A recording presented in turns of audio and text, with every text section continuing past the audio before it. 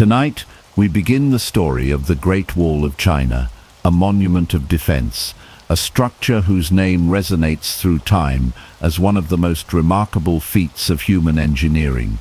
Its story is one of resilience, protection, and the unyielding will to defend the empire from invasions. So before we begin, take a moment to like the video and subscribe to the channel. Also, let me know where you're watching from and what time it is.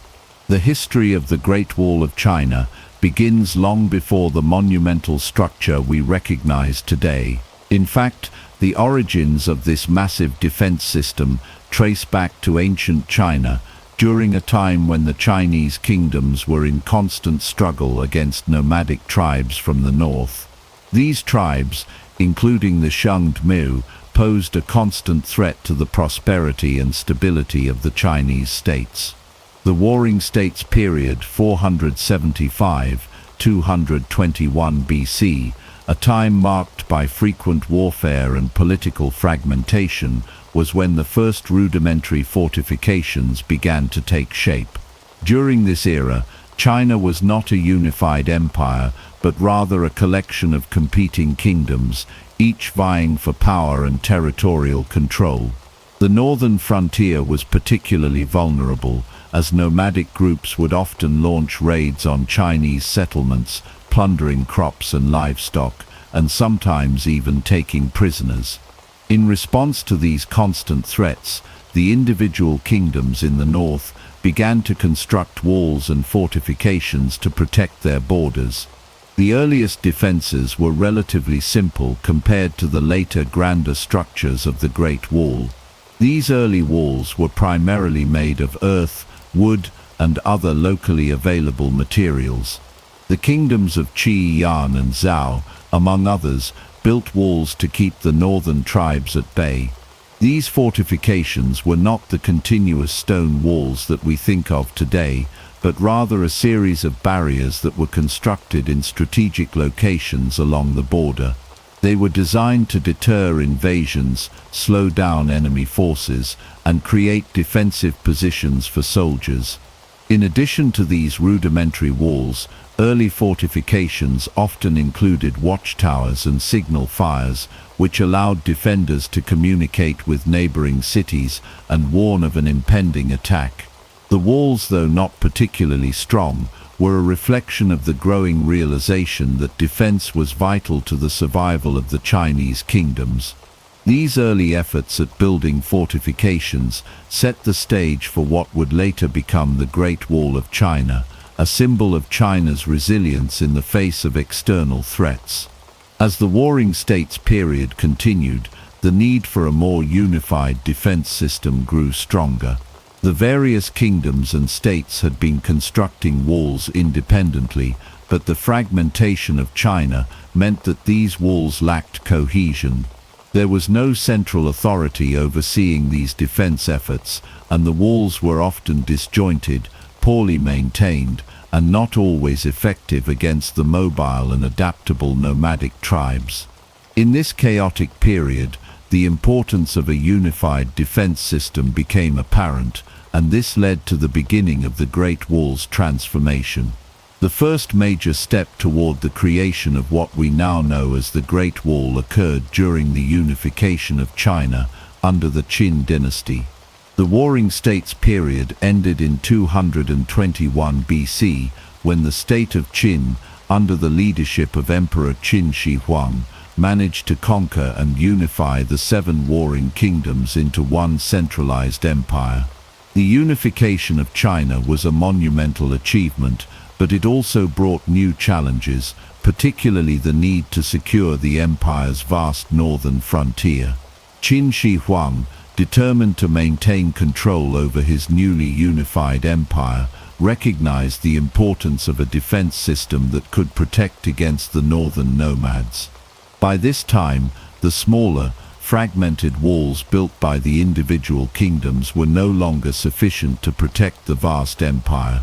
Thus, the Qin emperor initiated the first large-scale project to connect and expand the existing fortifications into a more cohesive and formidable defense network.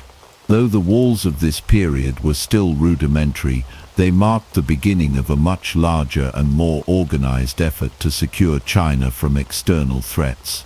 The Warring States period laid the groundwork for the Great Wall by introducing the concept of border defense, which would eventually lead to the construction of a much more robust and durable wall system.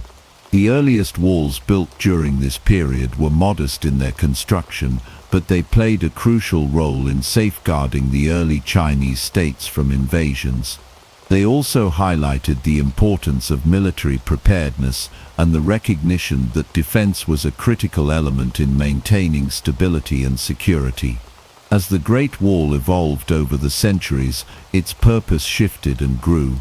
What began as a series of simple fortifications during the Warring States period gradually expanded into a complex system of walls, watchtowers, garrisons, and fortresses. This early period of construction was foundational to the wall's development and its eventual role as one of the most impressive and enduring defense systems in history. Emperor Qin Shi Huang, the first emperor of a unified China, initiated one of the most ambitious defense projects in human history. Before his reign, China was divided into several warring states, each with its own fortified walls built for defense. These walls, though crucial in their respective regions, were isolated and not connected.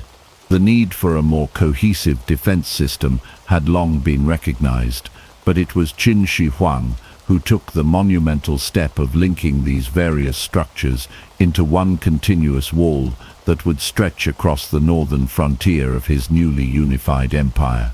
After unifying China in 221 BC, Qin Shi Huang faced the looming threat of invasions from nomadic tribes, such as the Xiongnu, who constantly raided the northern borders of the empire. The existing walls, built by earlier states like Yan, Zhao, and Qin, were no longer adequate to fend off these invasions. Realizing the need for a unified defense system, Qin Shi Huang ordered the construction of what would eventually become the first major version of the Great Wall of China. Rather than constructing an entirely new wall, the emperor decided to connect and reinforce the existing fortifications. His vision was to create a continuous barrier, solidifying the northern defense and preventing invasions. To achieve this, he ordered the extension of the walls in certain areas and the construction of new sections to close any gaps. The end result was a massive, continuous defensive line that stretched from the east coast to the western deserts. The construction techniques employed during this period were relatively rudimentary but highly effective for the time. The primary material used was rammed earth, a method where soil, clay, and other materials were compressed into molds to form solid walls. This technique was particularly useful in areas where timber and stone were not readily available. In places where stone was abundant, the wall was constructed using stone and brick, making those sections more durable and resistant to erosion. Despite the basic materials, the sheer scale of the wall made it an impressive feat of engineering. The construction of the wall required an immense workforce. Historical records suggest that hundreds of thousands of laborers, including soldiers, peasants, and even convicts, were drafted to work on the wall. The work was grueling, and the workers faced harsh conditions, including extreme weather, inadequate food, and physical exhaustion. The labor force was often poorly paid and subjected to harsh treatment, leading to a high mortality rate. While the wall was intended to protect the empire from external threats, it also became a symbol of Qin Shi Huang's authoritarian rule and the power he held over his subjects. In addition to the wall itself, Qin Shi Huang also ordered the construction of watchtowers and beacon towers along the wall's length. These structures served as communication hubs, allowing the army to signal each other over long distances. Fires lit atop the towers would send signals to other stations, alerting the emperor's forces to potential threats, and allowing for a rapid military response. This system of communication was vital in maintaining the effectiveness of the wall and ensuring that any incursions from the north could be dealt with quickly. The wall built under Qin Shi Huang's reign was not the colossal structure we know today, but it laid the foundation for future expansions and renovations that would turn the Great Wall into the iconic symbol of China's strength and resilience. The wall was not only a defense against external threats, but also a representation of the emperor's absolute power. It showcased his vision for a unified China, protected by a strong and centralized government. However, despite the grand scale of the project, the wall built during Qin Shi Huang's reign had its flaws. Many sections were constructed hastily and with substandard materials, making them prone to erosion and collapse. The use of rammed earth, while effective in some areas, was not as durable as stone, and much of the wall began to deteriorate shortly after its construction. Additionally, the wall's defensive effectiveness was limited by the terrain and the resources available at the time. Qin Shi Huang's death in 210 BC marked the beginning of the end for the wall as it stood during his reign. The collapse of the Qin dynasty in 206 BC led to the abandonment of many sections of the wall, and much of the work done during his rule was left to decay.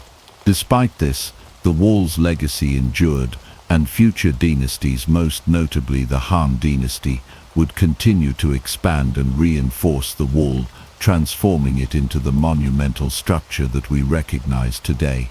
The first major version of the Great Wall, constructed under the direction of Qin Shi Huang, was a symbol of China's early efforts to secure its borders and protect its people from the dangers of the north. Though it was not as enduring as the later walls, it laid the groundwork for the future evolution of the Great Wall of China.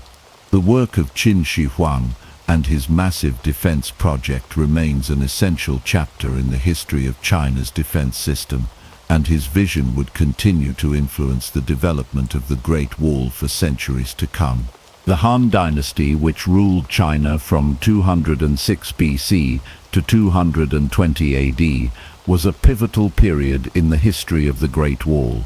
Following the fall of the Qin dynasty, the Han rulers inherited the wall's basic structure, but sought to expand it significantly, both in terms of physical size and strategic importance.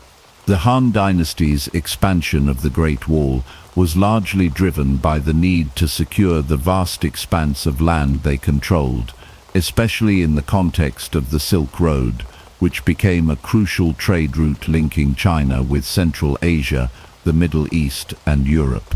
One of the key motivations for the Han dynasty's wall-building efforts was the protection of the Silk Road. This ancient network of trade routes was vital for the exchange of goods, culture, and ideas. Silk, spices, and other luxury items were transported westward, while horses, wool, and other materials came from the west. However, the Silk Road passed through regions that were vulnerable to raids and invasions by nomadic tribes, particularly the Xiongnu, a powerful confederation of nomadic people from the northern steppes. The Xiongnu were a constant threat to the stability of the Han dynasty, and protecting the trade routes became a priority.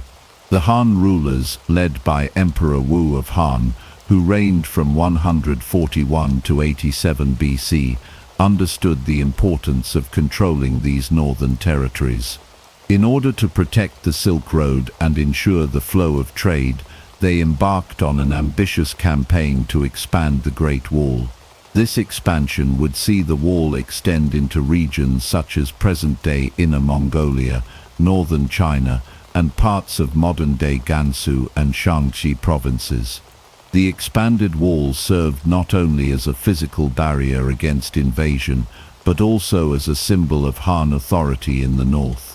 One of the major challenges faced by the Han dynasty in expanding the Great Wall was the vast and varied terrain it had to cover.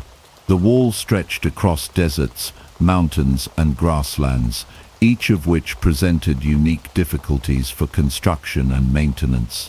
In some regions, such as the Gobi Desert, the harsh climate made it difficult to gather the materials needed to build the wall. The construction in these areas had to rely on local resources, such as stones and mud bricks, which were often less durable than the materials used in other regions. In addition to the physical challenges, maintaining and guarding the wall over such a large area was a significant logistical problem. The Han Dynasty had to station soldiers along the wall, a task that required a vast number of troops. These soldiers were responsible for defending the wall, repairing it when necessary, and ensuring that the trade routes remained secure. The wall was not a single continuous structure, but rather a series of forts, watchtowers, and smaller walls that were connected to form a more comprehensive defense network. The Han Dynasty also faced difficulties in coordinating the defense of the wall with their military campaigns in other parts of the empire. At times, the need for troops in other regions, such as the southern frontier, would leave the northern border vulnerable to raids. Despite these challenges, the Han Dynasty managed to maintain a strong defensive presence along the wall for much of their rule. The expansion of the Great Wall during the Han Dynasty also marked a shift in the role the wall played in Chinese society. While the earlier walls had been primarily military structures designed to keep out invaders, the Han expanded the wall's purpose to include protection of trade routes and communication networks. The presence of the wall facilitated the movement of goods and people, as it allowed for greater security along the Silk Road. This expansion helped to foster a period of economic prosperity and cultural exchange between China and the rest of the world. In addition to its military and economic significance, the Great Wall during the Han Dynasty was also a symbol of the empire's power and unity.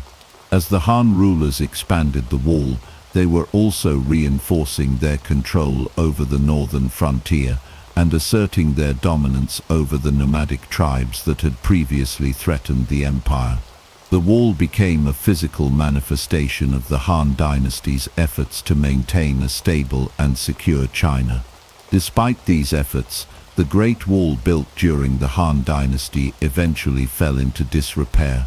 The decline of the Han Dynasty, which came in the 3rd century AD, led to the abandonment of many sections of the wall.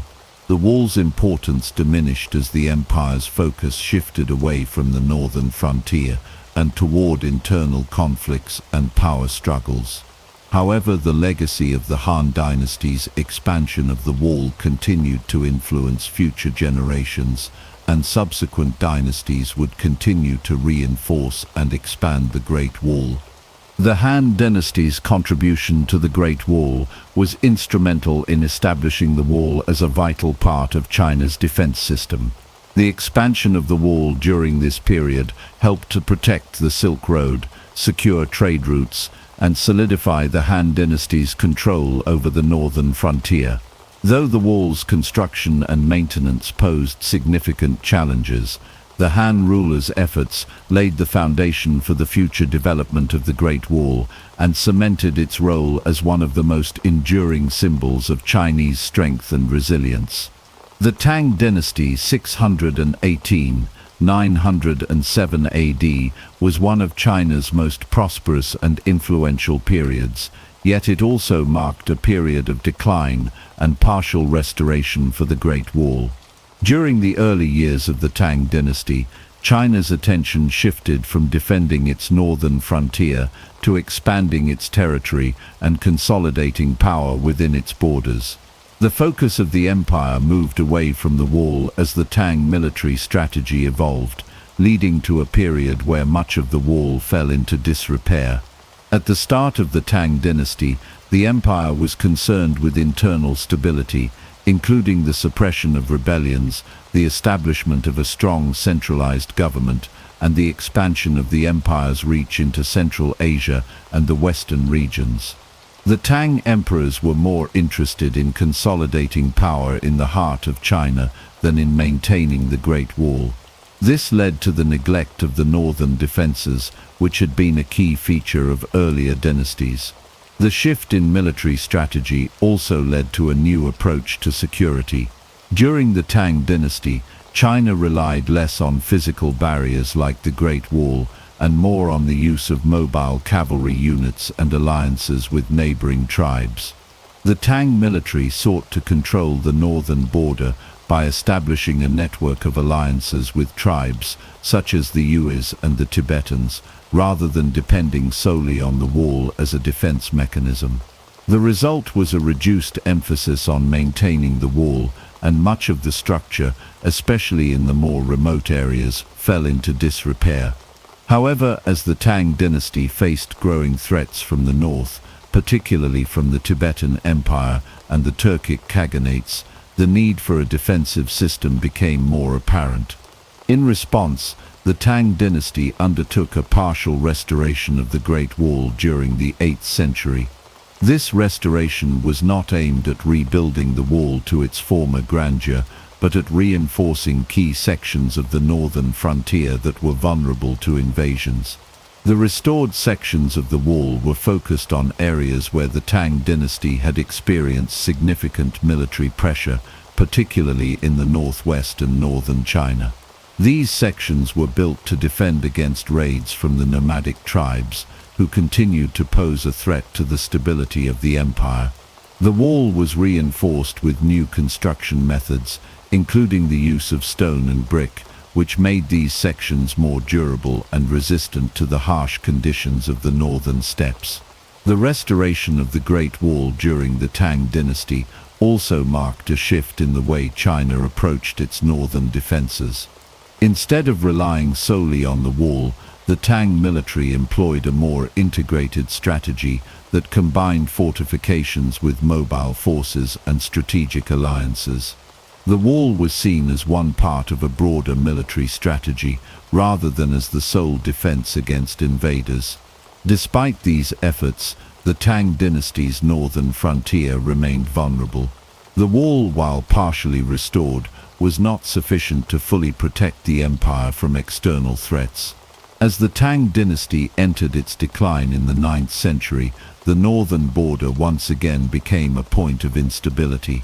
The wall's defenses were no longer enough to keep out the various nomadic groups that continued to harass the empire. In the end, the fall of the Tang dynasty in 907 marked the final abandonment of the wall as a primary defense structure. Although the Tang had made efforts to restore parts of the wall, the structure's significance continued to diminish as the empire's military strategy evolved. The wall, while still a symbol of China's past strength, had become less relevant in the face of new military challenges and shifting geopolitical realities. The partial restoration of the Great Wall during the Tang dynasty serves as a reminder of the changing military and strategic priorities of the Chinese empire. The Tang period saw a departure from the wall as a primary means of defense, as the empire adapted to new threats and embraced more flexible mobile forms of warfare. The legacy of the wall, however, continued to influence China's future defense strategies and would see a resurgence during later dynasties. The Ming Dynasty 1368-1644 is often considered the golden age of the Great Wall of China, as it was during this period that the wall reached its most recognizable form. The Ming emperors, facing a new wave of invasions from the north, embarked on an ambitious program to rebuild and fortify the wall, to protect their empire from the Mongols and other nomadic tribes. The result was a transformation of the wall into a massive, formidable defense system that not only protected China, but also became an iconic symbol of Chinese strength and resilience. The rise of the Ming dynasty in the late 14th century followed the collapse of the Yuan dynasty, which had been founded by the Mongols. The Mongol Empire, having established itself as a dominant power in China, was overthrown by the Ming, and one of the primary concerns of the new dynasty was to secure the northern frontier from any potential Mongol resurgence or threats from other nomadic tribes. The Ming emperors recognized the need for a more permanent and robust defense against these northern threats, and the Great Wall became central to their military strategy. The Ming period marked the beginning of the construction of the most famous and enduring version of the Great Wall that we recognize today. Unlike earlier versions of the wall, which had been built primarily from earth and wood, the Ming Wall was constructed using brick and stone, materials that were much more durable and resistant to the elements. One of the major advances in construction during the Ming period was the widespread use of brick and stone in the building of the wall. This was a significant departure from earlier methods that relied primarily on rammed earth or wood. Brick and stone were more durable, and their use allowed for the creation of much more stable and formidable walls. The bricks used in the wall were often stamped with the name of the laborers or the official in charge of the construction, providing a record of the work done. In addition to the use of more durable materials, the Ming emperors also implemented advanced construction techniques that allowed the wall to be built more quickly and efficiently. The use of mortar and the introduction of masonry arches helped to strengthen the wall, making it more resistant to collapse or erosion. Watchtowers, beacon towers, and military garrisons were added to the wall, greatly enhancing its defensive capabilities. These towers provided elevated positions for soldiers to observe the surrounding landscape and spot any approaching threats from a distance. The Ming Wall was not simply a continuous barrier, but a complex system of fortifications with multiple layers of defense. In addition to the main wall, which stretched for thousands of miles, there were also smaller walls and fortresses that formed part of a larger defensive network. The wall was designed to funnel invaders towards specific areas where they could be more easily defended or ambushed. Military garrisons were stationed along the wall at regular intervals, and these garrisons played a crucial role in maintaining the wall and providing a quick military response to any incursions. The construction of the Great Wall during the Ming Dynasty was a massive undertaking that required the labor of hundreds of thousands of workers. Many of these workers were soldiers, peasants, and prisoners who were conscripted to work on the wall. The work was grueling and dangerous, with many workers dying from exhaustion, accidents, or harsh conditions. Despite these hardships, the wall was completed over the course of several decades, and it became one of the most impressive engineering feats in history. The strategic importance of the Great Wall during the Ming Dynasty cannot be overstated. The wall served as both a physical and psychological barrier against invaders. Its towering presence on the northern frontier sent a clear message to potential invaders that China was a strong, unified empire capable of defending itself. The wall also served as a symbol of the Ming Emperor's power and authority, and it was used as a tool of political control, helping to solidify the emperor's rule over the vast empire. While the wall was primarily built for military purposes, it also played a significant role in the economy of the Ming Dynasty. The Great Wall and its surrounding areas became important centers of trade and commerce, as the wall facilitated the movement of goods and people. The presence of the wall helped to secure trade routes and allowed merchants to travel safely between China and other regions of Asia. Despite the immense efforts made to strengthen and maintain the wall, the Ming Dynasty eventually began to decline in the 17th century. The weakening of the empire, combined with internal strife and external threats, led to the eventual abandonment of the wall as a primary defense system. The fall of the Ming Dynasty in 1644 marked the end of the golden age of the Great Wall, though its legacy as one of China's most iconic and enduring symbols remained. The Great Wall, built during the Ming Dynasty, is the version most commonly associated with the wall today. It is the section that has been most extensively preserved and is visited by millions of tourists each year. The Ming Wall's construction techniques, including the use of brick and stone, and the addition of watchtowers and military garrisons, made it the most formidable and recognizable iteration of the Great Wall. Though the wall itself eventually became less relevant in the face of new military strategies and technologies, it remains a lasting testament to the ingenuity, determination, and strength of the Ming dynasty. The Mongol invasions of the 13th century represent one of the most significant challenges to the Great Wall of China. At its height, the Mongol Empire was the largest contiguous empire in history, spanning much of Asia and parts of Europe. The Mongols, led by Genghis Khan and later his descendants, posed an existential threat to China. Their military strategies and unparalleled mobility on horseback made them formidable opponents, and for much of the 13th century, the Great Wall stood as one of the primary defenses against Mongol incursions into Chinese territory. The Mongol invasions began in the early 13th century, when Genghis Khan united the Mongol tribes and set his sights on expanding his empire.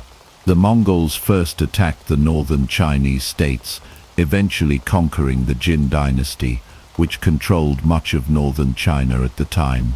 However, despite their rapid conquests, the Mongols encountered significant resistance in the form of the Great Wall, which had been built and maintained by various Chinese dynasties over the centuries. The Mongols, who were highly skilled cavalrymen, initially found it difficult to breach the wall, especially the fortified sections built by the Qin, Han, and later the Tang dynasties. These walls had been constructed to defend against nomadic invaders, but the Mongols' innovative tactics required the Chinese to adapt their strategies to meet this new threat. The Mongols' first major invasion attempt in the early 1200s met with some success, as they adapted their tactics to deal with the Great Wall's defenses. They relied on their extraordinary mobility, using their speed to bypass the wall and launch raids against vulnerable sections. The Mongols also made use of siege warfare, attacking fortified cities and military outposts along the wall. Although the Great Wall was an impressive structure, it was not invulnerable. The Mongols were adept at exploiting weaknesses in the wall's defenses. One of the key strategies the Mongols used to circumvent the wall was to establish alliances with various Chinese tribes and local leaders who were either dissatisfied with the ruling dynasties or hoped to gain favor with the Mongol Empire. These alliances allowed the Mongols to gain valuable intelligence about the wall's vulnerabilities and in some cases to infiltrate Chinese defenses.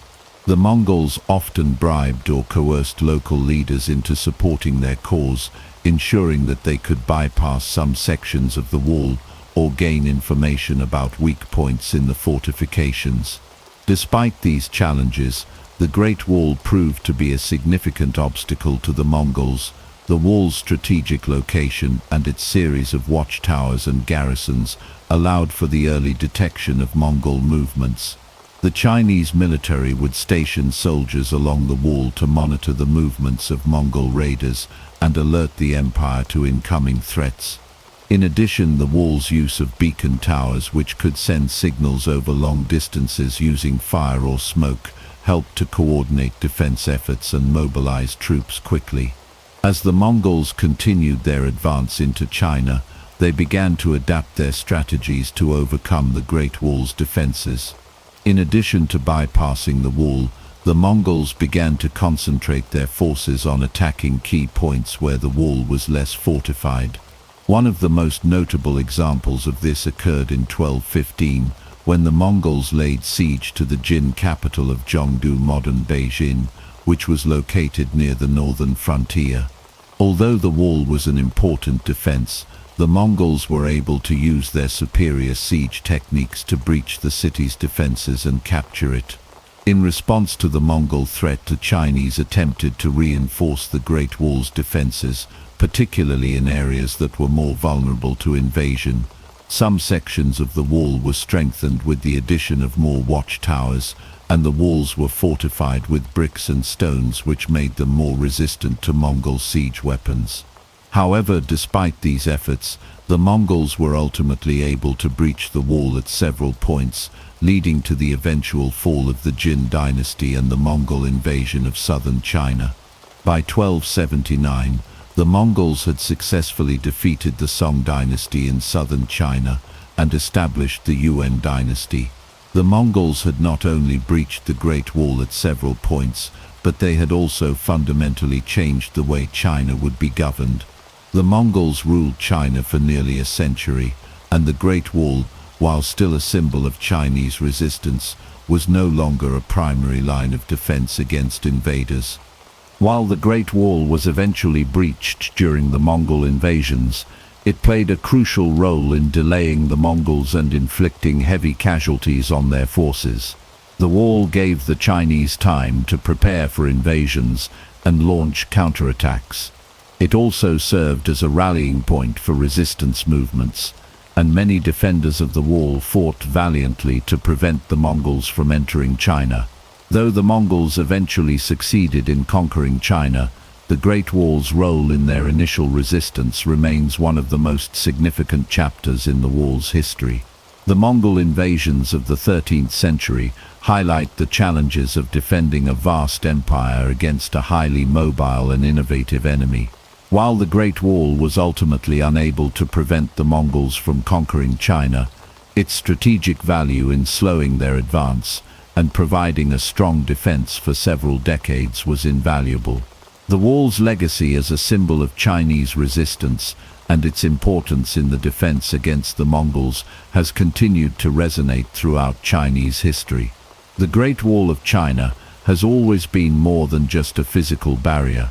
It has been a symbol of Chinese strength, national unity and resilience throughout history.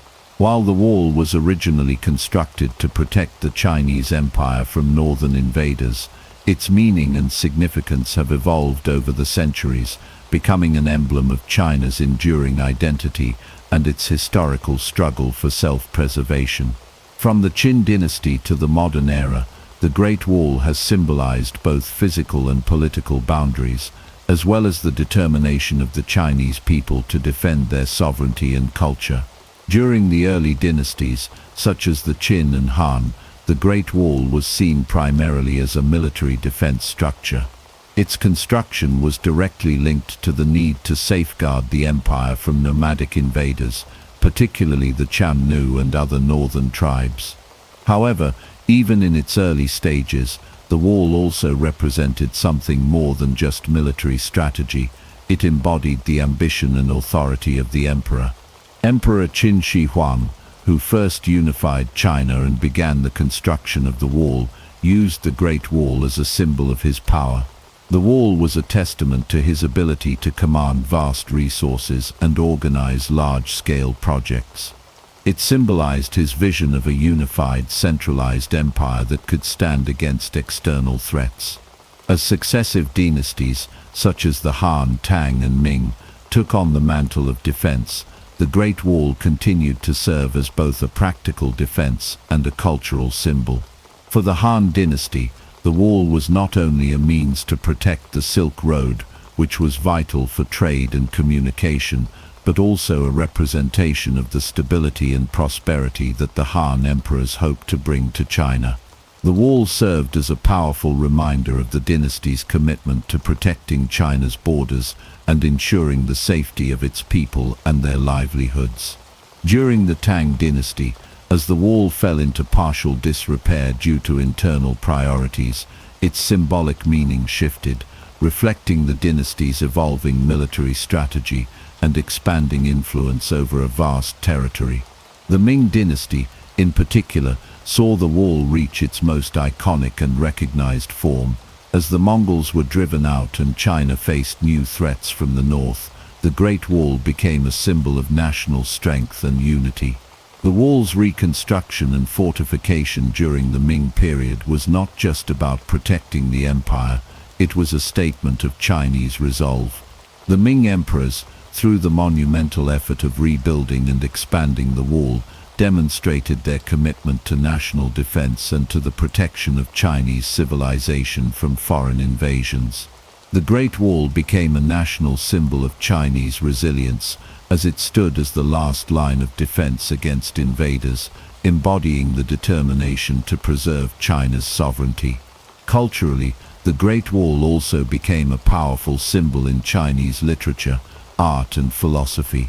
Throughout the centuries, the wall was frequently referenced in Chinese poetry and songs, often portraying it as a metaphor for the strength and enduring nature of the Chinese people.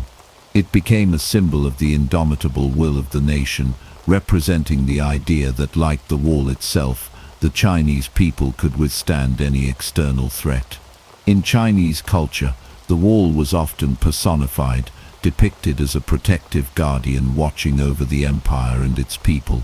The physical structure of the wall, with its massive scale and imposing presence, mirrored the strength and resilience of the nation.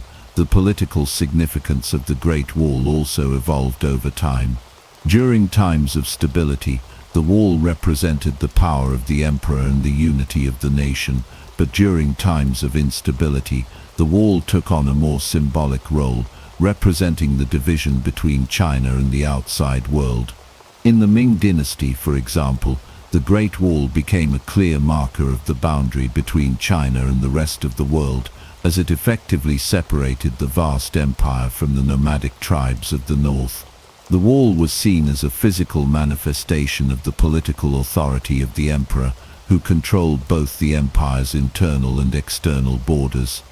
In the modern era, the symbolism of the Great Wall has expanded beyond its historical and military roles. As China entered the 20th century and began to face the challenges of modernization, the Great Wall became a symbol of national pride and unity. It was embraced as a symbol of China's rich cultural heritage and historical resilience. In the face of foreign domination, war, and revolution, the Great Wall became a rallying point for the Chinese people, a reminder of their long-standing ability to overcome adversity and remain united in the face of hardship. Today, the Great Wall stands as one of the most recognizable symbols of China on the global stage. It is not only a tourist attraction, but also a symbol of national identity, resilience, and pride. The wall is a constant reminder of the challenges China has faced throughout its history and its continued ability to adapt, survive, and thrive. The Great Wall has become a powerful representation of the Chinese people's determination to protect their culture, history, and sovereignty. In addition to its role as a symbol of defense and unity, the Great Wall has also become a symbol of endurance and human achievement. The wall is a testament to the incredible feats of engineering and labor that went into its construction. Its sheer scale, stretching over 13,000 miles, and the enduring nature of its structure are a testament to the vision, perseverance, and dedication of the generations of Chinese people who built it. The Great Wall is not just a physical structure, but a living symbol of human resilience, creativity, and the ability to overcome seemingly insurmountable challenges. As a cultural and political symbol, the Great Wall's meaning continues to evolve. It remains a source of national pride for the Chinese people and a potent reminder of the nation's strength, history, and unity. From its origins as a military defense to its current status as a symbol of national pride and cultural heritage, the Great Wall of China remains an enduring testament to the enduring spirit of the Chinese people. The period between the 17th and 19th centuries saw a significant shift in the role and strategic importance of the Great Wall of China. With the fall of the Ming dynasty and the changing nature of warfare, the wall, which had once been a vital defense against external threats, began to lose its relevance.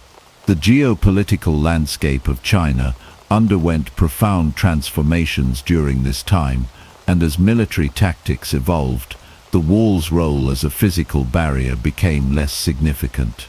In addition to the rise of new military technologies, such as gunpowder and firearms, The Great Wall faced challenges from internal and external forces that would ultimately lead to its decline and abandonment as a primary line of defense. The fall of the Ming dynasty in 1644 marked the beginning of a new era for China and the Great Wall. The Ming emperors, who had invested heavily in the wall's construction and maintenance, were overthrown by the Manchu-led Qing dynasty. The Manchu conquest of China was swift and decisive, and they eventually established the Qing dynasty, which would rule China for over 2.5 centuries. With the Qing dynasty in power, the strategic importance of the Great Wall diminished. The wall, which had once served as a barrier to protect China from nomadic invaders, was no longer as crucial to the defense of the empire. Under the Qing dynasty, China's borders were redefined, and the wall was no longer a necessary defense structure. The Qing rulers, having successfully defeated the Ming and consolidated their rule over China, focused on expanding the empire's borders further into Central Asia and the Mongolian steppes. The Qing military forces, including their elite cavalry, were able to successfully control these new territories, making the Great Wall less relevant. Additionally, the wall's geographic position, largely focused on defending against northern invaders, became less strategically important as the Qing dynasty shifted its focus to other military concerns. As the Qing dynasty expanded its territories and encountered fewer threats from the north, the Great Wall began to fall into neglect. The wall's maintenance, which had once been a top priority for previous dynasties, was no longer a key concern. The changing political and military landscape of China rendered the wall less significant as a defensive structure.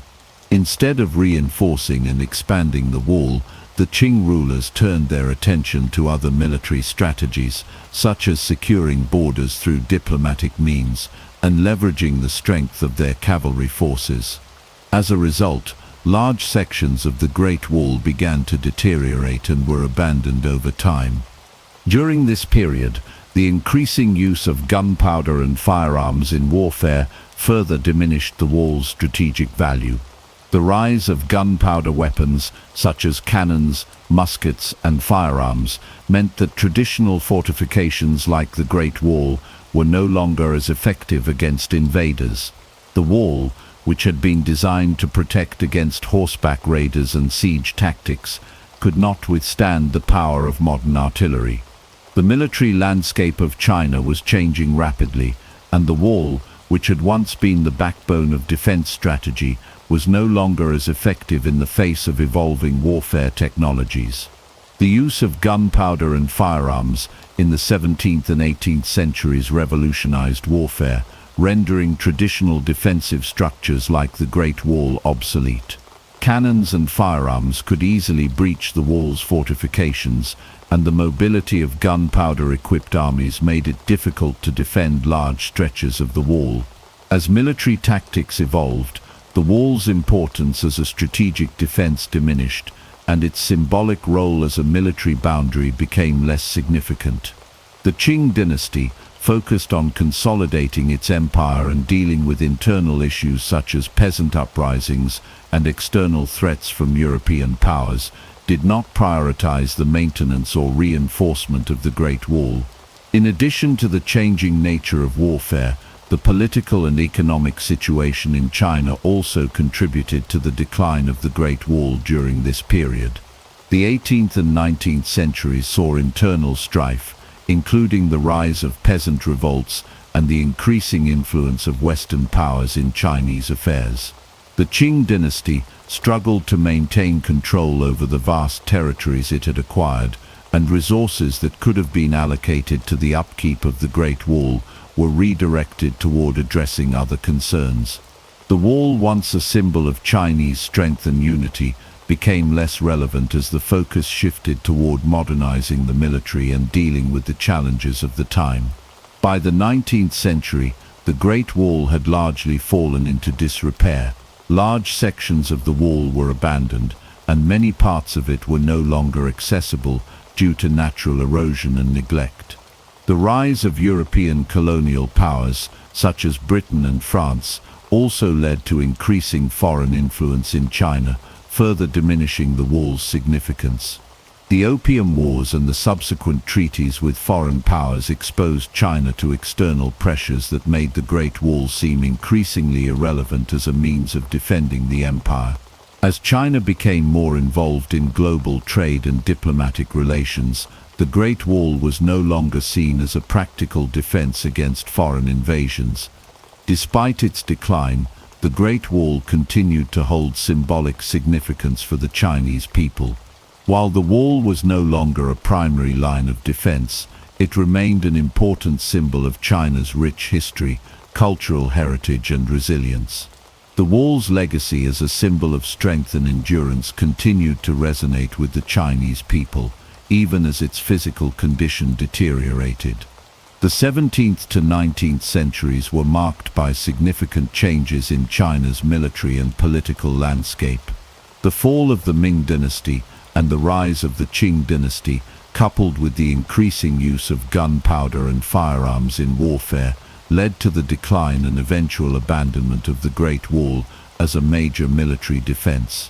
While the wall's strategic importance waned, its symbolic value remained, representing China's resilience in the face of external and internal challenges. Despite its physical decline, the Great Wall continued to be a potent symbol of Chinese identity, and its legacy endured through the centuries. In the 20th century, the Great Wall of China underwent a remarkable transformation from a neglected, crumbling structure to a revered national monument. Despite centuries of decline, the wall regained its place in the cultural and historical consciousness of the Chinese people as a symbol of national pride, strength and resilience.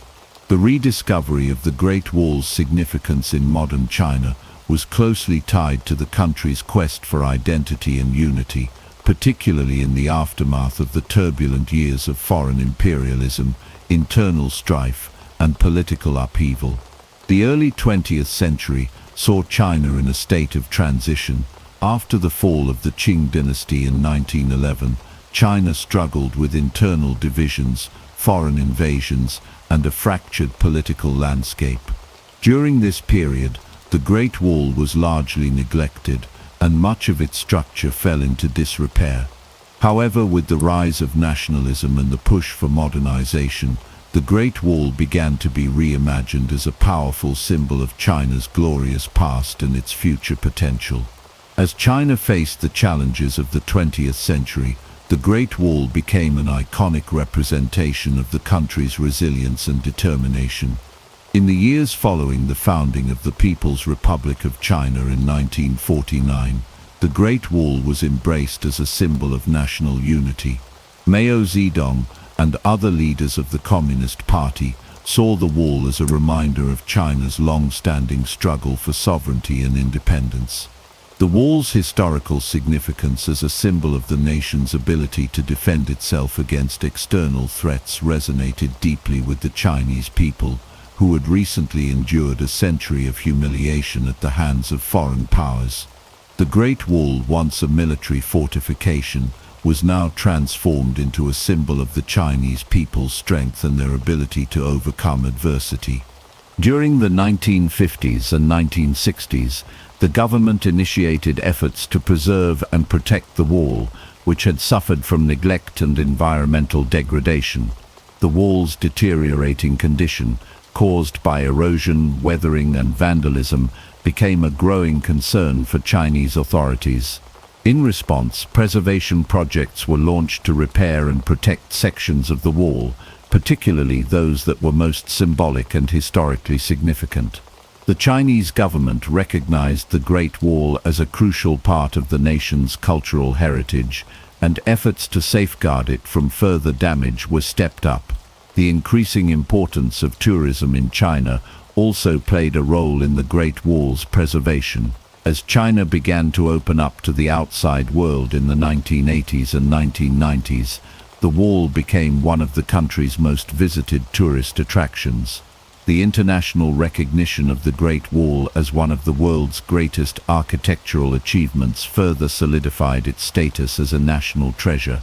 Tourism brought significant economic benefits to the regions surrounding the wall, particularly in areas like Beijing and its environs, where sections of the wall, such as Badaling, have been extensively restored and developed to accommodate visitors. Despite the positive impact of tourism, the Great Wall faced significant challenges in the modern era. Vandalism, environmental wear, and the pressures of mass tourism posed ongoing threats to its preservation. Over the years, graffiti, souvenir hunters, and even reckless construction around sections of the wall have caused irreparable damage to the historic structure. The wall's long exposure to the elements has also taken a toll, with wind, rain, and temperature fluctuations causing parts of the wall to erode. As a result, the Chinese government and preservation organizations have implemented stricter regulations to protect the wall from further damage, including limiting access to certain sections and promoting more sustainable tourism practices. In 1987, the Great Wall was inscribed as a UNESCO World Heritage Site, further solidifying its importance as a global cultural monument. This recognition brought international attention to the efforts to preserve and protect the wall. The inscription as a UNESCO site has helped garner support for preservation initiatives, both from the Chinese government and from international conservation groups. Over the years, various restoration projects have been undertaken to repair sections of the wall and restore its historical integrity, using traditional construction techniques and materials wherever possible. One of the primary challenges in preserving the Great Wall is the sheer size and complexity of the structure. Stretching over 13,000 miles, the wall traverses a wide range of terrains, from mountains to deserts to plains. Some sections of the wall are well preserved and have been carefully restored, while others remain in a state of ruin, requiring extensive conservation efforts. The most famous sections, like those near Beijing, have been restored and modernized to accommodate large numbers of tourists, while more remote and rugged sections face greater challenges in terms of access and preservation. The balance between preserving the historical integrity of the wall and accommodating tourism remains a delicate issue, with ongoing debates about how to best protect this ancient monument while ensuring that it remains accessible to the public. The legacy of the Great Wall continues to be a source of pride and inspiration for the Chinese people. It serves as a symbol of China's enduring strength, unity, and determination, representing both the country's historical achievements and its aspirations for the future. In the 21st century, the Great Wall stands as a testament to the ingenuity, hard work, and vision of those who built it, as well as to the resilience of the Chinese people who have maintained it through the centuries. As a national monument, the Great Wall is not only a reminder of China's past, but also a beacon of its cultural heritage and national identity.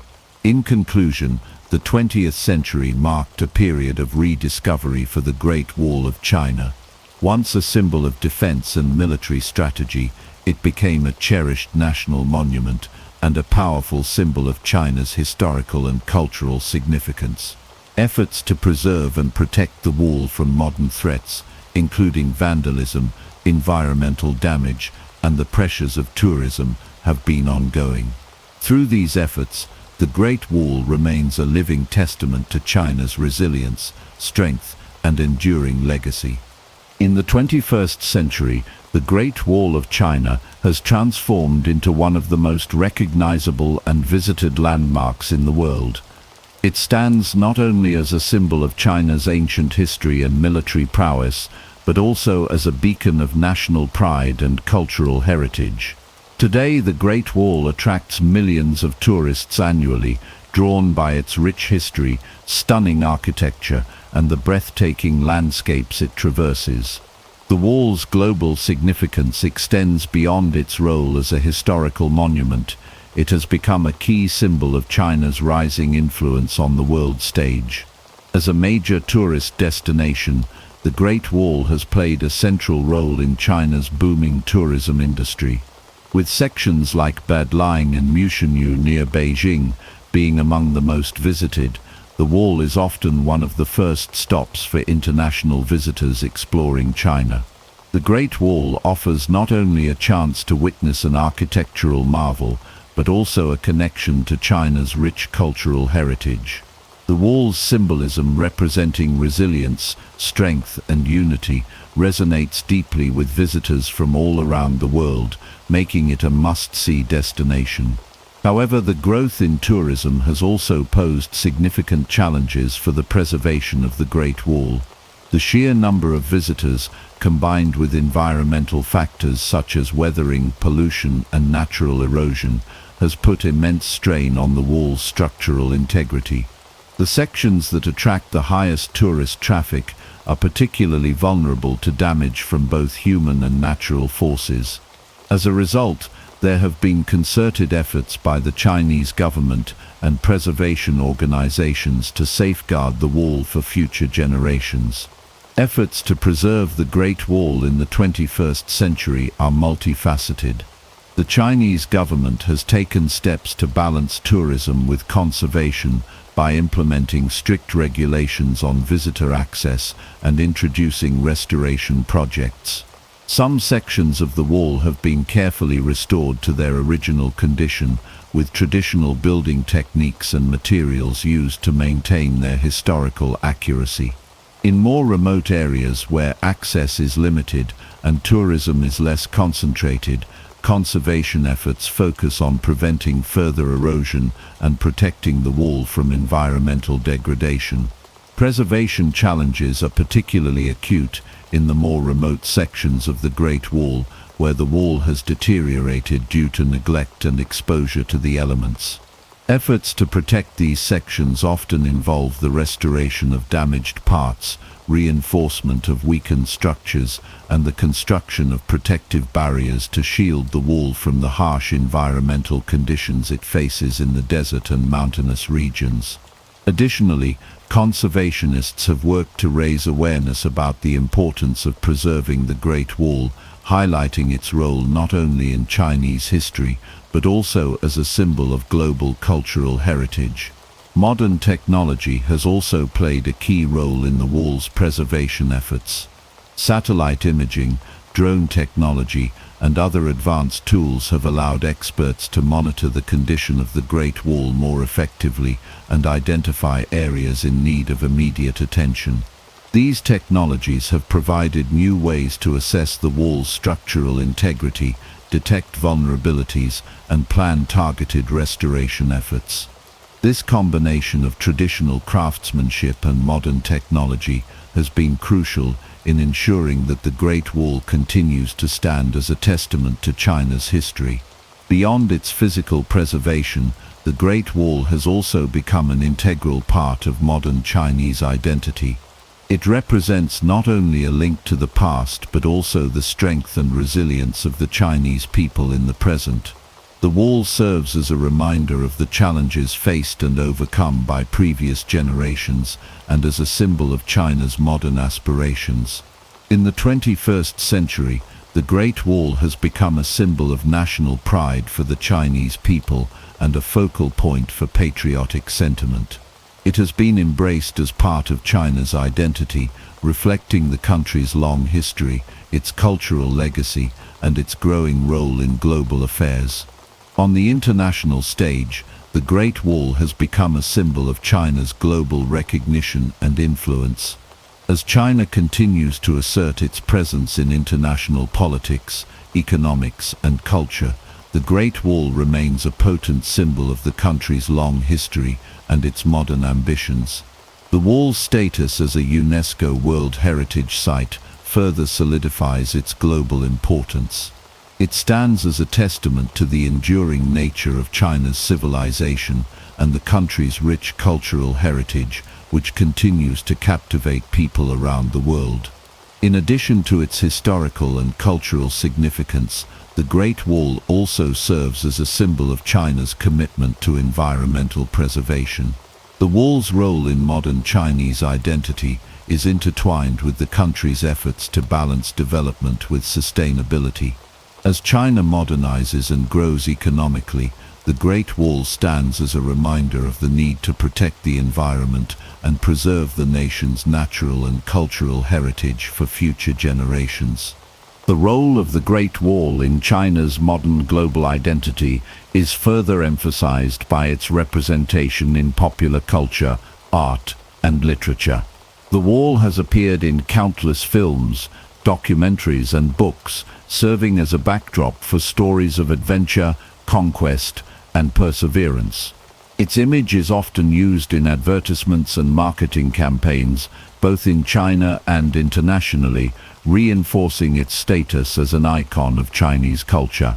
Looking ahead, the future of the Great Wall will be shaped by ongoing preservation efforts and the evolving role of the wall in Chinese society and global affairs. As China continues to develop its infrastructure and economy, the Great Wall will remain an enduring symbol of the country's historical roots and cultural heritage. The 21st century will undoubtedly bring new challenges in terms of preserving the wall and ensuring that it remains intact for future generations. However, the wall's significance as a national and global icon will continue to grow, cementing its place as one of the most important and recognized cultural landmarks in the world. In conclusion, the Great Wall of China stands today as not only a remarkable historical monument, but also as a symbol of modern China's national identity and global significance. As tourism continues to grow and preservation efforts intensify, the Great Wall remains a testament to China's enduring cultural legacy. It serves as a powerful reminder of the resilience and strength of the Chinese people, both in the past and in the present, and its influence continues to be felt around the world. Thomas Jefferson was born on April 13, 1743, in Shadwell, Virginia, a colony on the edge of the American frontier. His father, Peter Jefferson, was a self-made man, a land surveyor and a tobacco planter who worked his way up from modest beginnings to become a wealthy landowner. His mother, Jane Randolph, came from one of the most prominent families in Virginia, ensuring that young Thomas grew up with a mix of frontier resilience and aristocratic privilege. The Jefferson estate sat on vast tracts of land, surrounded by the untamed wilderness of the Blue Ridge Mountains. As a child, Jefferson spent hours exploring the forests and rivers near his home, developing a deep appreciation for nature and solitude. But he also had a keen mind and an insatiable curiosity, which set him apart from other boys of his age. His father recognized his potential and ensured he received the best education available in the colony. Peter Jefferson was a towering figure in young Thomas's life. A man of great physical strength and determination, he taught his son the values of hard work, integrity, and self-reliance. Peter owned slaves, a contradiction that Thomas would wrestle with for the rest of his life, though as a boy, he rarely questioned the system that sustained his family's wealth. At the age of 5, Jefferson was sent to study under local tutors, learning Latin, Greek, and French. He showed a remarkable aptitude for languages and quickly developed a love for classical literature. His father pushed him to excel and encouraged his fascination with science and mathematics, which were considered essential subjects for a future leader. But tragedy struck in 1757 when Peter Jefferson died suddenly, leaving Thomas, at just 14 years old, with an inheritance that included thousands of acres of land and dozens of enslaved individuals. The loss was a profound moment in his life, forcing him to mature quickly and take on responsibilities beyond his years. His mother managed the household, but Jefferson became increasingly independent, focusing on his studies as a way to cope with the grief. A year later, Jefferson was sent to study under Reverend James Morey, a respected scholar and clergyman who shaped his intellectual development. Maury introduced him to the works of Enlightenment thinkers such as John Locke, Francis Bacon, and Isaac Newton.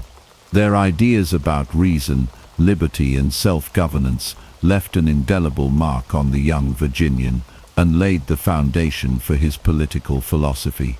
Jefferson was an exceptional student, mastering subjects like history, philosophy, and rhetoric. He spent countless hours reading in Maury's extensive library, often staying up late into the night, copying passages from books that fascinated him. His hunger for knowledge was insatiable, and he quickly surpassed many of his peers in academic ability.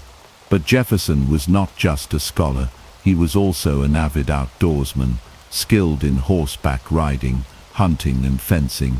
These activities not only kept him physically fit, but also reinforced his belief in self-discipline and personal improvement.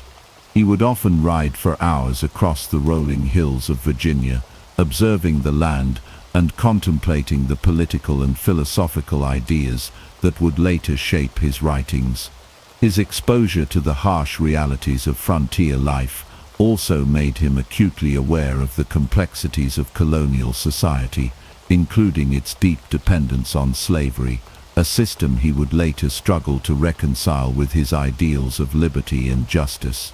In 1760, at the age of 16, Jefferson enrolled at the College of William and Mary in Williamsburg, one of the most prestigious institutions in colonial America.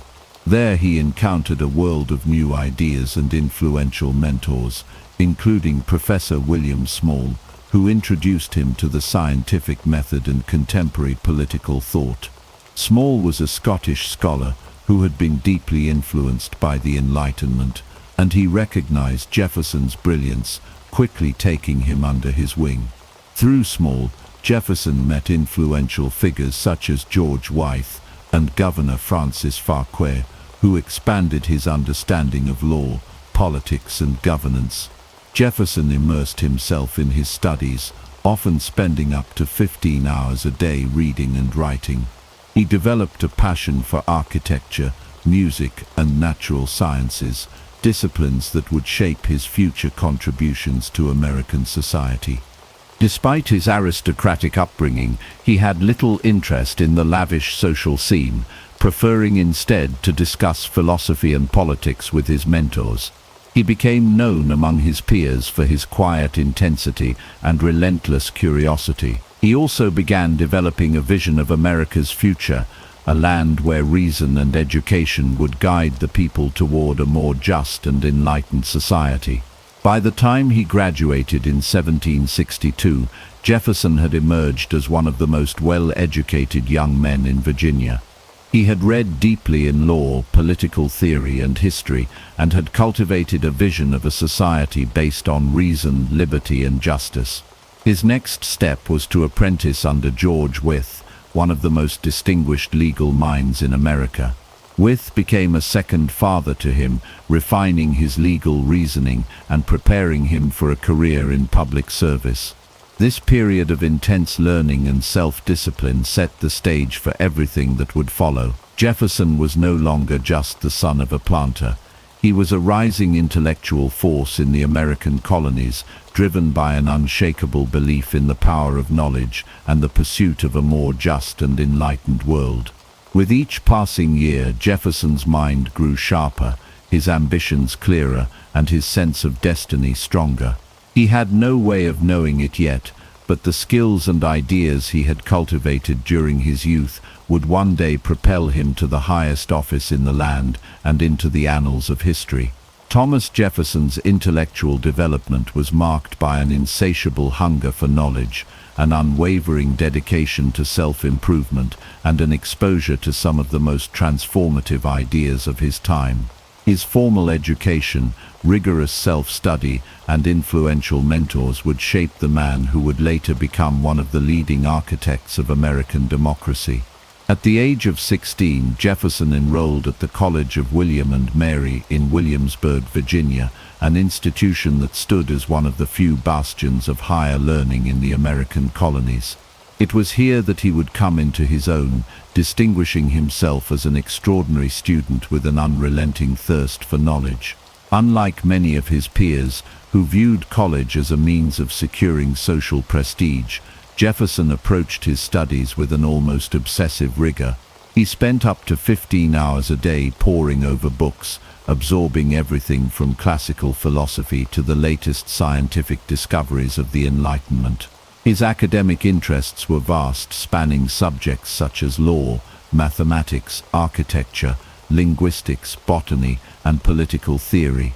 One of the most pivotal figures in Jefferson's intellectual journey was William Small, a Scottish professor who had a profound influence on his thinking. Small, a firm believer in the ideals of the Enlightenment, introduced Jefferson to the works of great thinkers such as John Locke, Francis Bacon, and Isaac Newton. Their ideas of reason, empiricism, and self-governance resonated deeply with the young student, planting the seeds for the revolutionary ideals he would later champion. Small also exposed Jefferson to the scientific method, encouraging him to approach problems with logic and rationality. Under Small's guidance, Jefferson's intellectual curiosity flourished, and he developed a deep appreciation for evidence-based reasoning, a trait that would define his political and philosophical outlook for the rest of his life. Through Small, Jefferson was introduced to Governor Francis Fauquier, a highly cultured and politically astute leader, as well as George Wythe, a brilliant legal scholar. These men saw great potential in Jefferson and took him under their wing, engaging him in discussions about law, governance, and philosophy. Wythe, in particular, would become Jefferson's most influential mentor, shaping his understanding of jurisprudence and preparing him for a legal career. Unlike many lawyers of his time, Jefferson approached the study of law with the same meticulous rigor he applied to all his pursuits. He not only memorized legal texts, but also sought to understand the fundamental principles underlying them, often reading extensively in history and political theory to gain a broader perspective. Jefferson's time at Williamsburg was also transformative in other ways. The city, then the capital of Virginia, exposed him to the political dynamics of the colony. He observed the workings of the House of Burgesses, where some of the earliest debates over colonial rights and British rule were taking place. Though still a student, Jefferson was beginning to develop his own views on governance and liberty, absorbing the revolutionary sentiments that were beginning to stir among the colonial elite. Despite his deep immersion in academic life, Jefferson was not solely confined to books. He was an avid musician, playing the violin with skill and passion. Music, he believed, refined the mind and elevated the soul, and he often found solace in it during moments of stress. He also maintained his love for the natural world, frequently riding on horseback through the Virginia countryside, studying its flora and fauna with the keen eye of a naturalist. By the time Jefferson completed his studies at William and Mary in 1762, he had established himself as one of the most well-educated young men in Virginia. But his thirst for knowledge was far from quenched. He continued his legal studies under George Wythe, deepening his understanding of the principles of justice and governance. It was during this period that he began compiling his famous commonplace book, a collection of legal precedents, philosophical insights, and political ideas that he would later draw upon as a statesman. Jefferson's education was more than just an accumulation of knowledge. It was a transformative journey that molded his character, sharpened his intellect, and laid the foundation for his future contributions to American society. He had absorbed the best ideas of the Enlightenment, developed a deep appreciation for reason and justice, and cultivated a vision for a new kind of government, one that would be built not on tyranny and tradition, but on liberty, self-governance, and the inalienable rights of the individual. As he stepped into the next phase of his life, Jefferson was no longer just a brilliant scholar. He was a man preparing to change the course of history. As Thomas Jefferson completed his legal training under George Wythe, He was poised to step onto the public stage. By the mid-1760s, colonial America was becoming increasingly restless under British rule. The seeds of revolution were being sown, and Jefferson, with his deep understanding of law and philosophy, found himself drawn into the growing resistance movement. His early legal career provided him with the tools he needed to navigate the turbulent political landscape that lay ahead. Jefferson was admitted to the Virginia bar in 1767 and quickly established himself as a capable and meticulous attorney. Unlike many of his contemporaries, he did not seek out high-profile cases that would bring him wealth and prestige. Instead, he focused on cases that aligned with his values, often defending small farmers and landowners who found themselves entangled in disputes with more powerful interests. His legal arguments were methodical and well-reasoned, earning him a reputation as one of the most promising young lawyers in Virginia. While practicing law, Jefferson was also developing a keen awareness of the injustices embedded in the colonial system. British policies, including high taxes and trade restrictions, placed a heavy burden on the American colonies. The passage of the Stamp Act in 1765 had sparked widespread outrage, and Jefferson was among those who saw it as a blatant overreach of British authority. Though he was not yet at the forefront of the resistance, he was absorbing the revolutionary sentiments that were gaining momentum among Virginia's political elite. His first real step into public service came in 1769, when he was elected to the Virginia House of Burgesses, the colony's legislative assembly. This was a crucial moment in his transformation from lawyer to politician. At just 26 years old, Jefferson was one of the youngest members, but his sharp intellect and deep knowledge of political theory quickly set him apart. The House of Burgesses was becoming a battleground for colonial grievances, and Jefferson found himself among a group of like-minded legislators who were determined to challenge British authority. During his early years in the Assembly, Jefferson largely observed and learned from seasoned political figures such as Patrick Henry, Richard Henry Lee, and his mentor George Wythe. However, it did not take long for him to make his own mark. In 1770, Jefferson introduced a bill that aimed to reform Virginia's inheritance laws, which had long favored the landed aristocracy. Though the measure was ultimately defeated, it signaled Jefferson's commitment to challenging the entrenched power structures that had governed colonial life for generations. But it was in 1774 that Jefferson truly emerged as a voice of defiance against British rule. In response to the British Parliament's passage of the Intolerable Acts, which sought to punish the colonies, especially Massachusetts, for their growing resistance, Jefferson authored a pamphlet titled A Summary View of the Rights of British America. This document was intended as an address to King George III, outlining the colonies' grievances and asserting their right to self-governance. Jefferson argued that the American colonies had been established as independent entities, only loosely connected to the British Crown. He rejected the notion that Parliament had the right to legislate for the colonies, stating that their allegiance was to the king alone. More significantly, he put forth the radical idea that the colonies had the right to break free from British rule if their fundamental liberties were threatened. Though Jefferson was not yet calling for outright independence, his words carried revolutionary weight. The pamphlet was widely circulated and read throughout the colonies, earning him recognition as one of the most articulate defenders of American rights.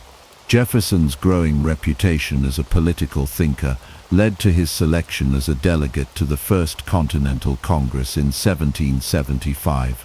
However, due to illness, he was unable to attend in person, but his ideas and writings were already influencing the broader movement. He continued to correspond with revolutionary leaders, refining his vision for an independent America. As tensions with Britain escalated into armed conflict, Jefferson's legal mind and eloquent prose would soon be called upon for a task that would forever cement his place in history. By the time the American Revolution was fully underway, Jefferson had transitioned from a promising lawyer to a revolutionary statesman. His early political battles in the Virginia legislature, his unwavering commitment to individual rights, and his ability to articulate the grievances of the colonies had prepared him for what was to come. The young lawyer who once spent his nights studying philosophy and law was now standing at the precipice of a moment that would change the course of history forever. As the American colonies plunged into open rebellion against British rule, Thomas Jefferson found himself at the center of the revolutionary movement. By 1775, the conflict had escalated beyond mere political discourse. War had erupted, and the colonies were no longer fighting for simple redress of grievances, but for complete independence. Jefferson, known for his sharp intellect and eloquent writing, was about to take on one of the most consequential tasks in American history, drafting the Declaration of Independence. In June 1775, Jefferson attended the Second Continental Congress in Philadelphia, where colonial leaders debated their next steps. While some still hoped for reconciliation with Britain, Jefferson saw the war as a decisive turning point. He was among those who believed that the colonies had no choice but to break free from British rule entirely. Though he was not yet one of the most outspoken voices in Congress, his reputation as a brilliant writer and political thinker had already earned him the respect of his peers.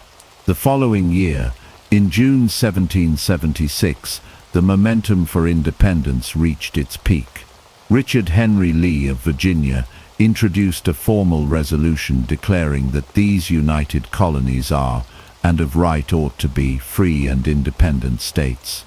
The motion was met with fierce debate, but a committee was quickly formed to draft a document that would justify this bold declaration to the world.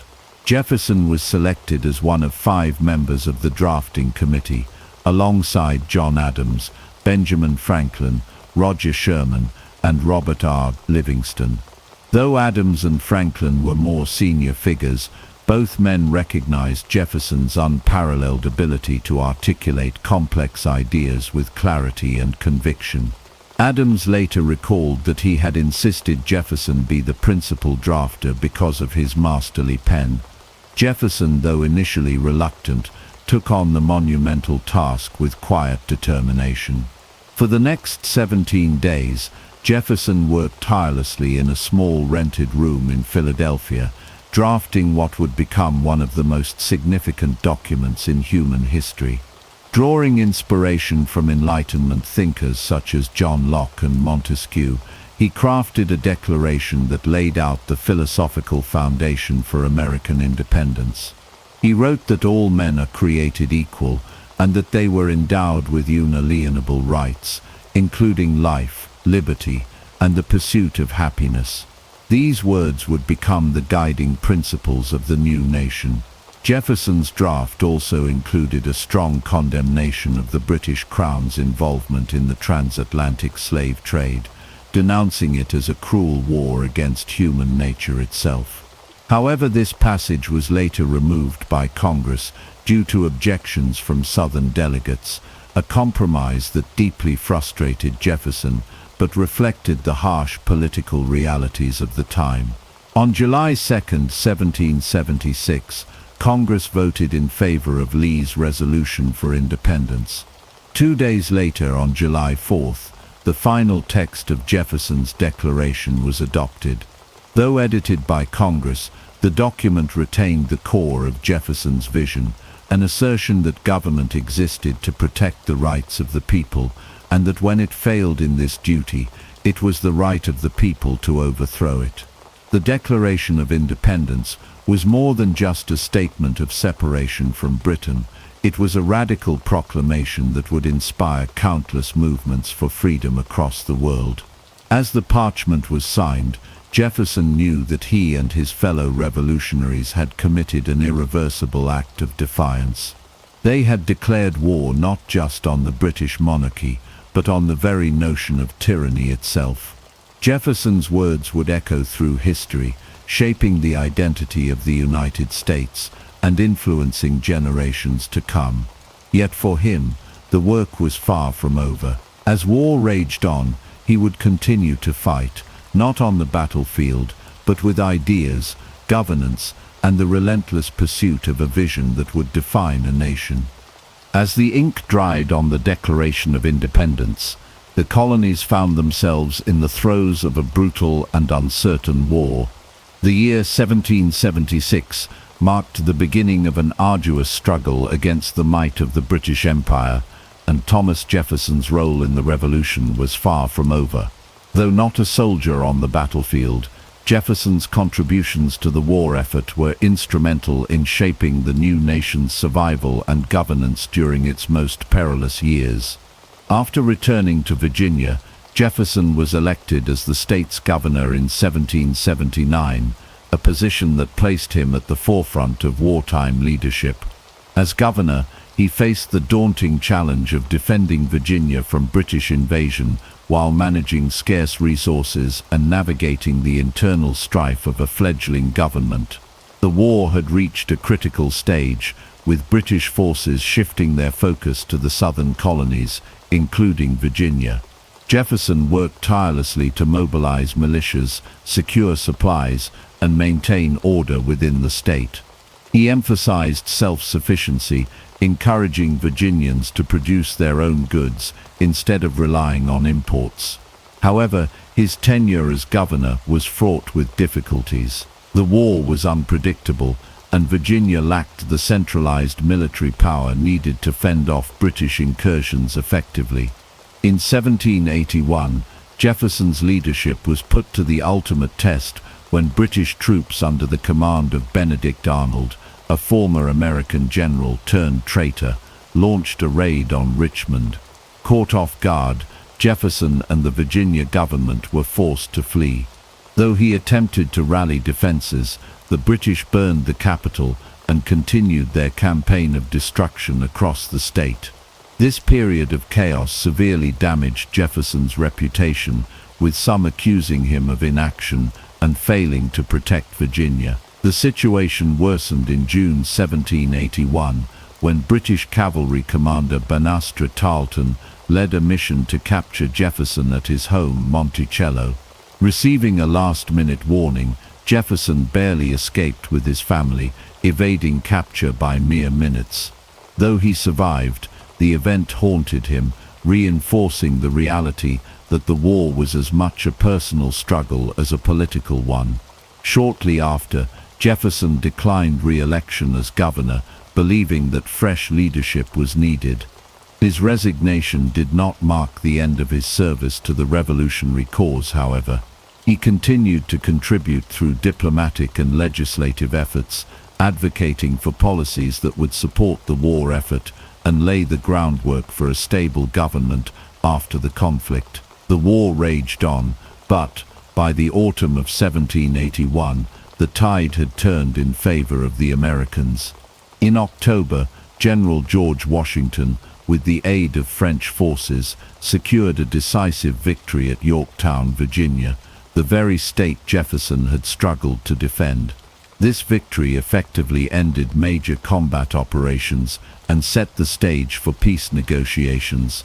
As the revolution neared its conclusion, Jefferson's thoughts turned to the future of the nation. The war had tested his beliefs, forced him to confront the weaknesses of decentralized governance, and deepened his commitment to the principles of democracy and self-rule.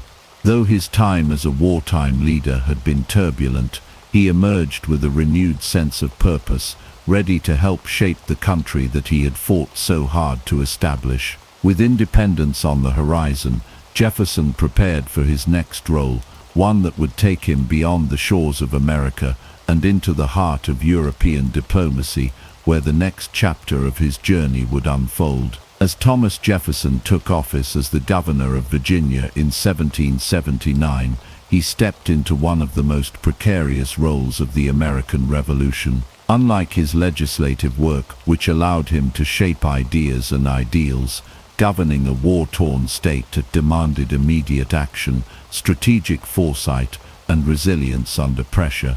Virginia, one of the largest and most influential colonies, was a critical battleground, and Jefferson's tenure as governor would test his leadership in ways he had never experienced before.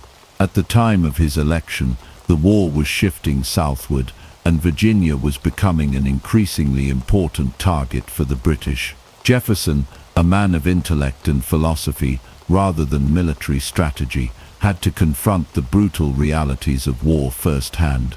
His administration focused on mobilizing state defenses, ensuring supply chains remained functional, and maintaining the fragile morale of Virginians who were growing weary of the prolonged conflict. One of Jefferson's key priorities was reorganizing Virginia's militia system. Unlike the professional British Army, American forces relied heavily on local militias, which were often poorly trained and inconsistently supplied.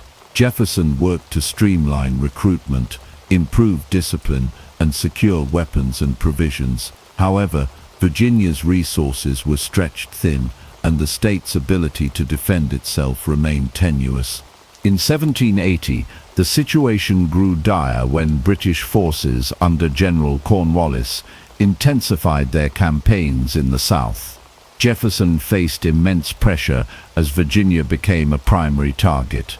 By early 1781, British troops led by the infamous turncoat Benedict Arnold launched a devastating raid on Richmond, Virginia's capital. The city, largely undefended, was quickly captured and set ablaze. Jefferson and the state government were forced to flee, a humiliating moment that cast doubt on his ability to protect the state. The crisis deepened when British cavalry commander Banastre Tarleton led a daring mission to capture Jefferson at Monticello. With little time to spare, Jefferson narrowly escaped, a moment that symbolized the fragile position of Virginia under his leadership. Critics accused him of failing to act decisively, and his tenure as governor ended under a cloud of controversy. Feeling the weight of these failures, Jefferson chose not to seek re-election. While his time as governor had been marred by military setbacks, it also reinforced his belief in the necessity of a strong, well-organized government. The experience shaped his later political views, particularly regarding the balance between state and federal power and the importance of a capable defense system.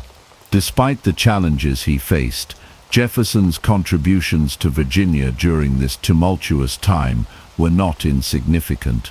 His efforts to sustain the state's militia, coordinate resources, and maintain governmental operations under extreme pressure kept Virginia in the fight.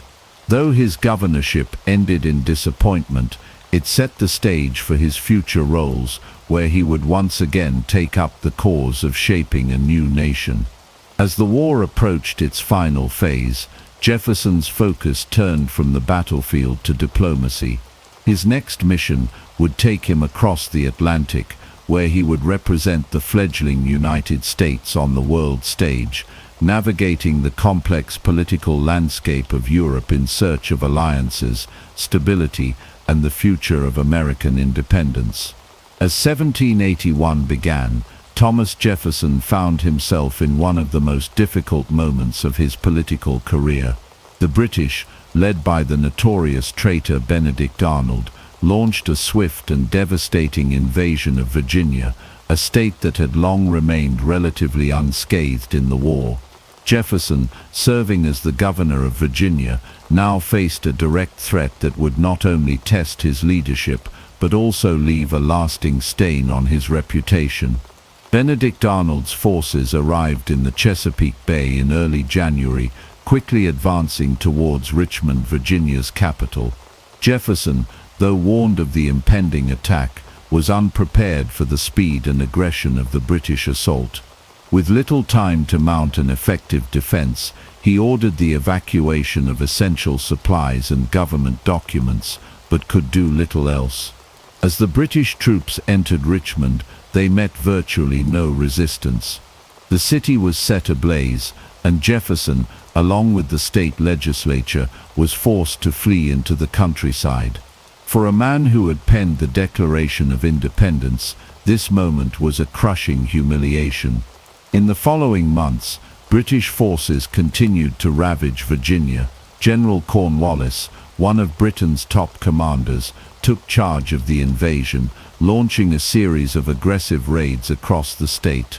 Jefferson, whose strengths lay in philosophy and governance rather than military strategy, struggled to coordinate an effective defense. The militia system he had worked to improve was inconsistent and unreliable, and the Continental Army was stretched thin fighting battles elsewhere. The lowest point of Jefferson's tenure as governor came in June 1781, when British cavalry commander Buster Tarleton led a lightning-fast raid towards Monticello, Jefferson's beloved estate. The attack was not just a military maneuver, but a direct attempt to capture Jefferson himself. With only minutes to spare, Jefferson escaped on horseback, leaving behind his home and many of his possessions.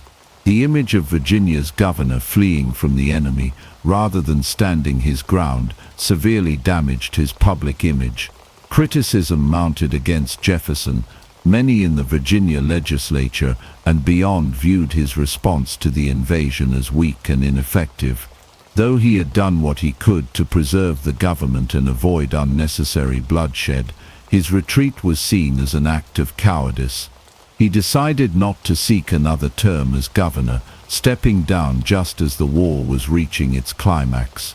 The British occupation of Virginia would eventually end later that year with Cornwallis's surrender at Yorktown, a turning point that effectively sealed American victory in the Revolutionary War. However, Jefferson's role in the state's defense left a mark on his political career. Though he had survived the invasion, the episode haunted him for years. He was deeply wounded by accusations of failure and spent much of his later life attempting to defend his actions during that fateful time. Yet, despite the humiliation he suffered, Jefferson's contributions to the American cause remained invaluable. His intellectual leadership, his drafting of key revolutionary documents, and his efforts to strengthen Virginia's governance all played a crucial role in shaping the young nation. Though this chapter of his life ended in shame and frustration, it was far from the end of his influence. In the years to come he would rise once more, this time on the international stage, representing the United States in the courts of Europe and helping to define the nation's place in the world. In 1784, Thomas Jefferson set sail for France, embarking on a journey that would shape his views on governance, society, and revolution. As he arrived in Paris, the city was teetering on the edge of radical change, with murmurs of discontent growing among the common people. Jefferson, who had spent the last few years recovering from the political wounds inflicted upon him in Virginia, was now stepping onto the grand stage of European diplomacy. He had been sent as an envoy to assist Benjamin Franklin and John Adams in negotiating trade agreements and representing American interests abroad. When Franklin retired in 1785, Jefferson was appointed as the U.S. Minister to France, making him the primary representative of the young republic in the heart of Europe. For a man who revered Enlightenment ideals, Paris was both an inspiration and a cautionary tale.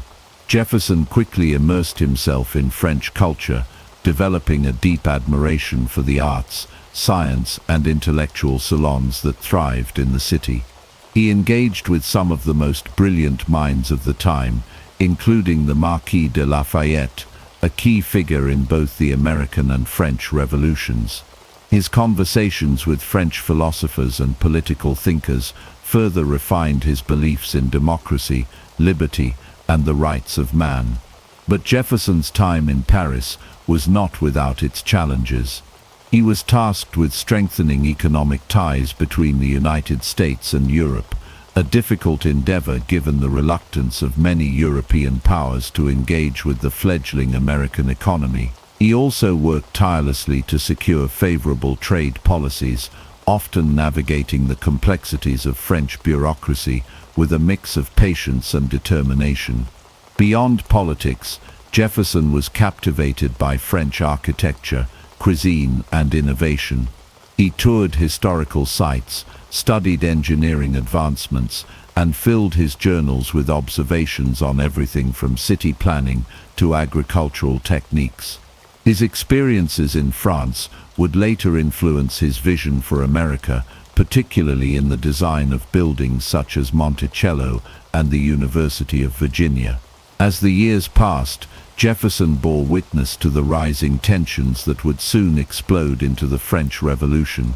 He sympathized with the struggle of the French people, seeing echoes of America's own fight for independence. He advised Lafayette in drafting the Declaration of the Rights of Man and of the Citizen, a document heavily inspired by Jefferson's own Declaration of Independence. Yet, as the revolution grew more radical, he became increasingly uneasy about the direction it was taking. By 1789, with revolution brewing and his diplomatic mission coming to an end, Jefferson prepared to return home. His time in France had broadened his perspective, exposing him to both the brilliance and the volatility of political change. Though he had left America as a man seeking redemption, he would return with renewed purpose, ready to help shape the future of the nation he had fought so hard to build. His next chapter would bring him into the highest levels of government, where his experiences abroad would inform his leadership and policies in ways that would resonate for generations to come. In 1789, Thomas Jefferson set sail from France, leaving behind a nation on the brink of revolution and returning to an America that was grappling with its own growing pains. The United States had gained its independence, but the young republic was far from stable. Factions were forming, ideological battles were intensifying, and the challenge of unifying 13 diverse states under a single government was proving to be a daunting task. Upon his return, Jefferson was quickly called to serve in George Washington's administration as the first Secretary of State. He took the position reluctantly, knowing that the role would place him at the center of political conflicts. His primary responsibility was to navigate America's foreign relations, ensuring that the country remained neutral in the face of growing tensions between Britain and France. Having just spent years in Paris, Jefferson had deep sympathies for the French people and their revolutionary cause. However, he also understood the dangers of entangling the fragile United States in European wars. Jefferson's tenure as Secretary of State was marked by a fierce rivalry with Alexander Hamilton, Washington's Secretary of the Treasury. The two men had vastly different visions for the future of the United States. Hamilton championed a strong central government, a national bank, and close ties with Britain. Jefferson, on the other hand, feared that such policies would lead to a system of aristocracy and corruption, undermining the very ideals of the Revolution. He advocated for a more agrarian society, one in which the power rested with the states and the common farmer rather than wealthy elites and bankers. Their disagreements came to define the early political landscape of the country.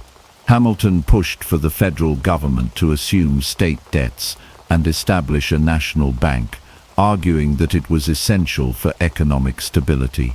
Jefferson saw this as a dangerous overreach of federal power, a scheme that would benefit the wealthy at the expense of ordinary citizens. The debate grew so heated that it nearly fractured Washington's administration, forcing the president to act as a mediator between the two men. One of the most contentious issues during Jefferson's time as Secretary of State was America's stance on the French Revolution. As the revolution in France grew more radical, Jefferson continued to support the French people, believing that their struggle was a continuation of the fight for liberty. Hamilton and other Federalists, however, saw the revolution as dangerous and chaotic, warning that America should distance itself from the bloodshed. When Washington issued the Neutrality Proclamation in 1793, declaring that the United States would not take sides in the conflict between Britain and France, Jefferson was deeply frustrated. He felt that America was betraying its oldest ally, while Hamilton viewed neutrality as a necessary safeguard for the nation's security. The growing political divide between Jefferson and Hamilton ultimately led to the formation of America's first political parties.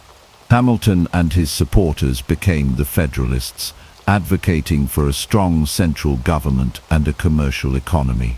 Jefferson and his followers became the Democratic Republicans, standing for states' rights and a more decentralized government.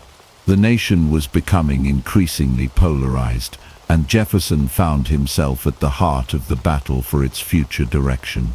By 1793, exhausted by the relentless political infighting and disillusioned with Washington's policies, Jefferson resigned as Secretary of State.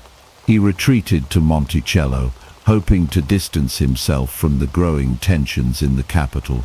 However, his departure from public office would be short-lived. The ideological battle between Federalists and Democratic Republicans was only beginning, and Jefferson's role in shaping the nation's future was far from over. His time away from government would allow him to reflect, strategize, and prepare for the next chapter of his political journey, one that would ultimately lead him to the highest office in the land. Thomas Jefferson's rivalry with Alexander Hamilton was one of the most defining conflicts in early American politics. Their ideological differences went beyond mere policy debates.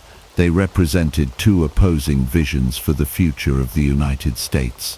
While Jefferson championed an agrarian republic built on states' rights and individual liberties, Hamilton envisioned a strong central government with a thriving financial system and close ties to commerce and industry. These clashing ideologies led to an intense personal and political battle that shaped the nation's trajectory. The animosity between the two men had its roots in Washington's cabinet, where Jefferson served as Secretary of State and Hamilton as Secretary of the Treasury. Their first major conflict arose over Hamilton's plan to establish a national bank. Hamilton argued that a centralized financial institution was necessary for stabilizing the economy and strengthening federal authority. Jefferson, however, saw it as an unconstitutional overreach that would concentrate power in the hands of elites at the expense of ordinary citizens. The debate over the bank was fierce, with Jefferson warning that such measures would lead to tyranny and corruption. Another major point of contention was America's foreign policy. Jefferson, having served as a diplomat in France, was deeply sympathetic to the French Revolution and saw it as a continuation of the struggle for liberty.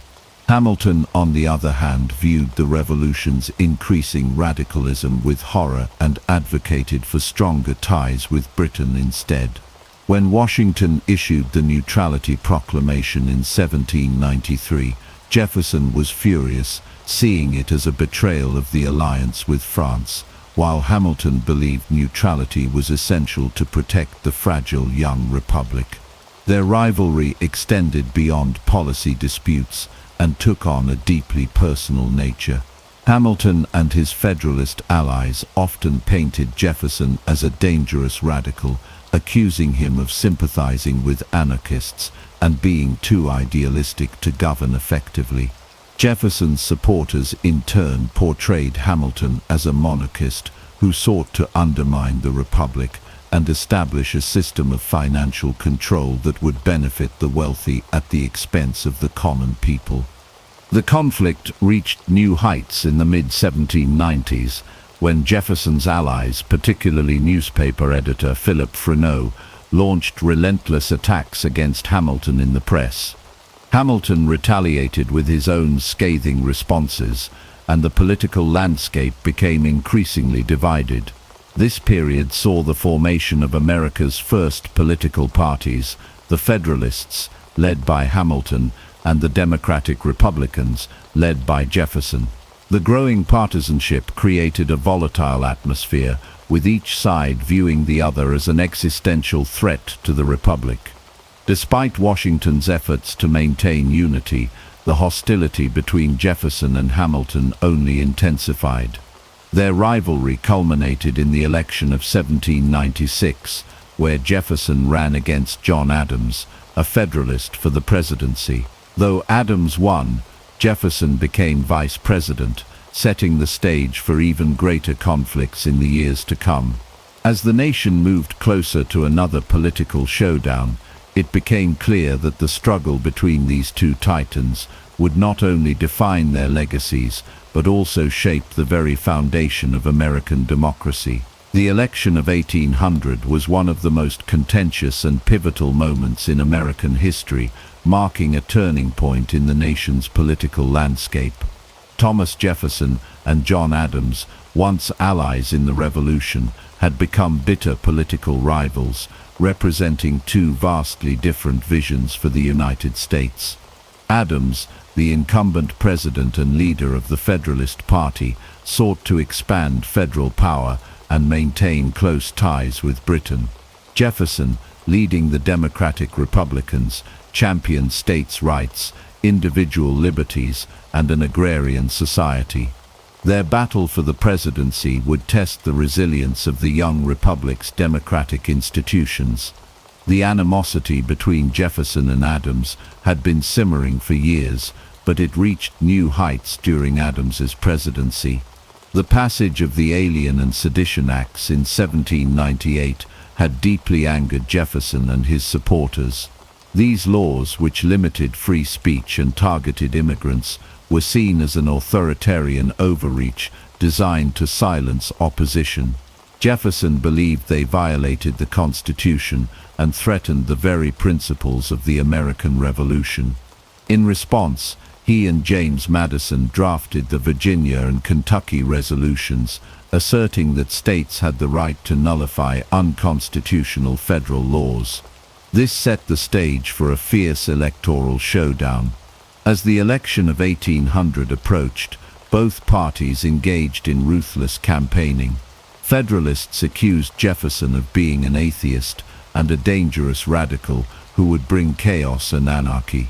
They warned that his presidency would lead to the destruction of religion and morality.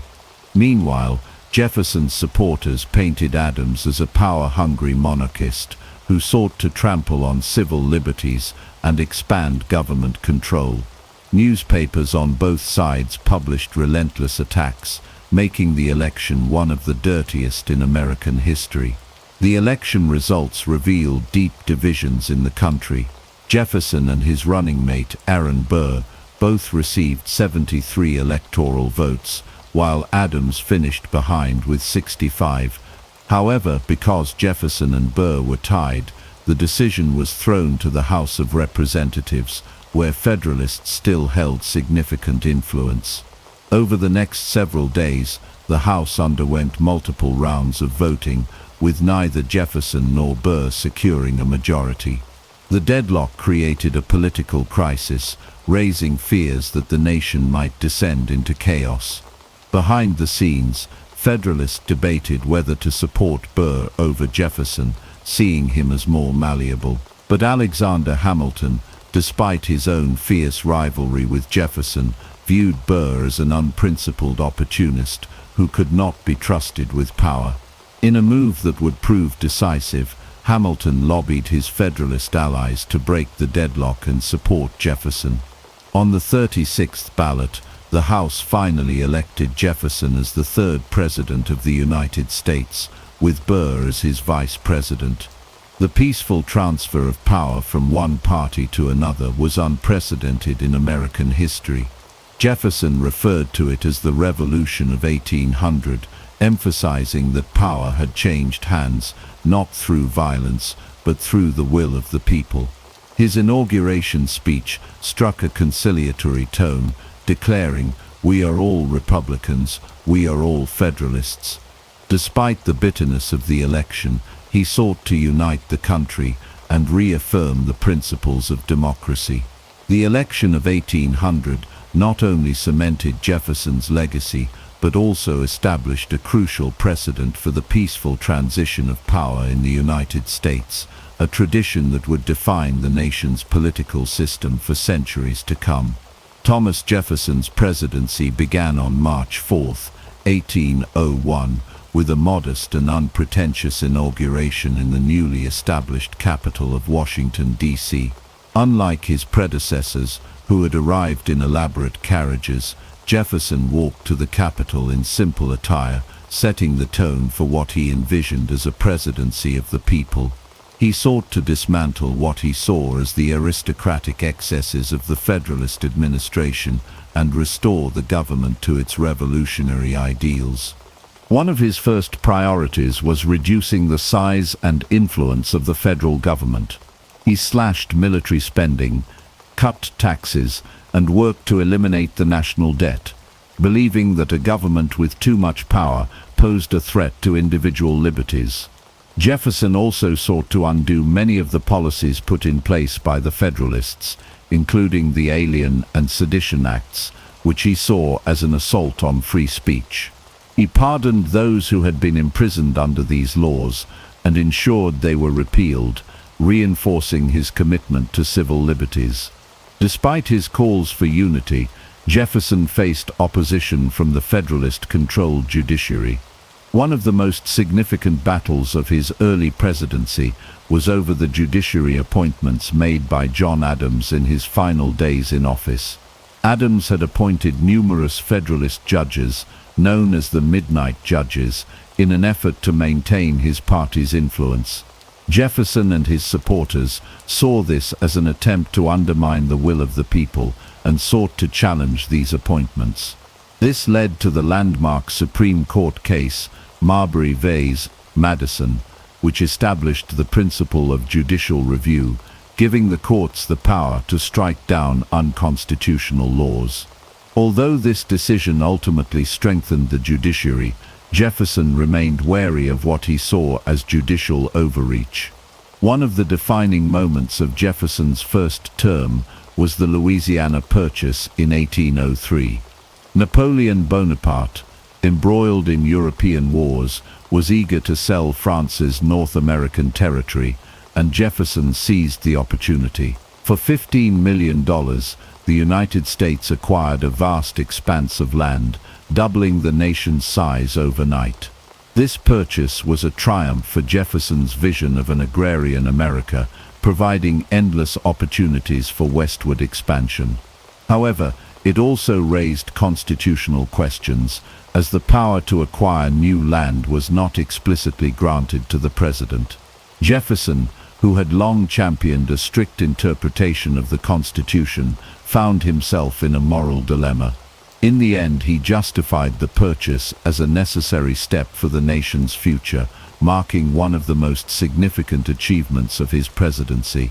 To explore this new territory, Jefferson commissioned the Lewis and Clark expedition, led by Meriwether Lewis and William Clark. Their journey, which began in 1804, aimed to map the land, establish trade with Native American tribes, and seek a route to the Pacific. The expedition's findings provided invaluable knowledge about the geography and resources of the West and strengthened American claims to the land. Jefferson's first term was largely successful, but it was not without controversy. His strict policies on government spending and military reduction left the nation vulnerable to foreign threats, particularly from the Barbary states of North Africa. American ships faced attacks from pirates demanding tribute, leading to the First Barbary War. Jefferson, reluctant to engage in military conflicts, eventually authorized naval action, demonstrating that he was willing to use force when necessary to protect American interests. By the end of his first term, Jefferson had reshaped the presidency, proving that a leader could govern with simplicity and a focus on the people's interests. His policies had expanded the nation, reduced government overreach, and reinforced democratic ideals. As the election of 1804 approached, he remained popular, but challenges loomed on the horizon, both at home and abroad. The Louisiana Purchase stands as one of the most significant and consequential land deals in American history. When Thomas Jefferson assumed the presidency, the western frontier remained a vast and largely unknown expanse, controlled by European powers.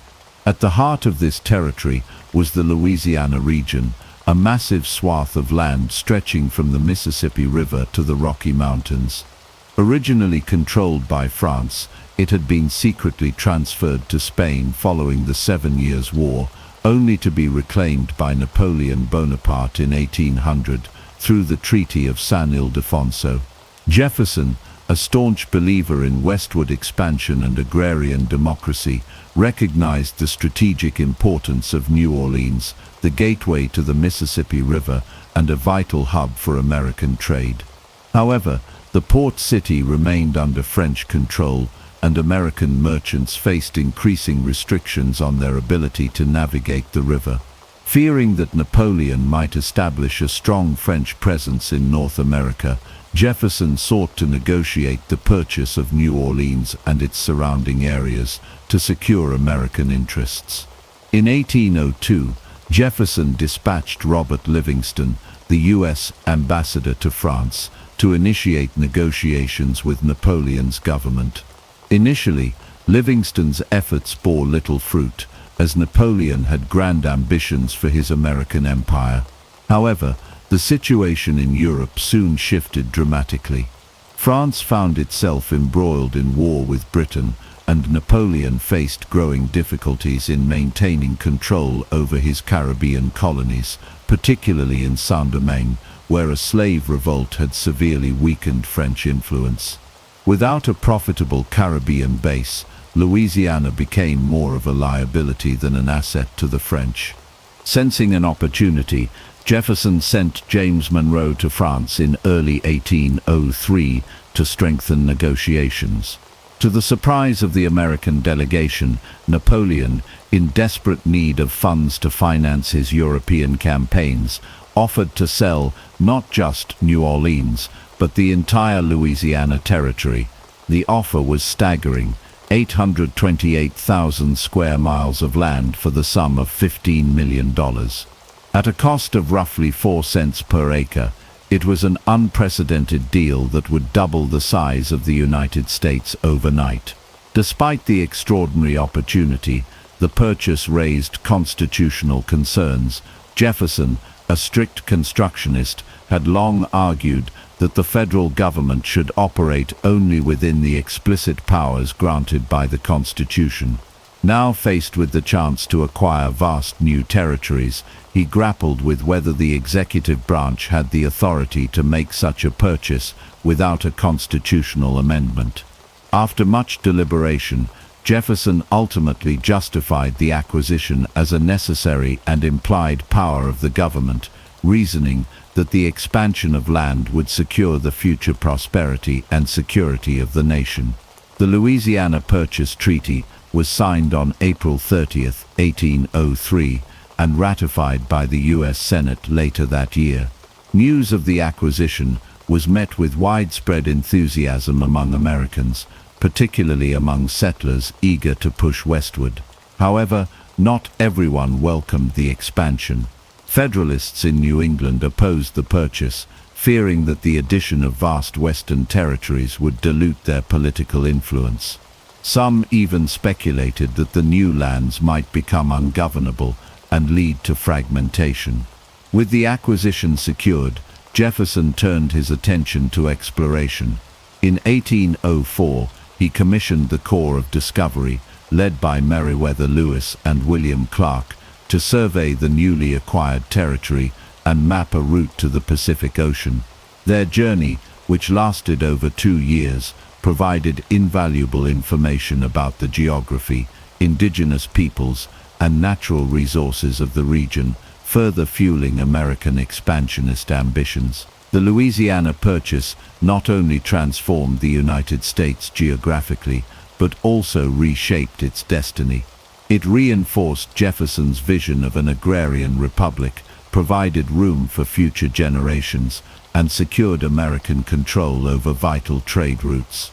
Though controversial at the time, the purchase would prove to be one of the most successful and visionary acts of Jefferson's presidency, cementing his legacy as the architect of America's westward expansion. As president, he had already orchestrated one of the greatest land deals in history with the Louisiana Purchase, but acquiring the land was just the beginning. Now Jefferson sought to uncover the secrets of the vast, uncharted territory, setting the stage for one of the most legendary expeditions in American history, the journey of Lewis and Clark. In 1803, with the ink barely dry on the Louisiana Purchase, Jefferson wasted no time in planning an exploration of the new lands. He envisioned a bold expedition that would map the territory, establish trade with Native American tribes, and seek a navigable water route to the Pacific Ocean. It was a mission of science, diplomacy, and adventure, and it required the right men to lead it. Jefferson turned to his trusted secretary, Meriwether Lewis, a skilled soldier and frontiersman with a sharp intellect and a deep love for the wilderness. To assist him, Lewis recruited his close friend William Clark, a seasoned explorer and military leader. Together, they would command the Corps of Discovery, a hand-picked team of rugged individuals ready to face the unknown. Jefferson's meticulous nature was evident in his preparations. He personally instructed Lewis in the sciences, ensuring he could document new plant and animal species, study geographic formations, and navigate by the stars. The president also provided detailed instructions for diplomacy with Native American tribes, emphasizing peace and mutual respect. He saw the expedition as an opportunity not only to expand knowledge, but also to lay the groundwork for American presence in the West. On May 14, 1804, the Corps of Discovery set off from St. Louis, venturing into a landscape few Europeans had ever seen. The journey was perilous. Raging rivers, harsh weather, and limited supplies tested their endurance. Encounters with Native American tribes varied from friendly exchanges to tense standoffs. Sacagawea, a young Shoshone woman, became an invaluable guide and interpreter, helping the expedition navigate treacherous terrain and broker alliances with indigenous groups.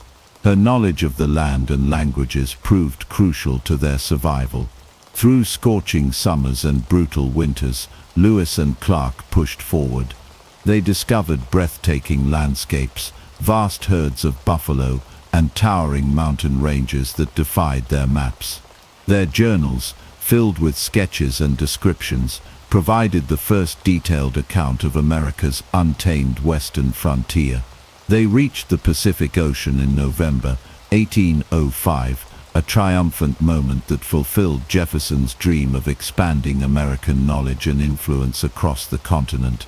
The journey back was equally arduous, but when the expedition finally returned in 1806, they were hailed as heroes.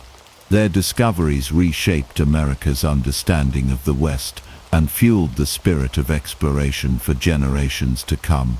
Jefferson, ever the scholar, pored over their findings, incorporating them into his vision for the nation's future. The Lewis and Clark expedition was more than just a journey. It was a turning point that set the stage for America's westward expansion, forever changing the course of history.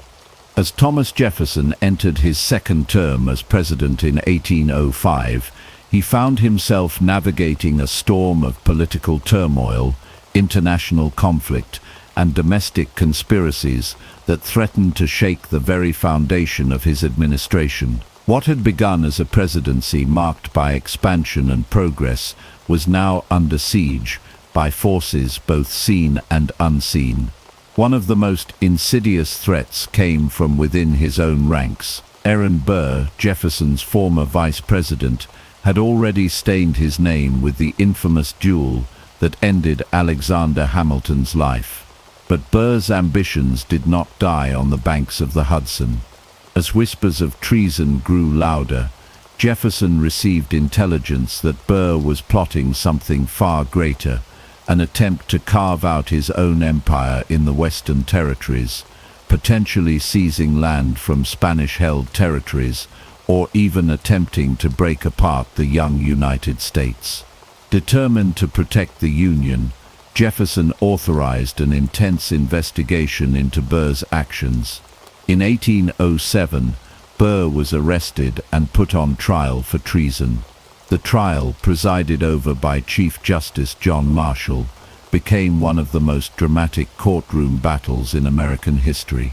Jefferson, deeply invested in the outcome, clashed with Marshall, who ultimately ruled that there was insufficient evidence to convict Burr.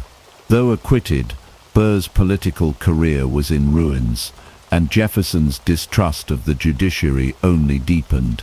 Beyond domestic conspiracies, Jefferson's second term was also plagued by escalating tensions with Britain and France. The Napoleonic Wars had thrown Europe into chaos, and American merchants found themselves caught in the crossfire. British warships routinely stopped American vessels, impressing sailors into the Royal Navy, an act Jefferson and the American public viewed as a grave insult to national sovereignty. The situation reached a boiling point in 1807, when the British frigate HMS Leopard attacked the USS Chesapeake, just off the coast of Virginia, killing and wounding American sailors in an act of blatant aggression. Jefferson's response was swift but controversial. Instead of war, he chose economic warfare, pushing through the Embargo Act of 1807, which prohibited American ships from trading with foreign nations. He believed that by cutting off trade, Britain and France would be forced to respect American neutrality. However, the embargo backfired disastrously. Instead of crippling foreign economies, it devastated American merchants, especially in New England, where commerce was the lifeblood of the economy. Smuggling skyrocketed, opposition to Jefferson's policies grew fiercer, and even some of his staunchest supporters began to question his leadership. As his presidency neared its end, Jefferson faced mounting criticism and personal attacks. The idealism that had marked his first term was now overshadowed by the harsh realities of governance.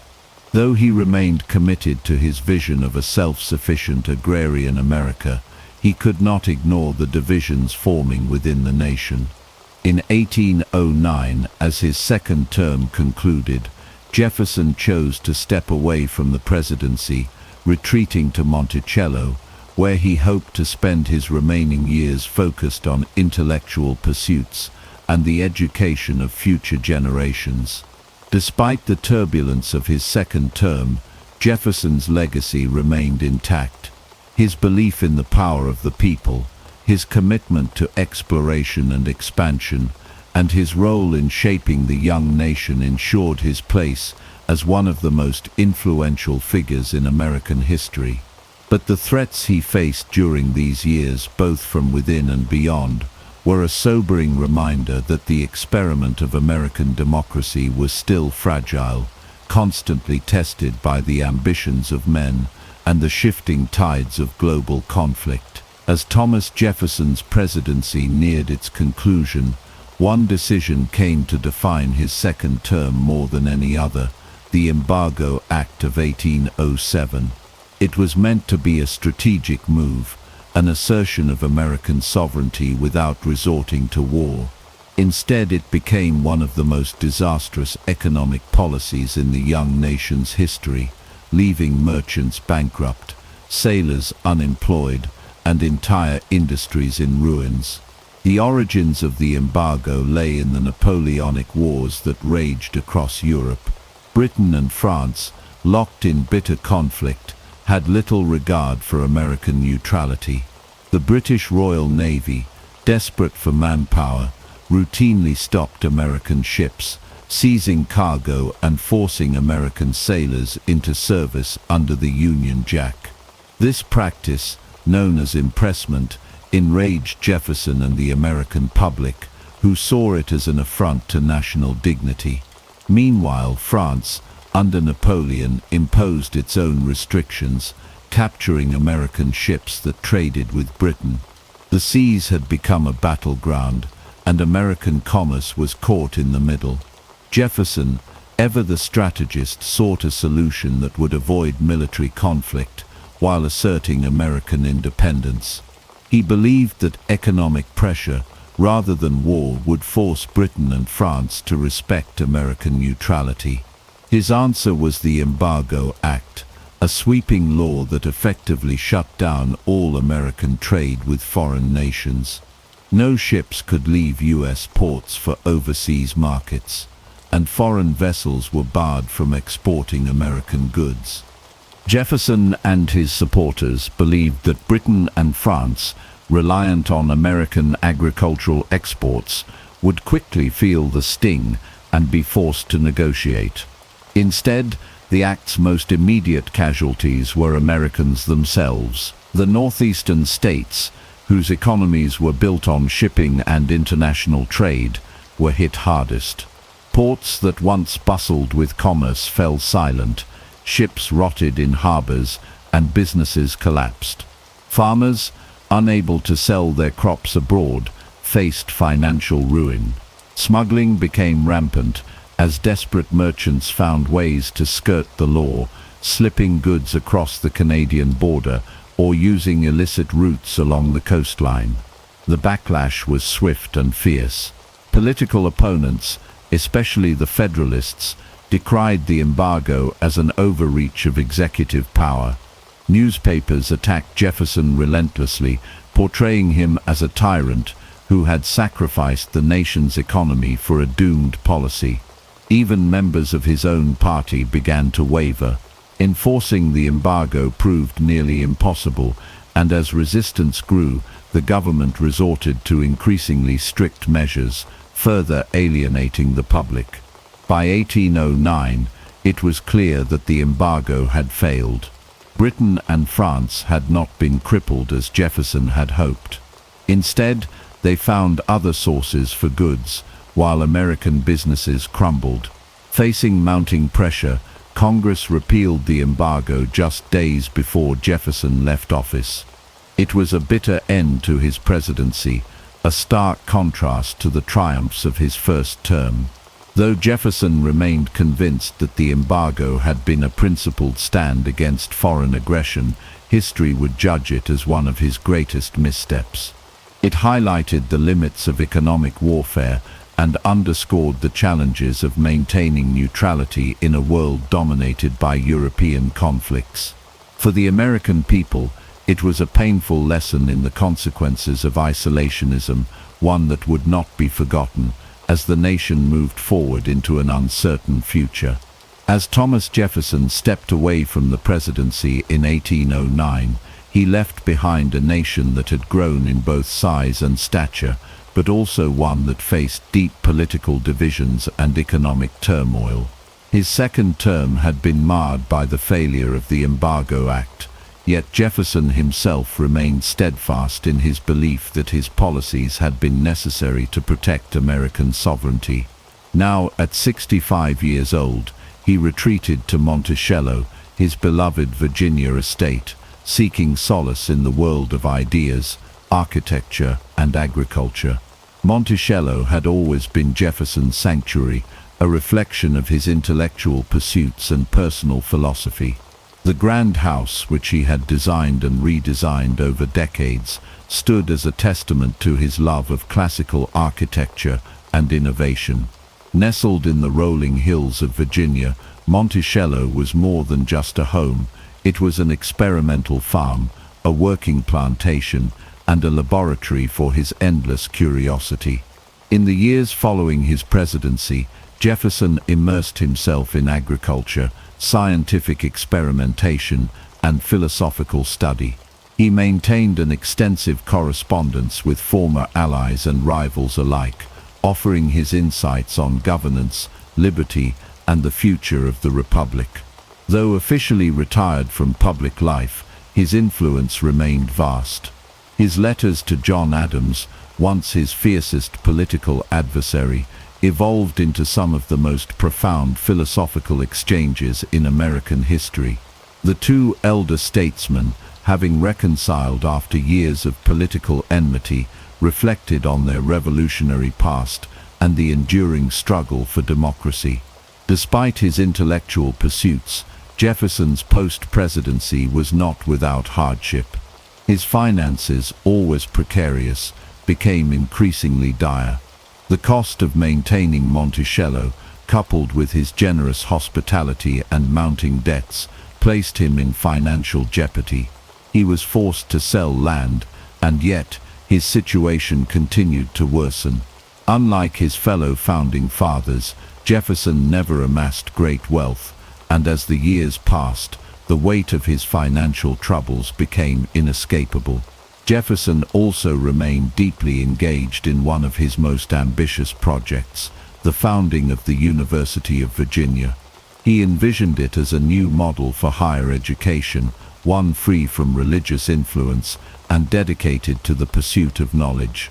He personally oversaw its design, curriculum, and governance, ensuring that it embodied his ideals of enlightenment and self-improvement.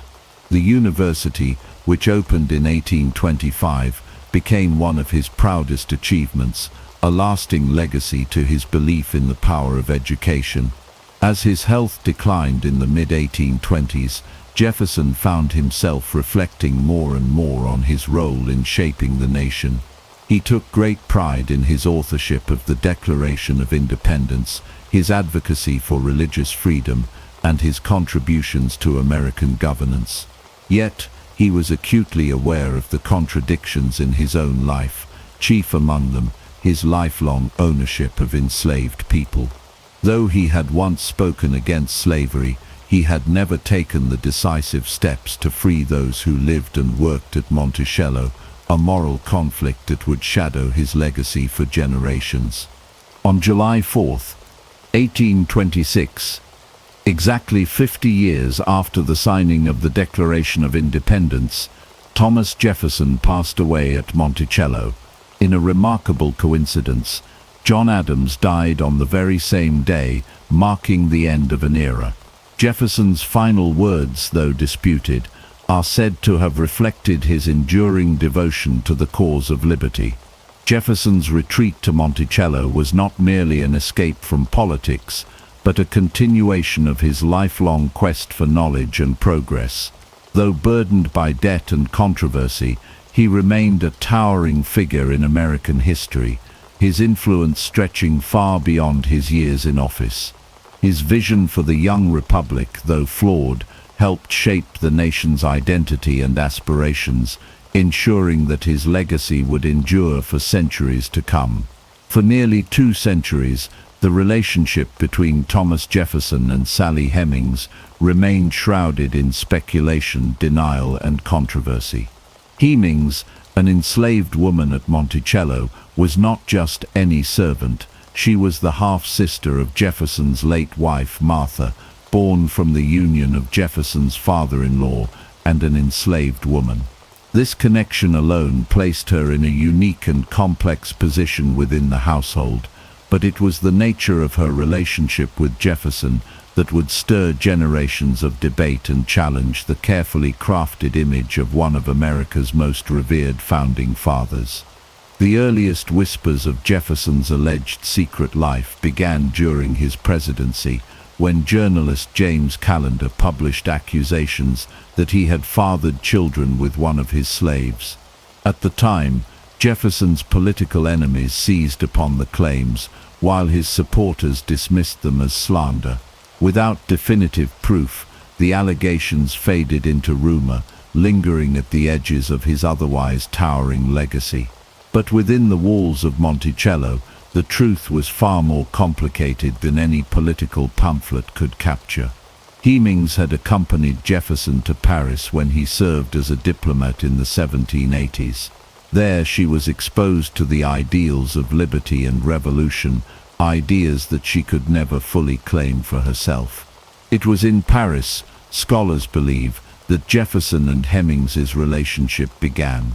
As an enslaved woman in France, she had legal grounds to claim her freedom, yet she returned to Virginia with Jefferson under conditions that remain unclear. Some accounts suggest that she negotiated her return on the promise that her future children would be freed, though no written agreement exists to confirm this. What is known is that Hemings gave birth to several children, and oral histories passed down through her descendants consistently identified Jefferson as their father. The children were granted special privileges not afforded to other enslaved individuals at Monticello. They were trained in skilled trades, allowed to work for wages, and eventually freed when they came of age. This treatment, while still within the constraints of enslavement, suggested a unique and deeply personal connection between Jefferson and the Hemings family. Some of Hemings' children even bore a striking resemblance to Jefferson, further fueling speculation that he was indeed their father. For decades, historians debated the veracity of these claims, some insisting that it was one of Jefferson's nephews who fathered the Hemings' children. However, in 1998, DNA testing confirmed a genetic link between Jefferson and Hemings' descendants, reigniting the discussion and forcing many to confront an uncomfortable truth. The revelation shattered the long-standing denials that had persisted for generations and reshaped the way historians viewed Jefferson's legacy. Jefferson himself never publicly acknowledged the relationship, and no direct written evidence from him on the matter exists. His silence left a void that historians have attempted to fill with letters, records, and testimonies from those who lived at Monticello. What emerges from these fragments is a story of power, secrecy, and the contradictions of a man who championed liberty while denying it to those within his own household. The complexities of his relationship with Hemings challenge the simplistic narrative of Jefferson as merely a visionary statesman. Instead, they reveal a deeply flawed individual whose personal life was marked by the same moral conflicts that shaped the young nation he helped build. The story of Sally Hemings and Thomas Jefferson forces a reckoning with the realities of slavery and the hypocrisies embedded in the very foundations of the American Republic.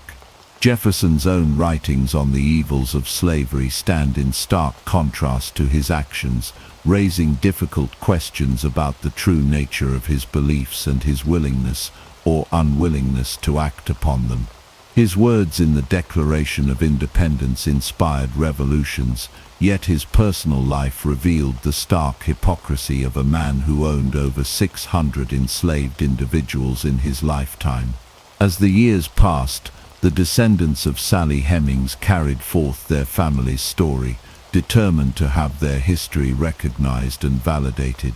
Today, Monticello acknowledges this part of Jefferson's life, integrating it into the broader narrative of his legacy.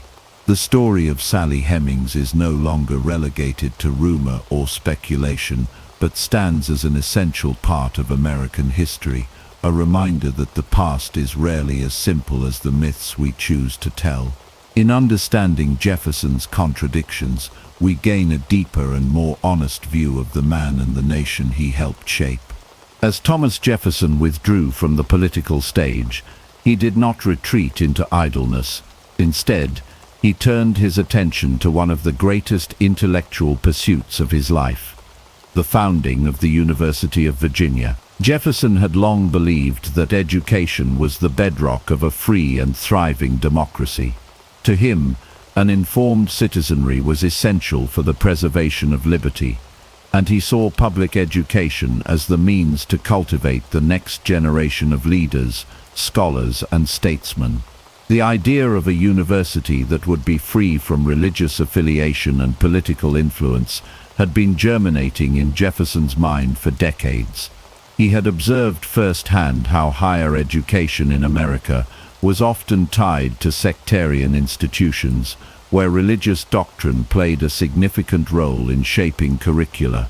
Jefferson envisioned something radically different, a public university dedicated solely to the advancement of knowledge, scientific inquiry, and the principles of reason. In his retirement at Monticello, he finally had the opportunity to bring this vision to life. In 1816, Jefferson began assembling a team of influential Virginians, including James Madison and James Monroe, to gain support for his ambitious project. He proposed Charlottesville as the site for the university, not only because of its central location in Virginia, but also because of its proximity to Monticello, where he could closely oversee its development. He played a direct role in every aspect of the university's creation, from selecting faculty to designing its architectural layout. Jefferson's meticulous attention to detail was evident in every decision, particularly in the design of the rotunda, which he modeled after the Pantheon in Rome. The university, he believed, should be a place that inspired both intellectual and aesthetic appreciation. Unlike other American universities of the time, the University of Virginia was structured around an innovative model. Instead of a singular governing president, Jefferson designed a system where professors and faculty had a greater degree of autonomy. The curriculum was broad and modern for its time, covering subjects such as law, medicine, mathematics, philosophy, and modern languages. He sought to create an institution that prepared students not just for the clergy or government service, but for a wide range of professions, ensuring that knowledge served practical and societal needs. One of Jefferson's most radical departures from tradition was his rejection of religious doctrine in education. At a time when most universities were closely tied to Christian denominations, Jefferson's insistence on separating church and academia was seen as controversial.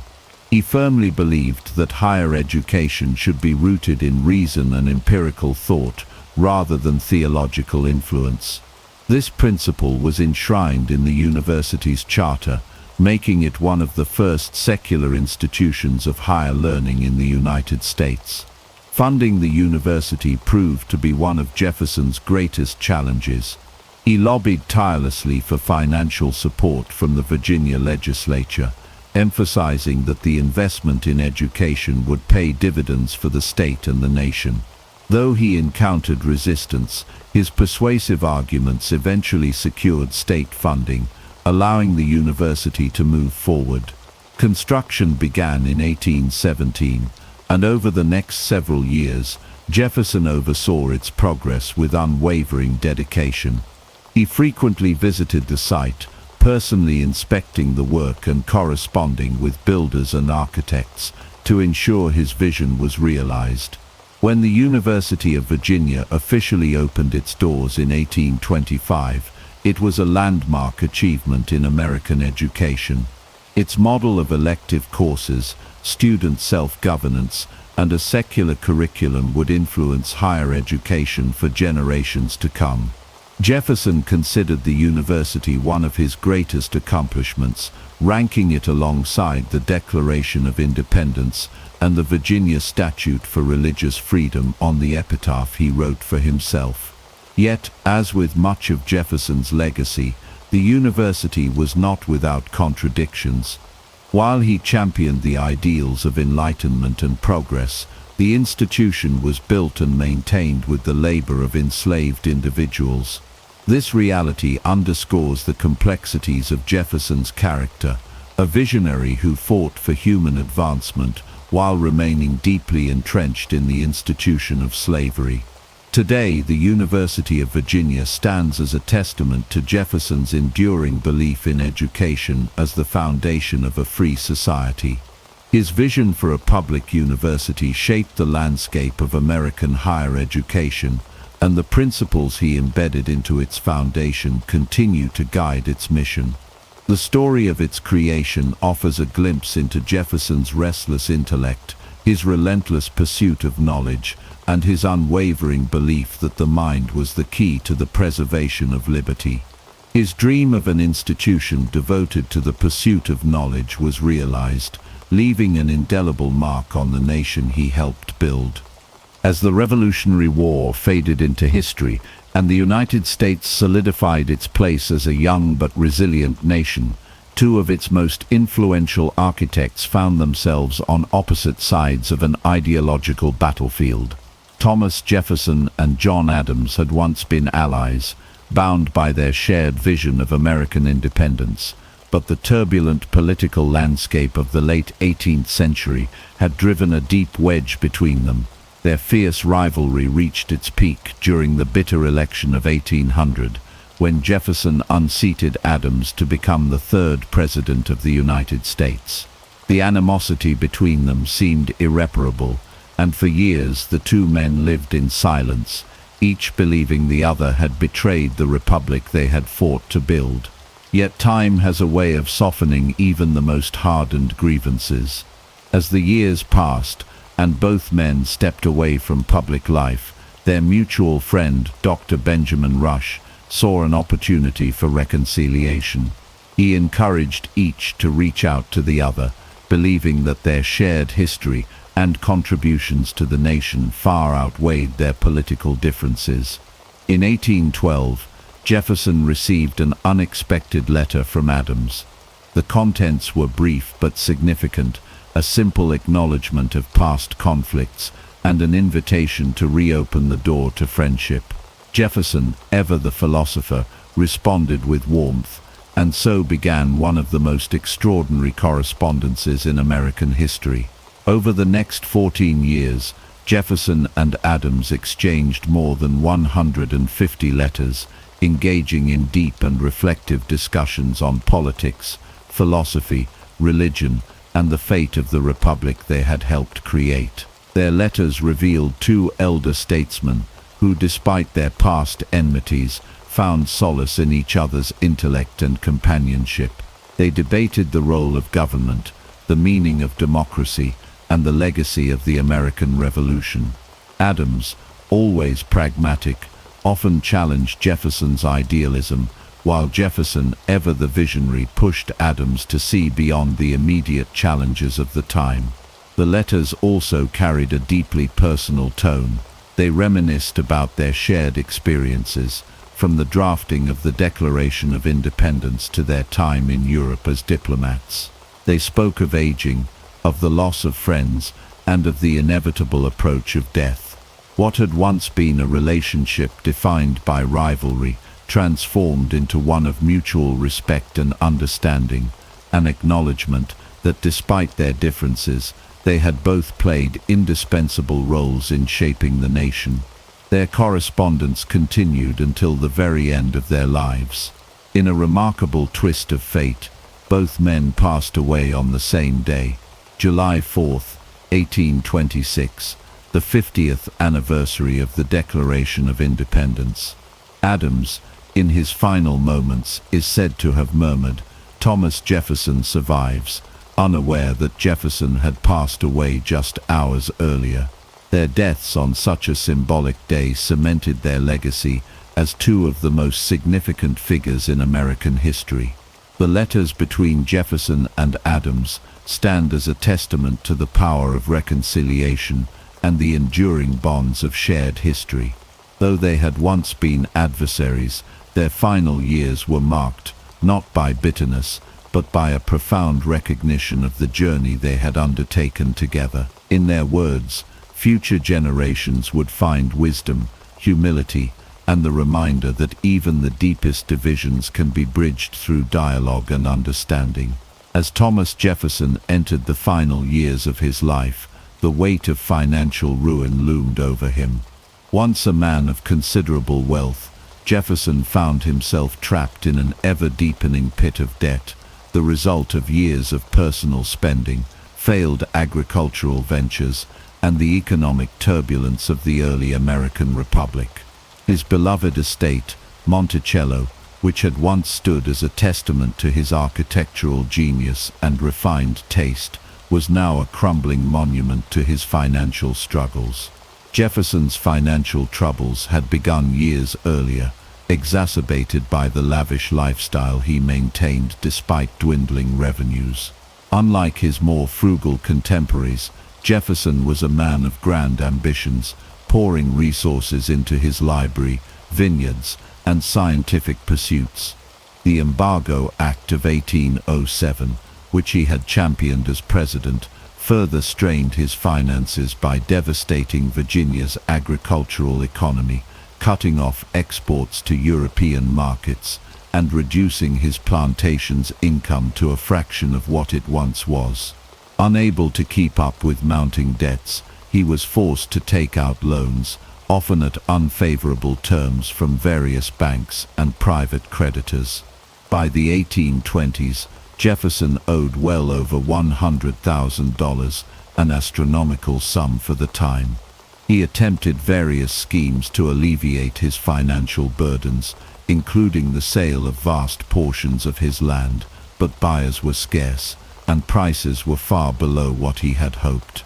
The construction of the University of Virginia, which he had poured his heart and soul into, had also drained his resources, leaving him with little more than a mountain of unpaid bills.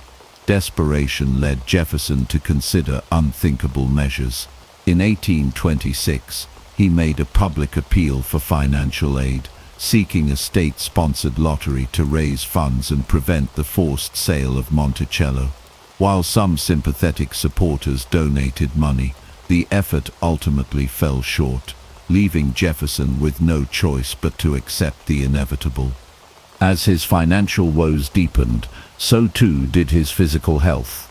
Now in his 80s, Jefferson suffered from a variety of ailments, including severe rheumatism and digestive issues. Once a man of boundless energy, he now spent much of his time confined to his bed, his body betraying him as his debts continued to mount. His last months were marked by a quiet resignation to fate. Though he had spent his life shaping the destiny of a nation, he could not escape the consequences of his financial mismanagement. His correspondence with old friends, including John Adams and James Madison, took on an increasingly reflective tone as he pondered the meaning of his legacy and the uncertain future of his beloved home.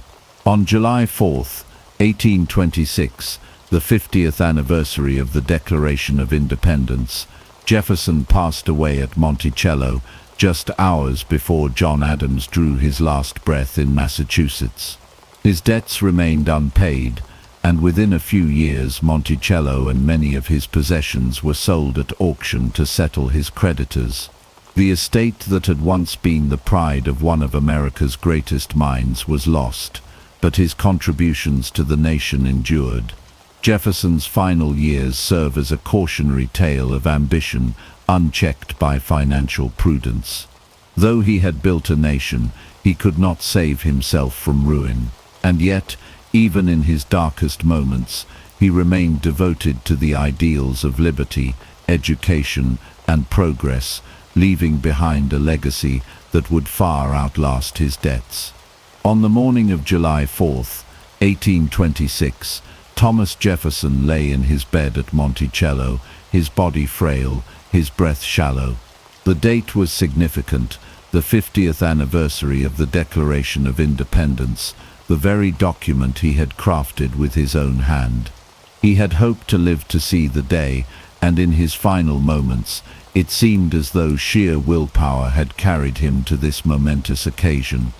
As the sun rose over Virginia, Jefferson drifted in and out of consciousness, murmuring words that those around him struggled to understand. His mind, once sharp and relentless, now faded between the present and the past. Miles away in Quincy, Massachusetts, another founding father was also on his deathbed. John Adams, Jefferson's old rival turned dear friend, had similarly clung to life, determined to see another 4th of July. Though the two men had spent years in bitter political combat, they had reconciled in their later years, exchanging letters filled with wisdom, humor, and reflections on their shared history. Adams, unaware of Jefferson's fate, is said to have spoken his final words, "Thomas Jefferson survives." But he was mistaken. Jefferson had passed away just hours earlier. The coincidence of their deaths on the 50th anniversary of American independence stunned the nation. It was seen by many as a divine sign, a poetic conclusion to the lives of two of the country's greatest architects.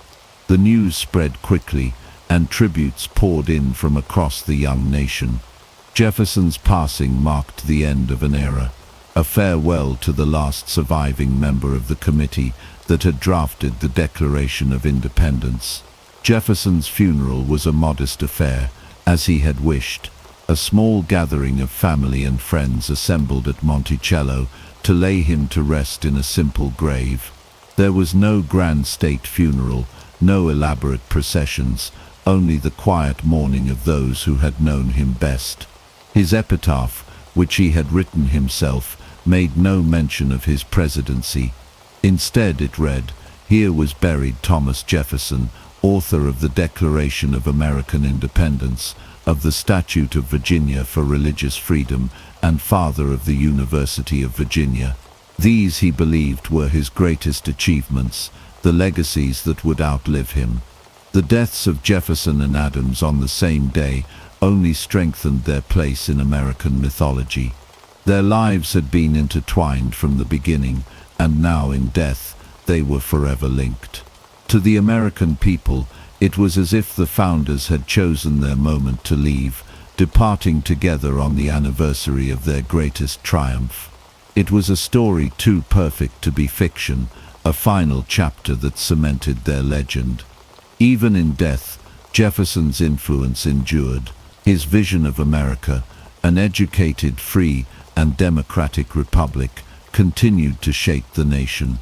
The ideals he had fought for lived on, carried forward by new generations who saw in him not just a man, but a symbol of what America could be. Though he had left behind a life filled with contradictions, triumphs and failures, one truth remained: Thomas Jefferson's mark on history would never fade. Thomas Jefferson remains one of the most complex and debated figures in American history. His contributions to the founding of the United States are undeniable. His pen crafted the Declaration of Independence. His vision expanded the nation's borders, and his belief in education led to the founding of the University of Virginia. Yet, for all his achievements, Jefferson's legacy is one of contradictions. He championed liberty while owning slaves. He advocated for limited government, yet expanded executive power, and he spoke of an agrarian utopia while laying the foundations for American industrialization. His words, "All men are created equal," became the rallying cry for freedom movements across the world. Yet the reality of his own life revealed the deep-seated paradoxes of his time. The relationship between Jefferson and Sally Hemings, an enslaved woman at Monticello, remains a subject of intense scrutiny. The revelations of their likely children have reshaped the public's understanding of Jefferson, challenging the carefully crafted image of the philosopher-statesman. Despite these contradictions, Jefferson's influence endures. His vision of an educated and informed citizenry remains a cornerstone of American democracy. The ideals he put forward continue to inspire, even as the realities of his life force the nation to confront its own past. Historical interpretation of Jefferson has evolved over time. Once regarded as a near-mythic founding father, modern scholarship presents him as a man shaped by his era, brilliant yet flawed, progressive in thought yet bound by the limitations of his own world. From the halls of the University of Virginia to the corridors of the U.S. Capitol, Jefferson's name is etched into the foundation of the nation. But the question remains, how should history remember him? As a revolutionary or a hypocrite? As a visionary or a pragmatist? Perhaps the answer lies not in choosing one or the other, but in recognizing the full scope of his life, a life that mirrors the contradictions of America itself, a nation built on ideals yet struggling with its own realities. Jefferson once wrote, "I like the dreams of the future better than the history of the past." And perhaps that is his true legacy, not just what he built, but the enduring questions he left behind, questions that continue to shape the American story to this day. Thomas Jefferson was once revered as an almost mythical figure, a founding father whose ideals shaped the very core of American democracy. His face adorns monuments, his words are etched into the nation's founding documents, and his vision of an educated citizenry still influences policy. But as history has progressed, the perception of Jefferson has undergone significant scrutiny and transformation. For much of American history, Jefferson was celebrated as the quintessential champion of liberty and self-governance. His contributions to the Declaration of Independence cemented his legacy as a defender of human rights and individual freedoms. His presidency was marked by expansionist policies that doubled the nation's size, and his intellectual pursuits laid the groundwork for future generations. Yet, as historical analysis has evolved, so too has the public discourse surrounding his life and legacy. One of the most contentious aspects of Jefferson's legacy is his relationship with slavery. Though he publicly decried the institution and even took legislative steps to limit its spread, he remained a slave owner throughout his life. Monticello, his grand estate, was built and maintained by the very system he claimed to oppose. The revelation that he likely fathered multiple children with Sally Hemings, one of his enslaved women, has added layers of complexity to his historical image. For many, this contradiction embodies the moral failings of the early American Republic, a nation that proclaimed freedom while denying it to millions. In recent decades, debates over Jefferson's legacy have intensified. Some institutions have reconsidered his place of honor, while others have sought to contextualize his achievements alongside his flaws. The University of Virginia, which he founded, now openly acknowledges his entanglement with slavery. Monticello has incorporated the voices of Hemings' descendants into its narrative, reflecting a broader effort to present an honest and inclusive history. Modern historians wrestle with Jefferson's duality. Was he a visionary trapped by the limitations of his time, or a hypocrite who failed to act on his own principles? Can his contributions to democracy be separated from his personal contradictions? These questions remain at the forefront of discussions about his legacy, shaping how future generations will remember him. Despite the controversy, Jefferson's influence is undeniable. His writings continue to inspire democratic movements worldwide, and his ideas about government, education, and individual rights still resonate. But the shift in how he is remembered serves as a testament to history's ever-evolving nature, where no figure is beyond critical examination, and no legacy is immune to reinterpretation. In the end, Jefferson remains a towering yet deeply flawed figure. His story reflects the promise and contradictions of the American experiment itself, a nation striving for greatness while grappling with its own imperfections. And perhaps that is the most fitting way to remember him, not as an untouchable idol, but as a man whose legacy invites reflection, debate, and an ongoing pursuit of truth. Thomas Jefferson's legacy is as complex as the man himself. He was a visionary who helped forge the principles of democracy, yet a man bound by the contradictions of his time. He authored the Declaration of Independence, proclaiming that all men are created equal, while simultaneously owning slaves. He championed the rights of individuals and the power of education, yet remained silent in the face of the growing abolitionist movement. His story is neither one of absolute virtue nor irredeemable flaws.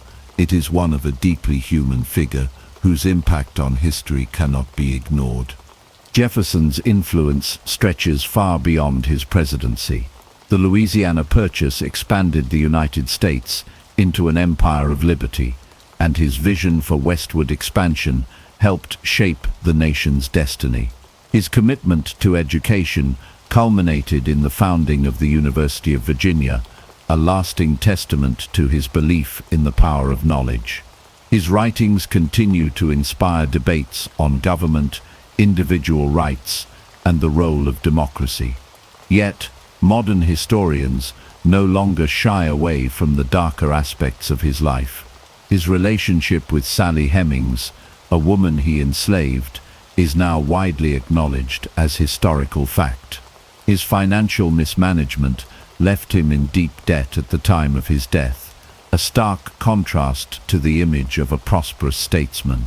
His policies, while forward-thinking in many ways, also carried unintended consequences, including economic hardship caused by the Embargo Act of 1807. The final years of Jefferson's life were marked by reflection and correspondence. His renewed friendship with John Adams brought profound discussions on the nature of government and the fate of the American Republic. As the 50th anniversary of the Declaration of Independence approached, Jefferson saw the nation he helped build standing at the edge of a new era. On July 4, 1826, both he and Adams passed away, their deaths forever intertwined with the birth of American independence. Jefferson's legacy has been debated, dissected, and redefined over time. To some, he remains an icon of liberty and democracy. To others, he is a reminder of the contradictions and moral failings of the nation's founders. But one truth remains: his contributions, both admirable and controversial, shaped the very foundation of the United States. The story of Thomas Jefferson is not a simple one, and it should not be told as such.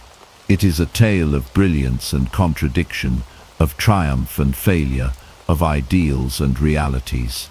In the end, Jefferson was not merely a symbol, he was a man, and like all men, he left behind a legacy open to interpretation, criticism, and reflection. Perhaps that is the most fitting conclusion to his story, a legacy that demands to be examined, not blindly revered. They taught us in school that Christopher Columbus discovered America in 1492, but that is one of the greatest historical myths of all time. The truth is far more complex, more fascinating, and completely changes the way we see history. Long before Columbus set foot in the New World, others had already made the journey across the vast Atlantic Ocean. The Vikings, the Chinese, the Polynesians, even the ancient Phoenicians, all have claims to reaching the Americas centuries, if not millennia, before Columbus. But why is this not common knowledge? Why do we still celebrate Columbus Day when the evidence shows he was not the first? In this story, we uncover the truth about the real discoverers of America and the hidden history that challenges everything we thought we knew. The Viking sagas tell of a fearless explorer named Leif Erikson, who sailed west from Greenland in the year 1000, nearly 500 years before Columbus. He followed rumors of a land beyond the sea, a place first spotted by an Icelandic trader blown off course. Leif reached a lush land filled with wild grapes, which he called Vinland. Archaeological evidence confirms that the Norse built a settlement in Newfoundland, Canada, at a place now called Landsort Meadows. But this was not just legend, it was real proof that Europeans had reached America long before Columbus. Yet this discovery was largely forgotten, buried under centuries of Spanish imperial propaganda. And the Vikings were not alone. Ancient Chinese records suggest that Buddhist monks may have sailed to the Americas over 1,000 years ago, led by a monk named Hui Shen. He described a land he called Fusang, which some believe refers to parts of the American West Coast. Maps found in China suggest an awareness of lands across the Pacific long before European explorers ventured there. If true, this would rewrite history once again. But what about the Polynesians? These master navigators sailed across the vast Pacific Ocean thousands of years before Columbus. Even today, scientists find evidence that Polynesians reached South America before Europeans. DNA studies show genetic links between Polynesians and indigenous South American peoples, and chicken bones found in Chile match those of a Polynesian breed long before Spanish contact, suggesting trade and contact across the ocean. And there is more. Some researchers argue that the ancient Phoenicians, seafaring merchants from the Mediterranean, may have reached the Americas as early as 1000 BC. They were known for their ability to navigate vast distances using the stars. Ancient inscriptions found in Brazil and the United States hint at their presence, possibly long before any Viking or European explorer. If so many different civilizations reached the Americas before Columbus, why does he get all the credit? The answer lies in politics, empire, and the rewriting of history. The Spanish crown needed a hero to justify its claim over the New World. Columbus became that symbol. He may not have been the first, but he was the one who brought Europe's full force to the Americas, setting in motion events that would change the world forever. But what if history had remembered Leif Erikson instead? What if the Polynesians had established lasting contact with South America? Or if the Chinese had settled California centuries before the Spanish? The world we know today might have looked entirely different. And that is the story we are about to unravel. Imagine standing on the deck of a Viking longship, the salty sea spray on your face, the endless horizon ahead. The year is 1000 AD, and Leif Erikson, son of Eric the Red, is about to make history. He has heard tales of a mysterious land to the west, first spotted by an Icelandic merchant named Bjarni Herjolfsson. Unlike Columbus, who set sail with maps and a clear mission, Leif's journey is a leap into the unknown, a voyage based on whispers and sagas. What he finds will challenge everything we thought we knew about the first Europeans in America. Leif and his crew of Norsemen leave Greenland behind, their ship slicing through the frigid Atlantic waters. After weeks at sea, they finally reach a strange and unfamiliar coastline. It is nothing like the icy shores of Greenland or the volcanic landscapes of Iceland. This land is rich and green, with towering trees, wild rivers, and an abundance of resources. They call it Vinland, the land of wild grapes. To the Vikings, this is paradise. The Norsemen establish a small settlement, building simple wooden structures and exploring their new home. They hunt, fish, and gather resources, amazed at the abundance of nature around them. They find wild grapes, which is why they name the land Vinland, and they encounter animals they have never seen before. But they are not alone. The land is already inhabited by indigenous peoples, whom the Vikings called the Skrallings. These first encounters are tense, as the two groups size each other up. At first, there is trade. The Vikings offer metal tools and red cloth in exchange for furs and food. But as history has often shown, peaceful contact does not last forever. Tensions rise and small skirmishes break out between the Vikings and the indigenous tribes. The Norse warriors, fierce as they are, find themselves outnumbered. Unlike the later European colonizers, Leif and his men do not attempt to conquer or claim dominion over the land. They are explorers, not invaders. Realizing that their position is precarious, they eventually decide to abandon Vinland and return to Greenland.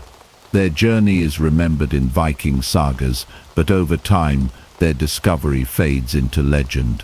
For centuries, historians dismissed the story of Leif Erikson as myth. But in 1960, a remarkable discovery changed everything.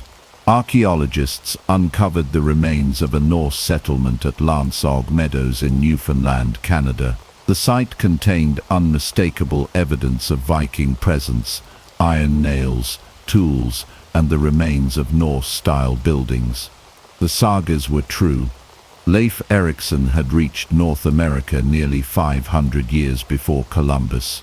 Yet, despite this proof, Columbus remained the man credited with discovering America. Why? Because history is written by the victors. The Norse did not stay, did not colonize, and did not bring lasting change to the Americas. Their voyage, while groundbreaking, did not alter the course of world history in the way Columbus's arrival did. The Spanish, with their vast empire, had the power to shape the narrative, to create a hero, and to erase inconvenient truths. But today, we know better. The evidence is clear. Leif Erikson was the first European to set foot in the New World. And yet, there are still more forgotten stories of early exploration waiting to be uncovered. But what if things had gone differently? What if the Vikings had chosen to stay, to build lasting settlements, to spread their culture across the continent? Would the Americas have seen an entirely different kind of European influence? The Norse were expert shipbuilders, warriors, and traders, yet they lacked the sheer numbers to maintain a colony so far from home. Their reliance on sporadic resupply from Greenland made them vulnerable, and their clashes with the indigenous peoples proved too dangerous. The decision to leave was pragmatic, but it also meant that their achievements would be buried under centuries of forgotten history. Still, traces of their presence linger. Some historians speculate that Norse explorers may have ventured even further south than Newfoundland, possibly reaching present-day New England or even farther along the Atlantic coast. Evidence is scarce, but oral traditions and scattered artifacts hint at the possibility. If true, it would mean that Leif Erikson's journey was just the beginning of a much longer and more extensive Viking presence in North America.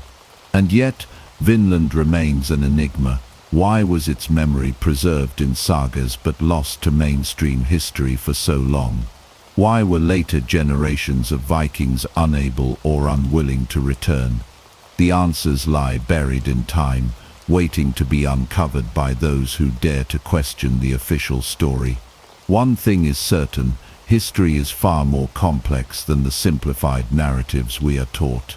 The truth, hidden beneath layers of myth and empire, is waiting to be rediscovered. The departure from Vinland was not the end of Norse exploration in the Americas. Although Leif Erikson and his crew had proven that land existed beyond the Western Ocean, the question remained: could it be settled? Could the Norse establish a foothold in this new world, or was Vinland destined to remain just an untamed frontier, too distant and too dangerous to maintain? The answer would come not from Leif himself, but from the generations that followed. One of the most fascinating figures in this story is Leif's younger brother Thorvald Eriksson. Unlike Leif, who had merely explored and mapped parts of Vinland, Thorvald sought to claim it. His ambition was not just to visit but to stay, to make Vinland a permanent extension of Norse influence. With a crew of warriors and settlers, he returned to the land his brother had discovered, determined to carve out a place for the Vikings in the New World. Thorvald and his men expanded the settlement, strengthening their structures and pushing further inland. At first, all seemed well. The resources were plentiful, the weather was milder than Greenland's, and the land itself appeared to hold great promise. But the same challenge that had driven Leif away remained: the indigenous inhabitants. Unlike Leif, who had managed a brief period of trade with the native peoples, Thorvald's expedition quickly fell into conflict. The Skrallings, as the Norse called them, did not take kindly to the outsiders expanding into their territory. Skirmishes erupted, and the consequences were deadly. In one of these clashes, Thorvald himself was struck by an arrow. As his men carried him back to their settlement, he is said to have looked over Vinland one last time and declared it a beautiful land before succumbing to his wounds. With their leader dead and their numbers dwindling, the Norse had no choice but to abandon their dream of permanent settlement. They buried Thorvald, burned what they could not take, and set sail back to Greenland. This second failed attempt to colonize the Americas left a deep mark on Norse history. The sagas, which had once spoken of a land of promise, now told of a land of danger. And so, over the next few decades, the Viking voyages to Vinland became fewer and fewer until they eventually stopped altogether. But what if Thorvald had succeeded? What if the Norse had managed to hold their ground, to establish a thriving colony that could have grown into something greater? The implications are staggering. A lasting Norse presence in the Americas could have altered the course of history entirely. Could they have expanded further south, trading and mingling with other indigenous civilizations? Could the Vikings have established an early European presence centuries before Columbus? The mind reels at the possibilities.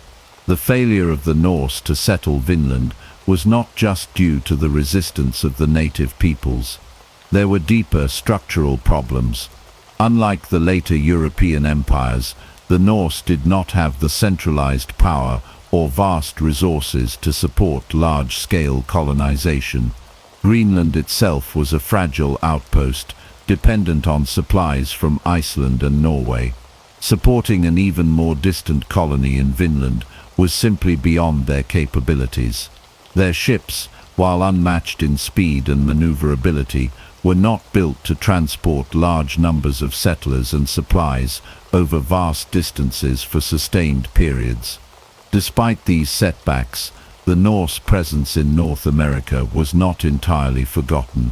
The stories lived on in the sagas, passed down through generations, dismissed as legend by many, but holding a kernel of truth. And as we now know, that kernel of truth was very real. The remains at Landsog Meadows are undeniable proof that the Vikings were here long before Columbus. Yet, because their settlement failed to persist, their role in American history remained largely overlooked. The legacy of these early Norse explorers is a haunting one. They were so close to changing history, so close to creating an alternate future where the Americas were connected to Europe centuries earlier. And yet, fate had other plans. Still, their story is not one of failure, but of daring, of adventure, of the relentless human spirit, pushing beyond the known world. And though they left, the echoes of their presence still remain, waiting for those who choose to listen. With the death of Thorvald Eriksson and the retreat of his men from Vinland, the Norse dream of settling the New World seemed all but over. But there was still one more attempt, one final effort to establish a permanent presence in the mysterious western lands. This time, it would not be a group of warriors leading the charge, but a woman, Gudrid Thorbjarnardóttir, one of the most remarkable and overlooked figures in Viking history. Unlike the previous expeditions, which were driven by exploration and conquest, Gudrid's journey to Vinland was driven by something far more fundamental: survival and family. She had already lived a life of adventure, having traveled from Iceland to Greenland, and now seeking a new beginning. Her husband Thorfinn Karlsefni was determined to succeed where Leif and Thorvald had failed. He gathered a group of settlers, men, women and children, hoping that a true colony, not just a temporary outpost, could take root in Vinland. The voyage was perilous, as all Norse crossings were. The North Atlantic was unforgiving, its waters capable of swallowing even the most seasoned sailors. But Karlsefni and Gudrid, along with their followers, endured the hardships and eventually arrived in Vinland. Unlike the previous Norse expeditions, which were mostly comprised of warriors and adventurers, this was a true settlement effort. They built homes, tended livestock, and prepared to stay for the long haul. For a while it seemed as though they might succeed where others had failed. One of the most extraordinary moments in this chapter of history was the birth of Snorri Thorfinnsson, the son of Gudrid and Karlsefni. Snorri was the first known child of European descent born in the Americas, a historical milestone that has been all but erased from common knowledge. His birth symbolized a bridge between two worlds, proof that Norse civilization had truly touched American soil in a way that went beyond mere exploration. But despite their efforts, despite their hopes, the same challenges that had plagued the previous expeditions soon emerged again. The indigenous peoples, wary of the newcomers, initially engaged in trade, but soon grew hostile. Clashes erupted, and once again, the Norse found themselves outnumbered. The sheer logistical challenge of maintaining a settlement so far from Greenland, combined with the constant threat of conflict, made it clear that they could not hold Vinland indefinitely. After 3 years of struggle, Karlsefni and Gudrid made the difficult decision to abandon the colony and return to Greenland. Their departure marked the end of the Norse attempts to settle North America. The dream of Vinland faded into legend, its memory preserved only in sagas that many later dismissed as myth. And yet, the evidence remains. The discovery of Norse artifacts, the ruins of settlements, and the genetic traces that some claim still linger in certain indigenous populations all point to a forgotten history that predates Columbus by centuries. What if Karlsefni's colony had endured? What if Vinland had grown into a thriving Norse settlement, firmly establishing European presence in the Americas long before 1492? Would history have played out differently? Would the balance of power in the world have shifted? These are questions that will forever remain unanswered, lost to the what-ifs of history. But one thing is certain: the Vikings were here.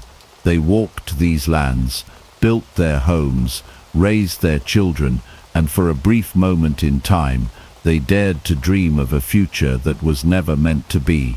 The Norse departure from Vinland marked the end of their direct presence in the New World, but it was not necessarily the end of their influence. While no lasting Viking settlements survived in North America, some historians believe that occasional contact between the Norse and indigenous peoples may have continued for some time. Stories persisted, both in Europe and among native groups, of encounters with strange seafaring outsiders. Could the echoes of Norse exploration have left more of a mark on history than we realize? One theory suggests that Viking voyages to North America did not stop entirely after the failure of the Vinland settlements. It is possible that occasional trips were made to harvest valuable resources. The sagas mention an abundance of timber in Vinland, a resource that Greenland sorely lacked. Some researchers speculate that Norse explorers may have continued to visit the coastlines of North America, cutting trees and bringing them back across the Atlantic. If true, this would mean that Viking contact with the New World persisted far longer than commonly assumed. There is also speculation that the Norse may have traveled further than Newfoundland. Some artifacts, including a Norse-style penny found in Maine, suggest possible trade or indirect contact. While skeptics argue that such finds could have arrived through later European interactions, they leave open the possibility that Viking influence extended beyond what has been archaeologically proven. Meanwhile, back in Europe, the memory of Vinland faded. Without a permanent settlement or a sustained effort to colonize the new lands, the story of the Viking voyages became little more than legend. Medieval maps showed vast unknown spaces beyond Greenland, but no widespread European exploration of the Americas followed in the wake of the Norse expeditions. The world was not yet ready for transatlantic expansion, but what if it had been? What if the Vikings had found a way to maintain their foothold in North America? If they had been able to trade, grow, and expand, the entire course of world history could have been different. Would the Norse have been the ones to establish the first European empires in the Americas? Would the indigenous civilizations have had a different fate, encountering a different kind of European society centuries before Columbus? The possibilities are endless. The failure of the Norse to settle Vinland was not a failure of navigation, bravery, or even technology. It was a failure of circumstances.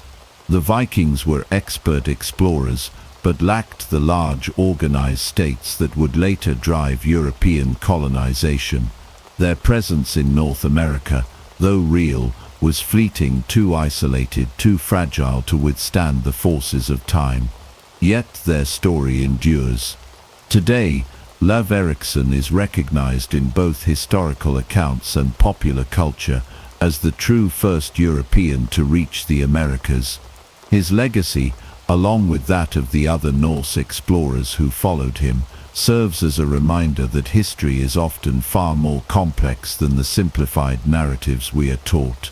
The Vikings reached the shores of a vast uncharted world, but history was not yet ready for them, and so their discovery remained in the shadows, waiting for the day when the world would finally acknowledge what had been known for centuries in whispers and sagas. Centuries passed, and the story of Vinland became little more than a fading legend, whispered among the Norse and largely forgotten by the rest of the world. But while the Vikings did not establish a lasting presence in North America, their influence may have rippled further than we once believed. What if the Norse contact with the indigenous peoples of North America left traces not just in sagas, but in the very fabric of history itself? One of the most intriguing possibilities is the idea that knowledge of Vinland may have filtered into the wider European consciousness long before Columbus set sail. Though medieval Europe was largely uninterested in transatlantic exploration at the time, maps and oral traditions had a way of persisting. Some scholars have speculated that hints of Vinland's existence may have reached the cartographers and thinkers of the later medieval period. Could Columbus himself have heard whispers of lands to the west from the remnants of these ancient stories? There is some evidence to suggest that European seafarers, particularly those from the British Isles and Portugal, had knowledge of lands beyond the Atlantic before 1492. Though unproven, there are accounts of Basque fishermen possibly reaching the rich waters near Newfoundland in search of cod long before the official age of discovery. Could these early mariners have stumbled upon lands first scouted by the Norse centuries before? Meanwhile, in the indigenous cultures of North America, there are tantalizing hints of encounters with seafaring outsiders. Some Native American oral traditions describe pale-skinned visitors arriving by boat long before the arrival of Columbus.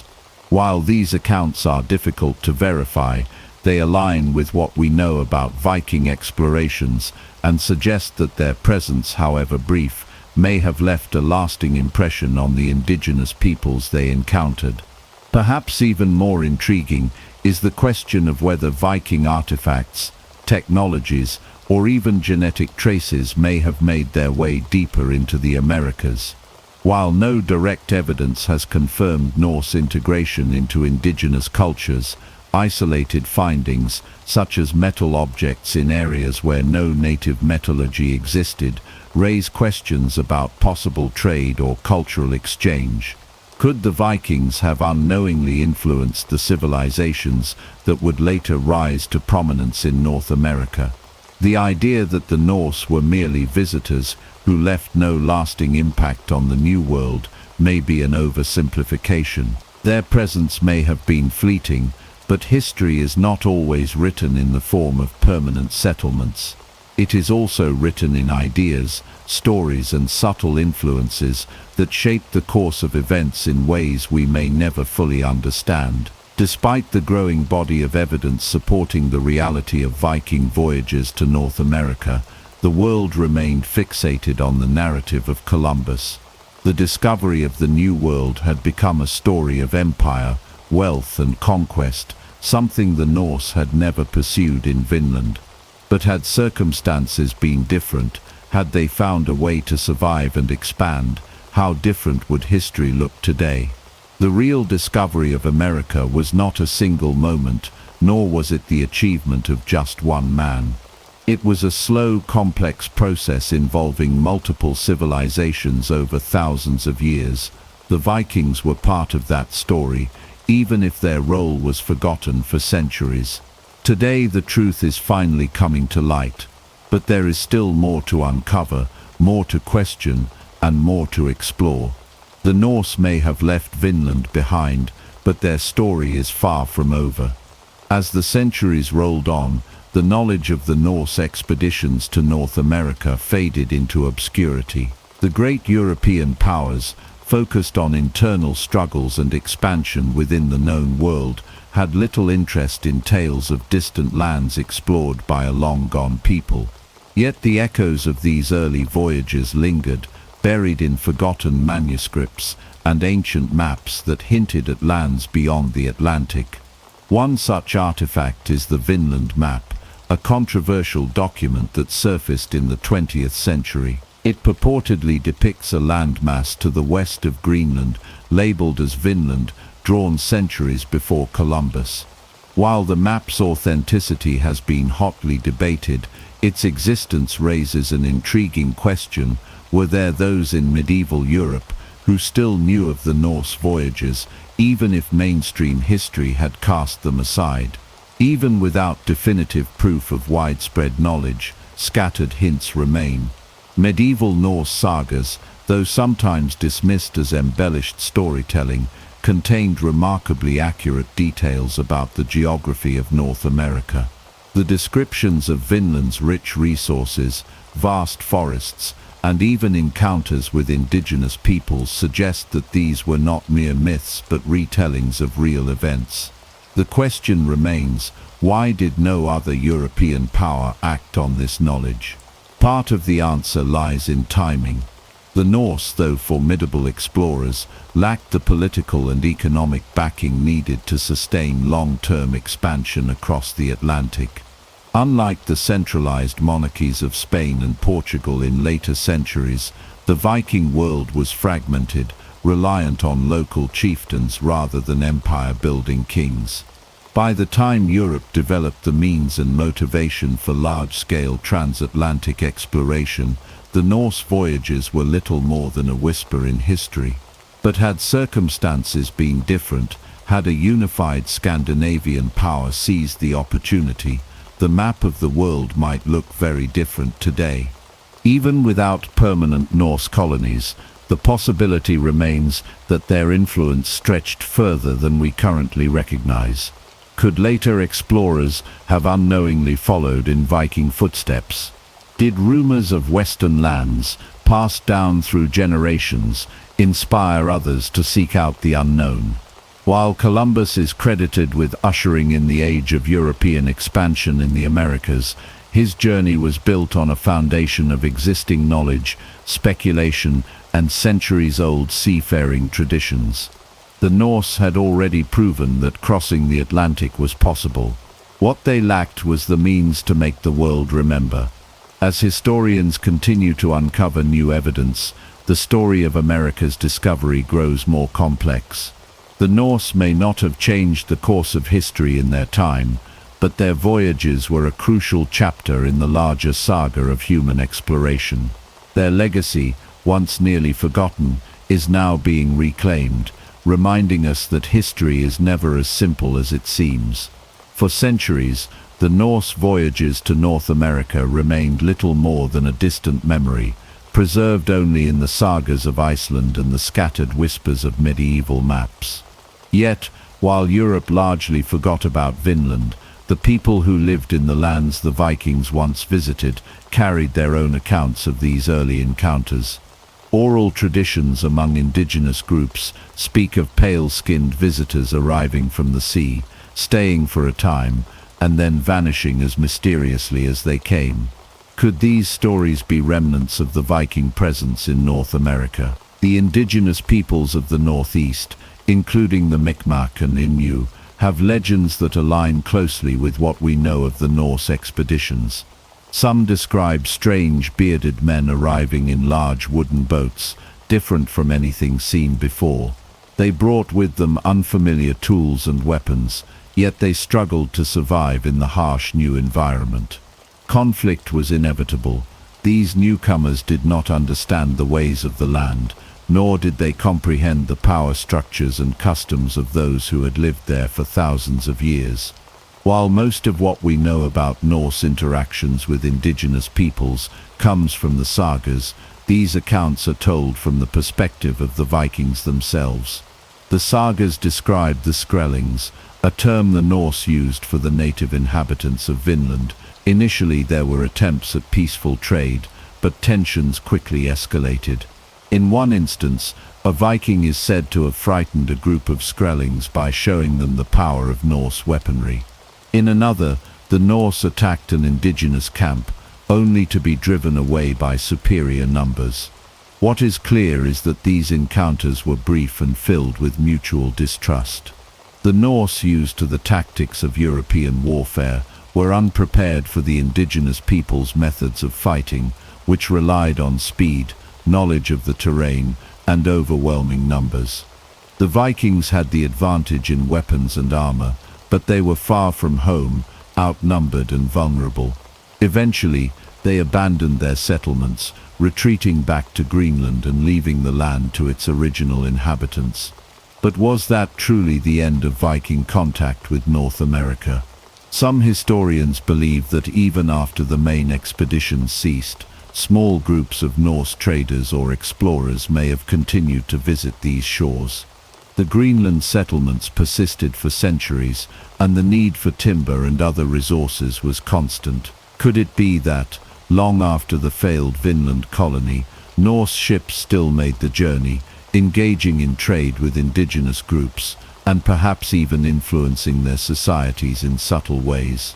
The idea is not as far-fetched as it may seem.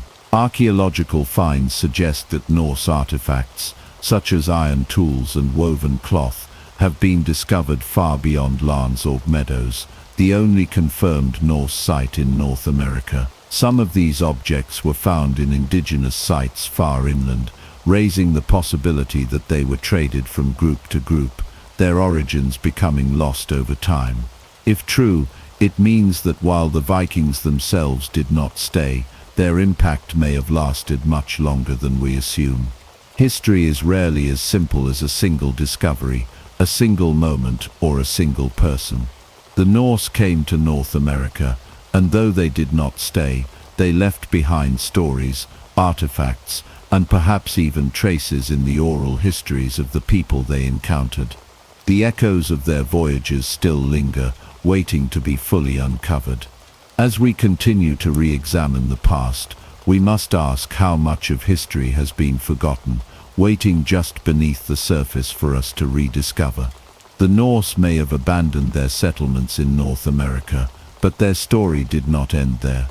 As the Viking Age faded, so too did the knowledge of their transatlantic voyages. However, history has a way of preserving fragments of the past in unexpected ways. While medieval Europe largely forgot about Vinland, hints of its existence persisted in ways that would later spark curiosity and debate. One of the most enduring mysteries is the presence of Norse artifacts in locations far beyond their known settlements. A Norse penny dating back to the reign of King Olaf Kyrre, minted between 1065 and 1080, was discovered in a Native American site in Maine. The site itself dates back centuries after the Vikings were known to have explored North America, suggesting that the coin was traded extensively among indigenous peoples before being lost to time. How did it travel so far? Was it part of a larger network of trade that stretched further than we ever imagined? Archaeologists have also uncovered evidence of metalworking in indigenous sites that predate European colonization. The Vikings were among the few people in the region at the time who had the ability to forge iron tools, leading some researchers to speculate that they may have shared their knowledge, intentionally or not. Did Norse explorers influence native technologies in ways that have yet to be fully understood? Another intriguing clue comes from maps. Some medieval cartographers created maps that, in hindsight, seem to depict landmasses that strongly resemble the northeastern coast of North America.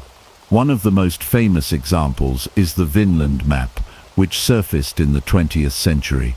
While its authenticity remains debated, it is part of a broader pattern of pre-Columbian maps that depict western lands long before Columbus's voyages? Could it be that knowledge of the Norse voyages to Vinland never fully disappeared? Perhaps it survived, hidden within obscure texts whispered among seafarers, or even passed down through indigenous oral traditions. If so, it raises an even bigger question: did Columbus himself have access to these forgotten stories? Some historians believe that Columbus may have encountered references to Vinland in old maritime lore, or even in written documents. He was known to have consulted a wide range of sources, including ancient and medieval texts that speculated about lands beyond the Atlantic. While there is no direct evidence that he knew about the Norse expeditions, the possibility remains that he was influenced, perhaps unknowingly, by knowledge that had persisted in the shadows of history. The rediscovery of the Norse in North America did not happen overnight. For centuries, their voyages were dismissed as myths or exaggerated tales. It was only in the 20th century, with the excavation of Lansorg Meadows, that undeniable proof emerged. Yet even now, the full extent of their journeys remains unknown. Were there more settlements, lost to time? Did they travel further than we realize? How much of their story is still waiting to be uncovered? History is not just about what we know, it is also about what we have yet to learn. The Norse voyages to North America remind us that the past is full of surprises, that the stories we take for granted are often incomplete, and that sometimes the greatest discoveries are the ones that challenge everything we thought we knew. As the centuries passed, the knowledge of the Norse voyages faded almost entirely from European memory. The sagas once recited in the great halls of Iceland and Greenland became mere folklore, their details lost in time. Yet, across the Atlantic, the lands the Vikings once touched continued to be inhabited by the indigenous peoples who had been there long before and would remain long after. To them, these strange visitors from the east were but a fleeting presence in a much larger history. But were the Norse truly forgotten, or did their story continue in ways we have yet to fully understand? Some historians argue that echoes of the Norse presence in North America persisted in unexpected ways. Among the indigenous peoples of the northeastern seaboard, certain oral traditions tell of encounters with foreign seafarers who came from across the ocean, bringing with them unfamiliar tools, weapons, and ways of living. Could these stories be fragmented memories of Viking visitors passed down through generations?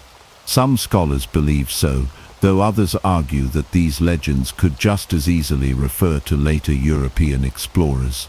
Further evidence that the Norse may have influenced the world beyond their immediate presence comes from the movement of goods and ideas.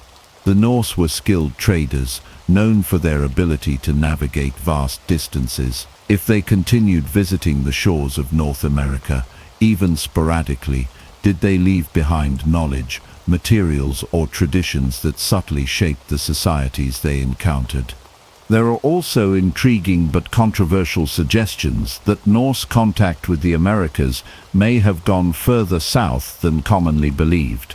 Some speculative theories propose that Viking explorers, either intentionally or by accident, reached beyond Newfoundland and into more temperate regions. While there is no solid proof, scattered accounts from early European explorers suggest that indigenous groups in regions far south of Newfoundland had knowledge of white-skinned, bearded men long before Columbus arrived.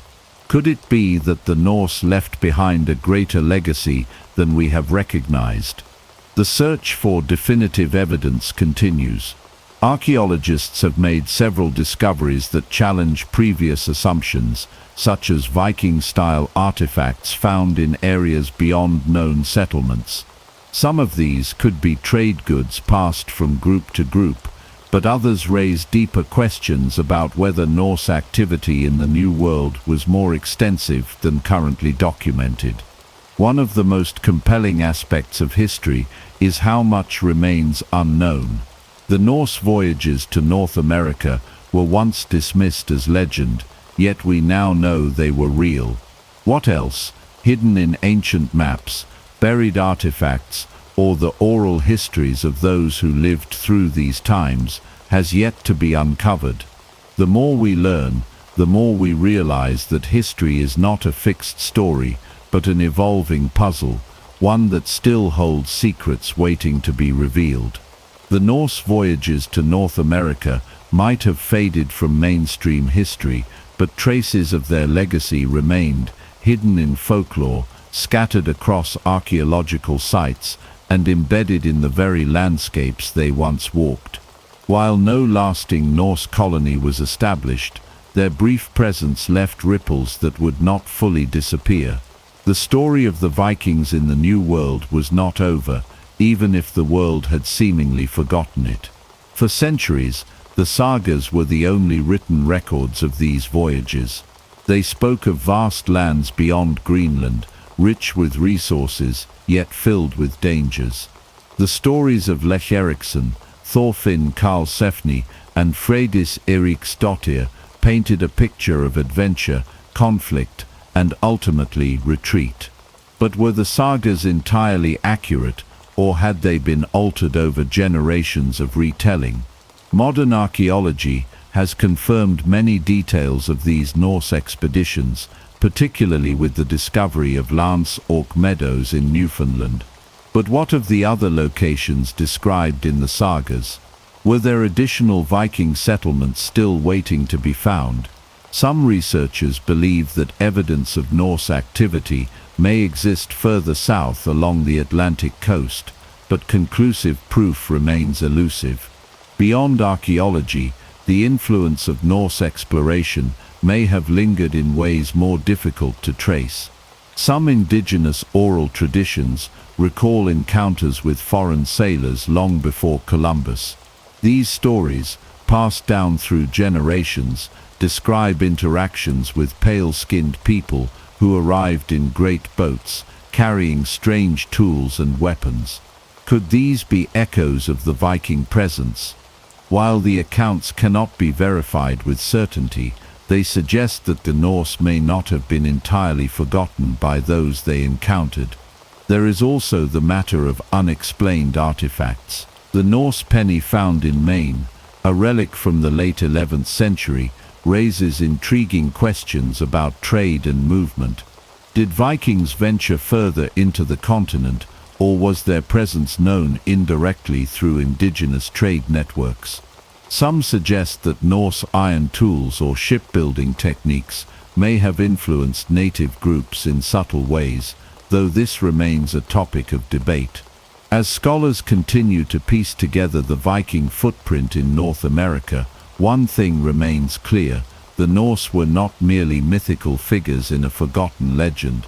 They were real explorers, driven by ambition, curiosity, and survival. Their failure to establish a lasting presence in the New World was not due to a lack of skill or courage, but rather the immense challenges of distance, climate, and conflict.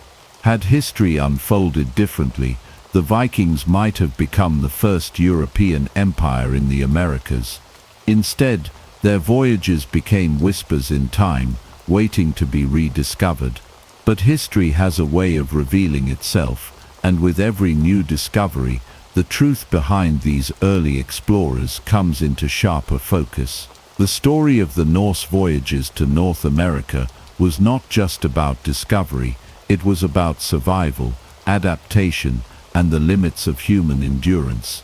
Unlike later European explorers who arrived with the backing of powerful monarchies, the Vikings who ventured to Vinland were small bands of seafarers, relying on their own resourcefulness to navigate an unfamiliar world. Their attempts to settle in this new land may have failed, but their impact on history would not be erased so easily. One of the most intriguing questions surrounding the Norse presence in North America is whether their brief encounters left any lasting mark on the indigenous peoples they met. Did the Vikings introduce new ideas, tools, or even legends that persisted long after they had disappeared? Some historians argue that while the Norse did not stay, their presence may have influenced native societies in subtle but significant ways.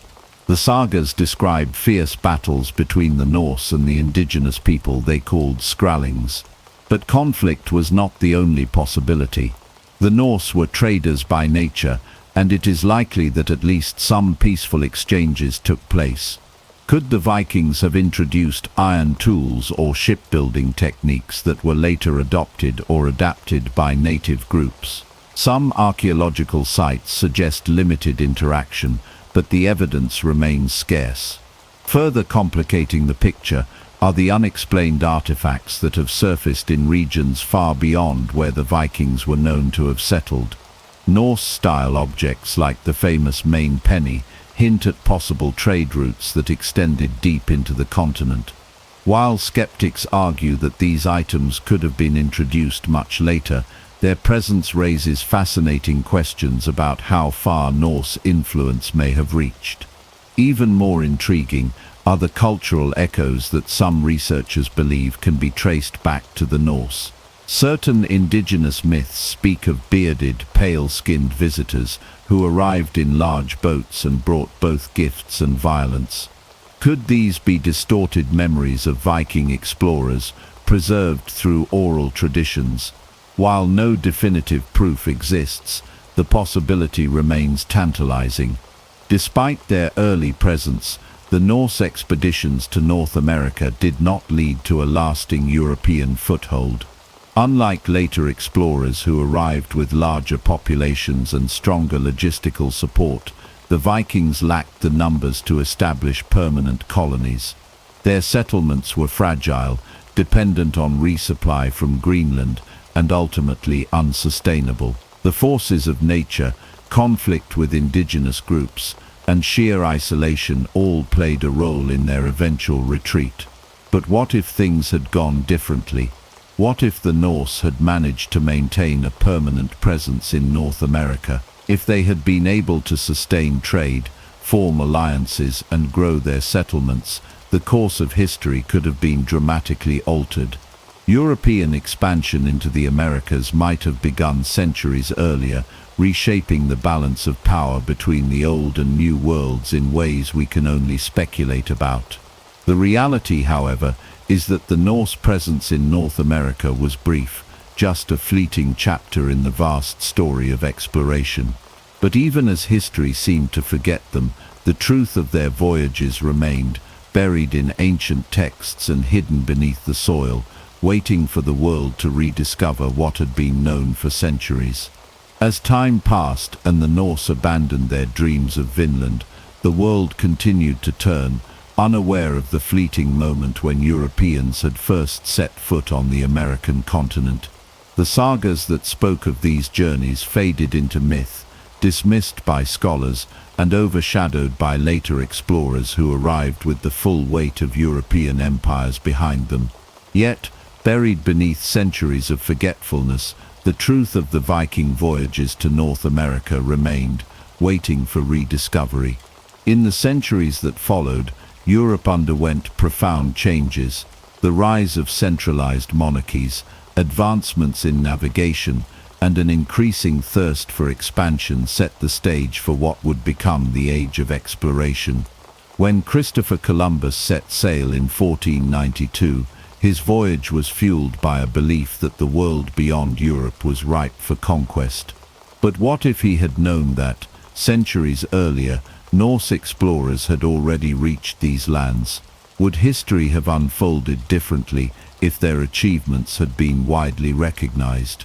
Unlike the grand fleets of Spain and Portugal, the Norse expeditions were small and fragile. They lacked the backing of a powerful state, the infrastructure to sustain long-term colonization, and the sheer numbers needed to establish a permanent presence. Their departure from Vinland was not a failure of courage or skill, but rather a reflection of the limitations of their time. The world simply was not yet ready for transatlantic expansion on a large scale. But if the Vikings had stayed, how would history have changed? Would the cultures of Europe and North America have merged centuries earlier? Would the indigenous peoples have been able to forge stronger defenses against later European incursions? These are questions that remain unanswered, existing only in the realm of speculation. One of the most intriguing aspects of the Norse legacy is the question of whether their influence persisted beyond their departure. While no definitive evidence exists, some researchers believe that knowledge of their voyages may have subtly shaped European thought. Did whispers of Vinland inspire later explorers? Did the legends of a land across the sea encourage Columbus to press forward with his journey, even as others doubted him? Some have even speculated that traces of Norse influence could be found in European maps predating Columbus. A handful of medieval cartographic records depict landmasses beyond Greenland, suggesting that some knowledge of the western lands had trickled through the centuries. While these maps remain controversial, they add another layer of mystery to an already complex history. For centuries, the tale of the Norse voyages was lost, buried beneath waves of new exploration and conquest. But history has a way of revealing itself. With each new archaeological discovery, with every fragment of evidence unearthed, the world is forced to acknowledge that Columbus was not the first European to set foot in the Americas. The Vikings had come before, braving the vast Atlantic, stepping onto unknown shores, and leaving behind a legacy that, though nearly forgotten, refused to vanish completely. The truth, once hidden in the shadows, is now emerging.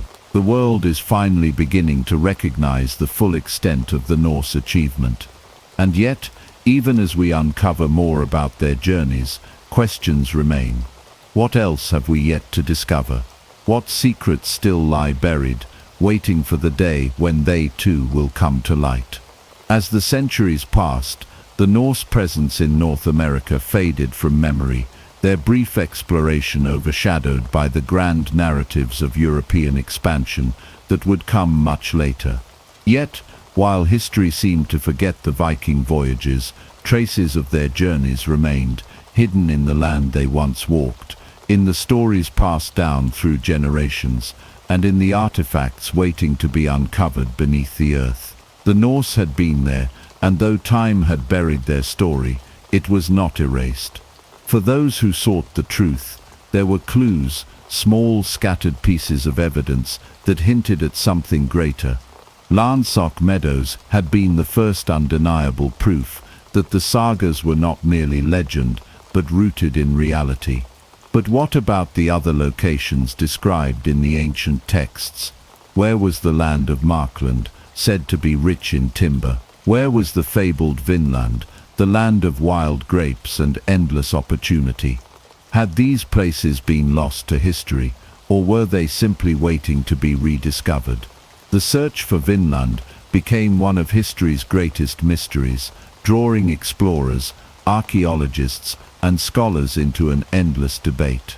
Some believed Vinland was located further south, in modern-day Nova Scotia, New Brunswick, or even as far as New England.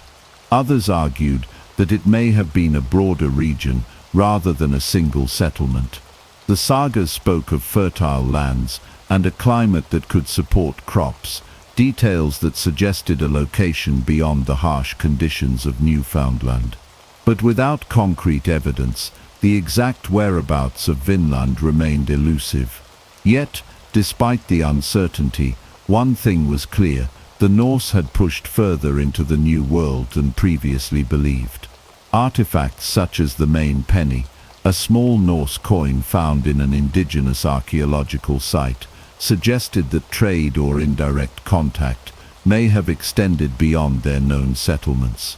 Some researchers even speculated that Norse travelers had ventured deep into the continent, their presence faintly recorded in the oral traditions of indigenous tribes. Could it be that the Vikings had left more of a legacy than we realized? While mainstream history largely ignored the Viking voyages for centuries, whispers of their expeditions persisted. In some European intellectual circles, there were those who believed the sagas contained truth. Maps from the Middle Ages depicted lands beyond Greenland, lands that seemed to match descriptions of Vinland. Was it possible that Columbus himself had heard of these tales? that the idea of land across the Atlantic had been planted in his mind long before his own fateful journey.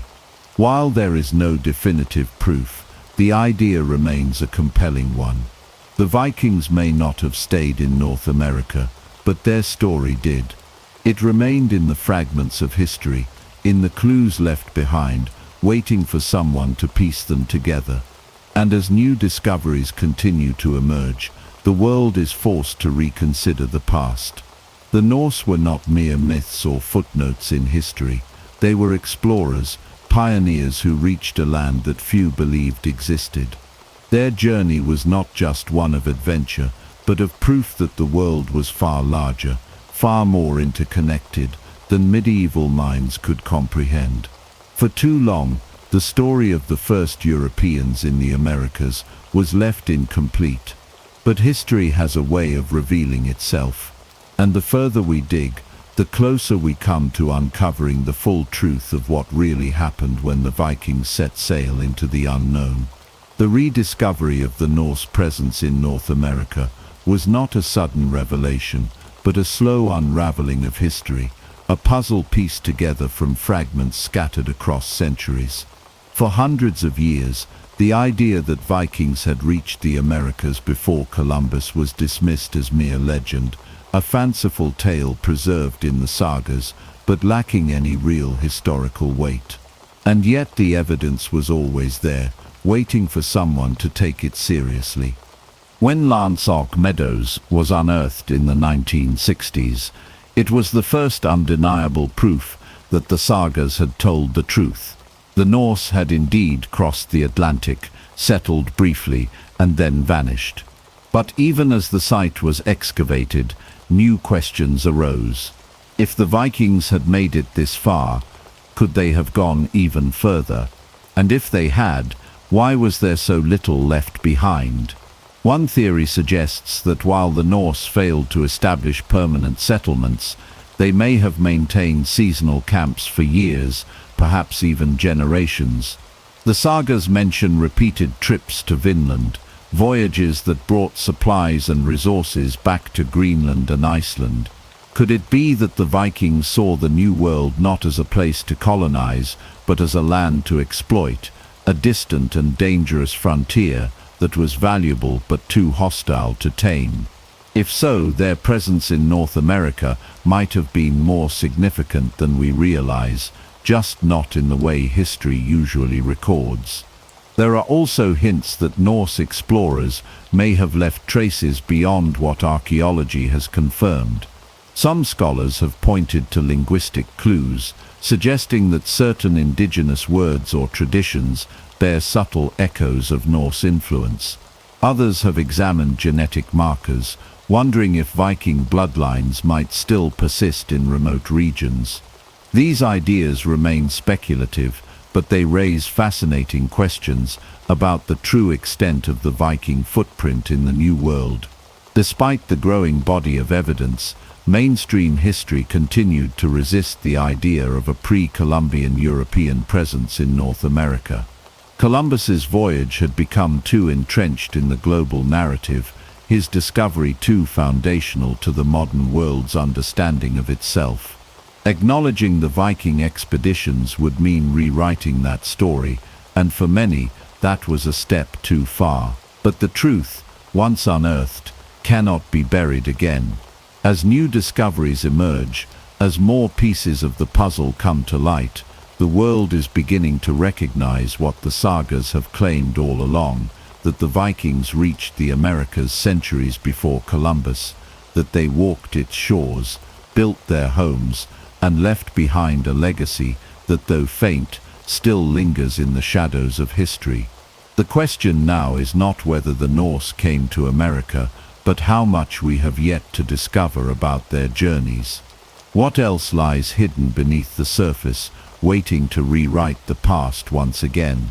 As more evidence emerged, and the world slowly began to acknowledge the Viking presence in North America, the question shifted from whether the Norse had arrived to what exactly they had done during their time there.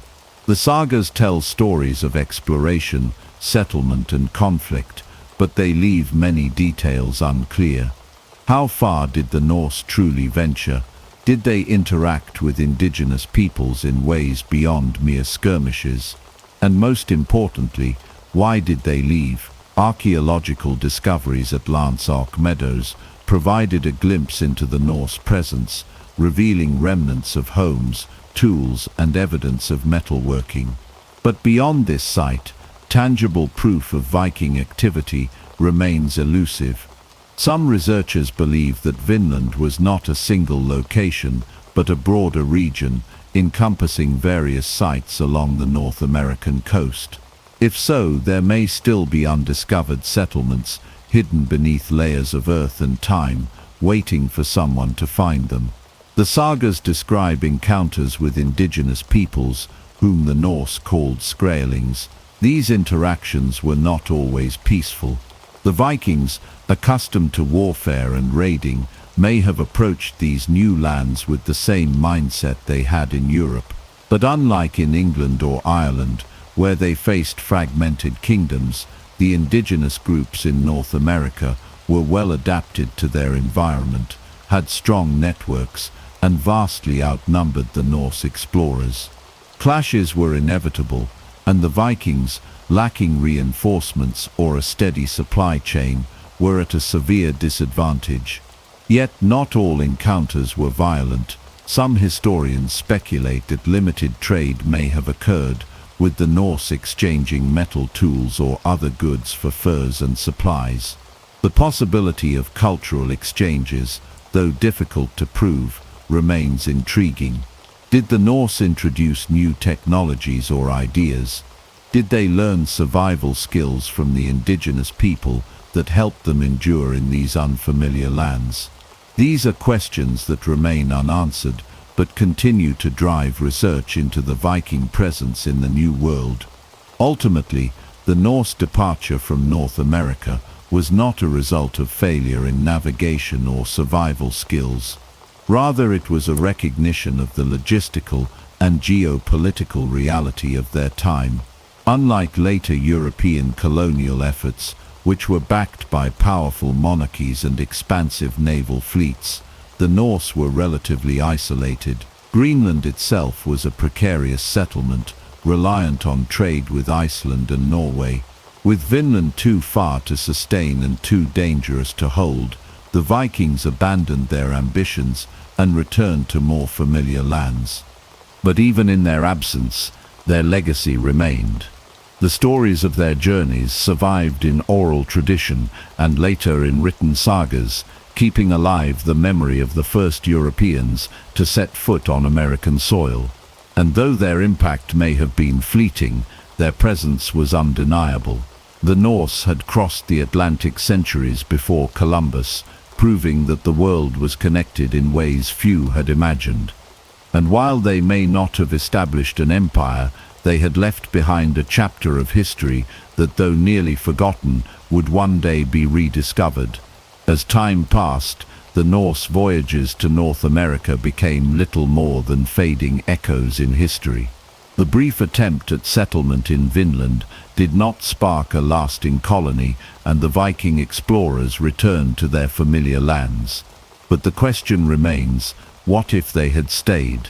What if history had taken a different turn and the Norse had succeeded in planting permanent roots in the New World? Would the course of global history have been irrevocably altered? The reality of Viking expansion in North America was shaped by forces beyond mere exploration. Unlike the later European colonial empires, the Norse lacked the political and logistical infrastructure to support long-term settlement overseas. Their presence in Greenland was tenuous at best, and their connections to the broader Scandinavian world were fragile. In contrast, the indigenous peoples of North America had well-established societies, vast knowledge of the land, and the numbers to resist a small group of foreign settlers. While the Vikings were formidable warriors, they were vastly outnumbered, and without reinforcements, their hold on Vinland was unsustainable.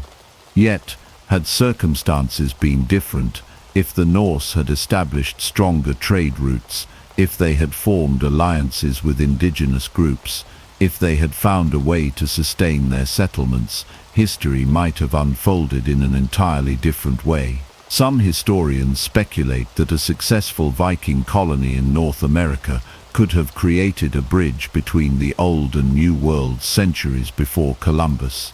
Cultural exchanges, trade networks, and even early globalization could have reshaped the development of both continents.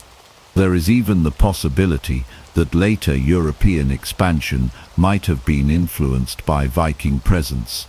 Would the kingdoms of Europe have turned their attention westward sooner if they had known of an established Norse colony across the Atlantic? Would the course of indigenous history have changed had they encountered the Norse rather than the Spanish and Portuguese in the 15th and 16th centuries? These are questions that remain in the realm of speculation, but they highlight the immense potential of the Viking voyages, an opportunity that slipped through history's grasp. Despite their failure to establish a lasting presence, the Norse did prove one thing: transatlantic travel was possible. Their journeys across the North Atlantic paved the way for later explorers, showing that the seemingly endless ocean had shores beyond the horizon. Though largely forgotten for centuries, their legacy endured in the sagas, waiting to be rediscovered by a world that had long credited Columbus with being the first European to set foot in the Americas. As the centuries passed, the memory of Vinland faded. The Vikings continued their raids and expansion in Europe, and their brief foothold in North America became little more than legend. But history is not always written in stone, and truth has a way of resurfacing. The Norse had reached the New World, and even if they did not stay, their journey was real. It was only a matter of time before the world would recognize their place in the grand story of exploration. For centuries, the Norse voyages to North America remained largely forgotten, buried beneath the weight of history and overshadowed by later European explorations. While the sagas preserved their stories, they were dismissed as myths, exaggerated tales passed down through generations. But history has a way of uncovering the truth, and as the pieces of the Viking puzzle began to emerge, the world was forced to reconsider what it thought it knew about the discovery of the New World. The first major challenge to the established narrative came not from archaeology, but from scholarship. In the 19th century, historians and researchers began revisiting the Old Norse sagas with a more critical eye. They noticed details that, while once dismissed as fiction, aligned with real geographic locations. The descriptions of Vinland's lush forests and mild climate did not match Greenland or Iceland, but seemed to describe somewhere further west. The pieces of the puzzle were there, it just took time for someone to put them together. But the true breakthrough came in the 1960s, when a team of archaeologists led by Helge and Anne Stein Ingstad uncovered the remains of a Norse settlement at Lance Og Meadows in Newfoundland. For the first time, physical evidence confirmed what the sagas had long claimed: the Vikings had indeed reached North America. The site contained remnants of Norse-style buildings, iron nails and tools, clear proof that the sagas were not mere legend, but historical accounts of real voyages. Yet even as the discovery of Lance Og Meadows rewrote history, new mysteries emerged. The site, while significant, seemed small, a temporary outpost rather than a true colony. Where were the other settlements mentioned in the sagas? Had they been lost to time, eroded by the elements, or perhaps never built at all? And what of the indigenous peoples the Norse had encountered? The lack of extensive evidence suggested that any contact had been brief, perhaps cautious, and ultimately unsustainable. Despite the undeniable proof of the Norse in North America, mainstream history was slow to adjust. The idea that Columbus had discovered America was too deeply embedded in the Western narrative. and the Viking voyages were often treated as a fascinating footnote rather than a transformative event. But as more scholars revisited the topic, the true scope of the Norse exploration became harder to ignore. Columbus may have initiated permanent European contact with the Americas, but he was not the first to set foot on its shores. That honor belonged to the Norse, nearly 500 years earlier. Today, the acknowledgement of Viking exploration is no longer in doubt, but questions remain. Did the Norse travel further than we have evidence for? Did they attempt to return after abandoning Vinland? Could there be yet undiscovered traces of their presence hidden beneath the forests and soil of North America? As archaeology advances and technology allows for new methods of exploration, the full story of the Viking journeys may still have more to reveal. The past is not a fixed narrative, it is a collection of truths waiting to be uncovered. The discovery of Lance Og Meadows proved beyond doubt that the Norse had reached North America, but it also raised a question that still haunts historians and archaeologists today. Was this the only Viking outpost, or were there others yet to be found? The sagas suggest that Vinland was more than just one settlement, describing a land rich in resources, stretching far beyond the windswept coast of Newfoundland.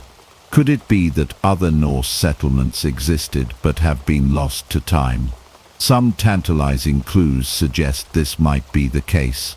A single Norse-style penny was found in Maine, a long way from Lance Og Meadows, leading to speculation about trade or indirect contact with indigenous peoples.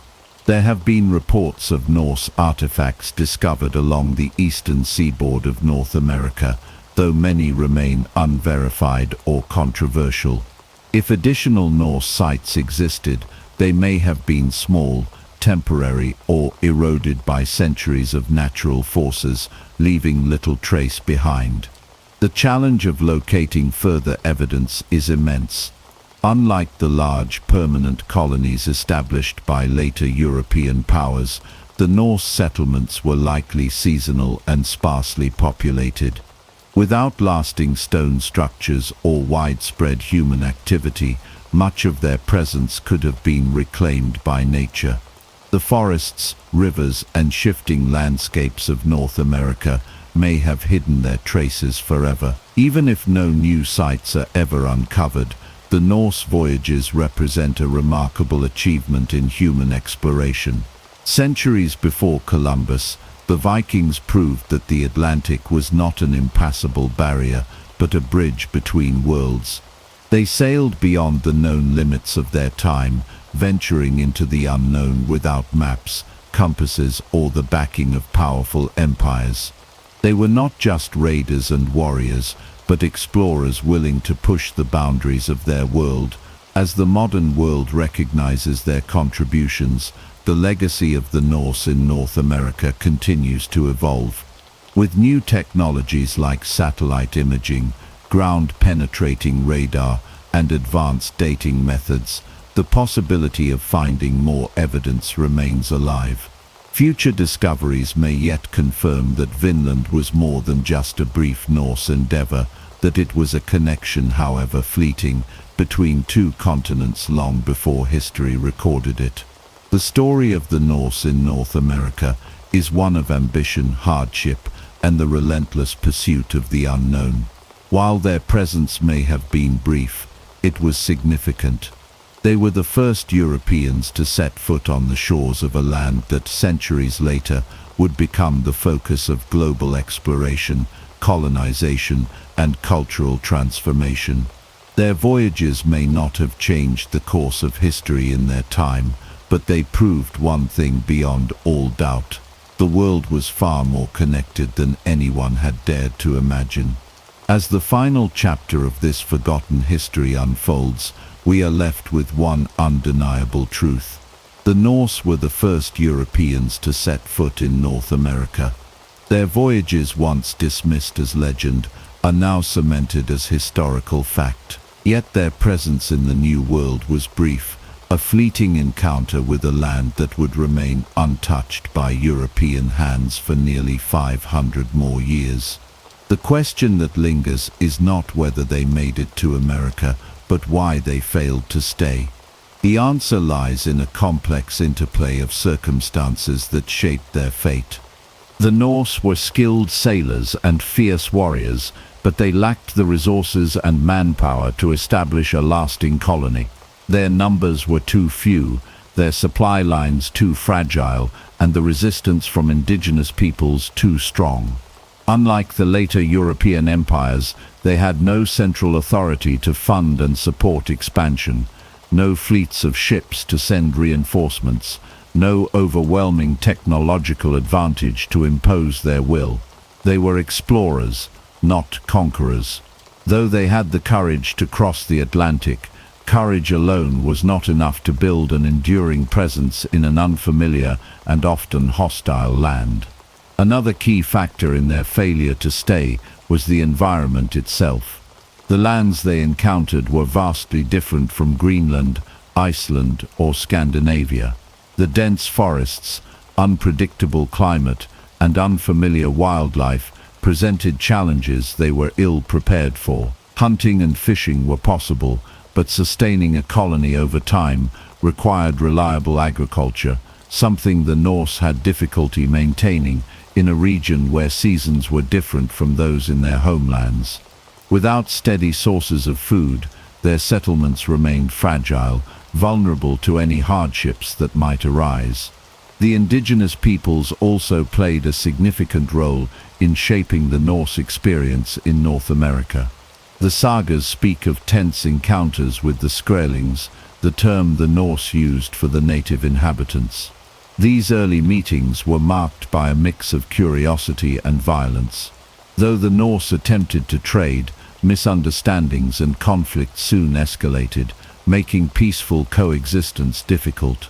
Unlike the later European powers, the Norse did not have the numbers or the military superiority to impose their will upon the native populations. With each encounter, the dangers of remaining in Vinland grew more apparent. The Norse were not prepared for sustained conflict, and without reinforcements from their distant homeland, they knew their time in this new world was limited. The knowledge of their discovery did not spread widely. With no lasting colony, no great wealth returning to Greenland or Iceland, and no written records outside of the sagas, their achievements faded into obscurity. The medieval world was not yet ready for transatlantic expansion. Trade and warfare dominated European priorities, and the distant memory of Vinland was buried beneath the weight of time. The Norse, though they had reached a new continent, left behind no great empire, no enduring footprint. They were too far ahead of their time for the world to recognize the significance of their journey. But history is never truly lost. The sagas passed down through generations kept the story alive. The ruins of Lance og Meadows stood as silent testimony to a truth waiting to be rediscovered. And when the world finally turned its eyes back to these ancient voyages, the legacy of the Norse was restored. Leif Erikson and his fellow explorers are now recognized as pioneers, visionaries who crossed an ocean and touched a distant shore long before Columbus. Their voyages were not failures but glimpses into a different path history could have taken, a path where Norse settlers might have shaped the Americas centuries before the age of exploration. Though they did not stay, their journey reshaped our understanding of exploration and human ambition. They proved that the Atlantic was not an impenetrable barrier, but a pathway. They challenged the idea that history is a straight line, showing instead that it is full of lost chapters, forgotten pioneers, and roads not taken. Their legacy is not one of empire or conquest, but of daring, curiosity, and the relentless pursuit of the unknown. They were the bridge between the old world and the new, even if their connection would not be remembered for centuries. And so, the story of the Norse in America comes to its quiet end. They came, they saw, and then they vanished from the land they briefly called Vinland. But their voyage was not in vain. It was a glimpse of what was possible, a testament to the human spirit's desire to push beyond the horizon. The world would forget them for centuries, but history never stays buried forever. The truth, like the tides, always finds its way back to shore. And in rediscovering this lost chapter, we are reminded that history is far more complex, rich and surprising than we ever imagined. Our journey starts in 356 BC in the ancient city of Pella, the capital of Macedon. It was here, in the royal palace, that Alexander was born to King Philip II and Queen Olympias. From the moment of his birth, myths and omens surrounded him. According to legend, on the night of his birth, the temple of Artemis, one of the 7 wonders of the ancient world, burned to the ground. Many saw this as a sign that a force had entered the world, one that would change it forever. Olympias was a deeply spiritual woman, and she believed her son was no ordinary child. She told Alexander that he was the son of Zeus himself, the king of the gods, and that he was destined for greatness. Whether he truly believed this or not is unknown, but it planted in him an unshakable confidence, a belief that he was meant to rule over all men. While his mother filled his mind with divine destiny, his father Philip was shaping him into a warrior. Philip was no ordinary king. He had taken Macedon from the brink of collapse and turned it into the dominant power of Greece through cunning diplomacy and military brilliance. He revolutionized warfare, creating the Macedonian phalanx, a formation of tightly packed soldiers wielding long spears. It was this innovation that made his army nearly unstoppable. But Philip knew that the strength of a warrior was not enough. For his son to become a great ruler, he needed knowledge and wisdom. For this he turned to one of the greatest minds of the ancient world, Aristotle. Aristotle was brought to Macedon to tutor Alexander in philosophy, science, medicine, and the art of war. Under Aristotle's guidance, Alexander studied the great epics of Homer, learning about heroes like Achilles and Odysseus. He absorbed the lessons of history, politics, and strategy. But beyond the books and scrolls, he trained in the ways of combat. He learned to ride, fight, and command. From a young age, his brilliance and determination set him apart. One of the most famous stories from his youth was the taming of the horse Bucephalus, a powerful and untamed stallion that no one could ride. Alexander observed that the horse was afraid of its own shadow. With patience and understanding, he turned it toward the sun, calming the beast and riding it with ease. His father watched in awe and declared, "My boy, you must find a kingdom big enough for your ambitions. Macedon is too small for you." Those words would prove prophetic. But before he could seek his own destiny, he had to survive the dangerous world of Macedonian politics. Philip's rule was not without enemies. He had spent his life securing power and expanding his influence, but his rise created rivals and resentment. Many in his court saw Alexander as a threat, and tensions within the royal family ran high.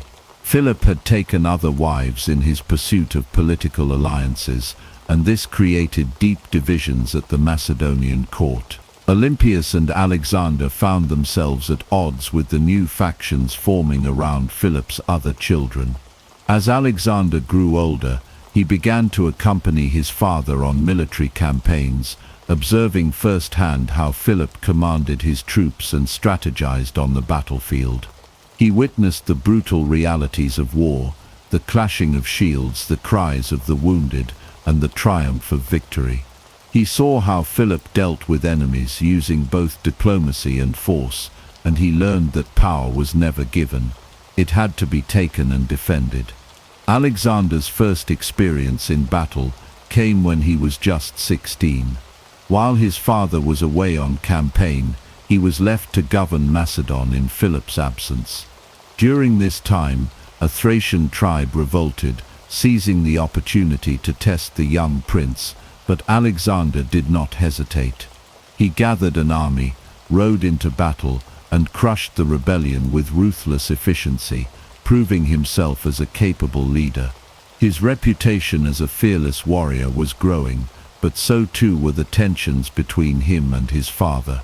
Philip's successes had made him powerful, but they had also made him arrogant. He began to look beyond Alexander, seeking other heirs and alliances. One such moment came at a grand feast celebrating Philip's latest marriage to a Macedonian noblewoman. During the gathering, one of Philip's generals openly declared that at last Macedon would have a true heir of pure blood. Enraged, Alexander stood up and shouted, "Am I a bastard then?" Before the entire court he threw his cup at the general, and an argument erupted.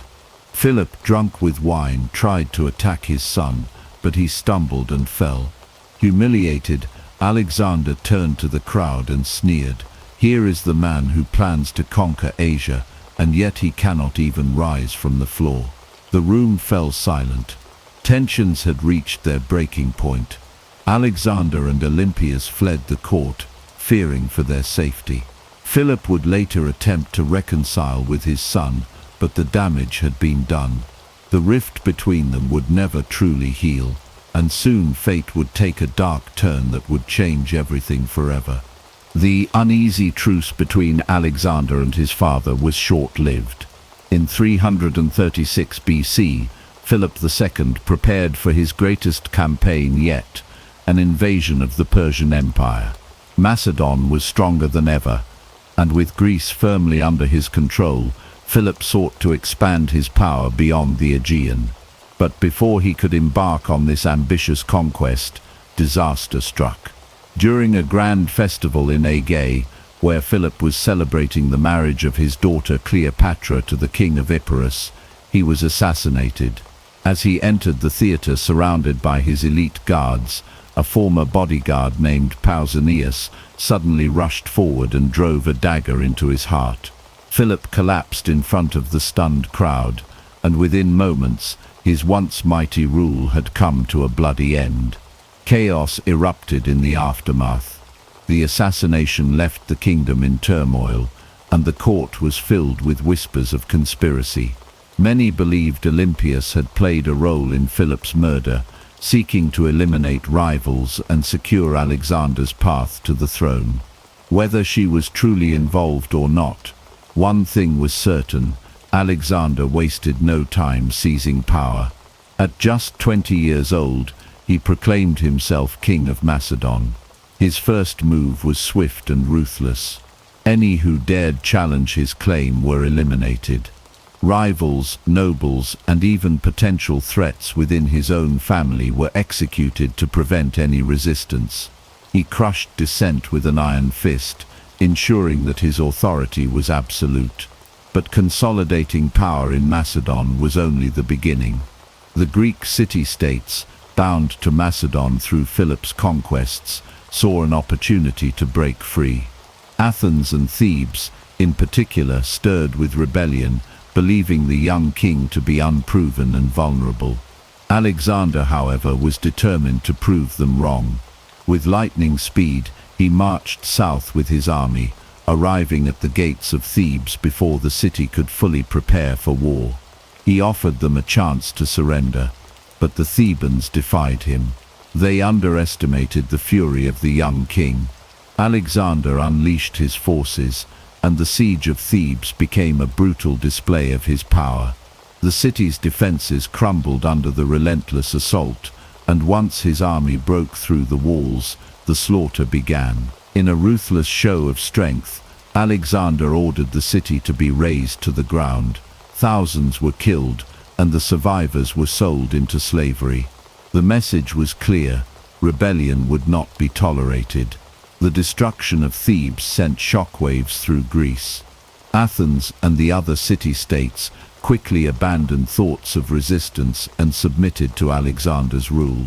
With Greece secured under his iron grip, he could now turn his attention to the dream his father had never lived to see fulfilled: the invasion of Persia. The great war that would define his legacy was about to begin, and Alexander was ready to carve his name into history. With Greece firmly under his control, and the memory of Thebes' destruction fresh in the minds of his subjects, Alexander turned his gaze eastward. Persia, the greatest empire the world had ever known, stood before him, a vast and powerful enemy. But to Alexander, it was not an insurmountable obstacle, it was his destiny. In the spring of 334 BC, he led his army across the Hellespont, the narrow strait that separated Europe from Asia. He had arrived on Persian soil, and there would be no turning back. The force he brought with him was small compared to the mighty Persian army, but it was battle-hardened, disciplined, and led by a man whose ambition knew no limits. He commanded roughly 40,000 soldiers, including the elite Macedonian phalanx, a formation of warriors wielding long spears that had never been broken in battle. Alongside them were his trusted cavalry, the companion cavalry, considered the most formidable horsemen of their time. Though outnumbered, Alexander's strategy, speed and sheer force of will would prove more than a match for the Persians. The first true test of his campaign came swiftly. Near the banks of the Granicus River, the Persian satraps had assembled an army to halt Alexander's advance. They believed they could crush him before he could gain a foothold in Asia. The Persian commanders lined their cavalry along the riverbank, confident that the raging waters and steep embankment would break the Macedonian charge. But Alexander did not hesitate. Leading from the front, he spurred his cavalry forward, plunging into the river despite the strong currents and treacherous footing. The battle was fierce, with Alexander himself at the heart of the fighting. He cut through the Persian lines with relentless fury, his sword striking down enemy commanders one by one. At one point, he was nearly killed when a Persian noble raised his weapon to strike him down, but his loyal general Clytus the Black intervened at the last moment, saving his life. With the Persian cavalry shattered, their forces broke and fled, leaving Alexander victorious. This first triumph sent a clear message to the Persian king Darius III. Alexander was not a mere upstart. He was a force to be reckoned with. Rather than slowing his momentum, Alexander pressed forward, marching deeper into Persian territory, seizing cities and fortresses along the way. At every turn he was met with both fear and admiration. Many Greek cities under Persian control welcomed him as a liberator, opening their gates willingly. Others, unwilling to surrender, faced the full wrath of his army. But while Alexander pushed forward, Darius III was preparing for war. The young Macedonian king had proven himself in battle, but the real test was yet to come. The Persian king was amassing a massive army, one that would dwarf Alexander's forces in size. The two would soon meet on the battlefield, and the fate of an empire would hang in the balance.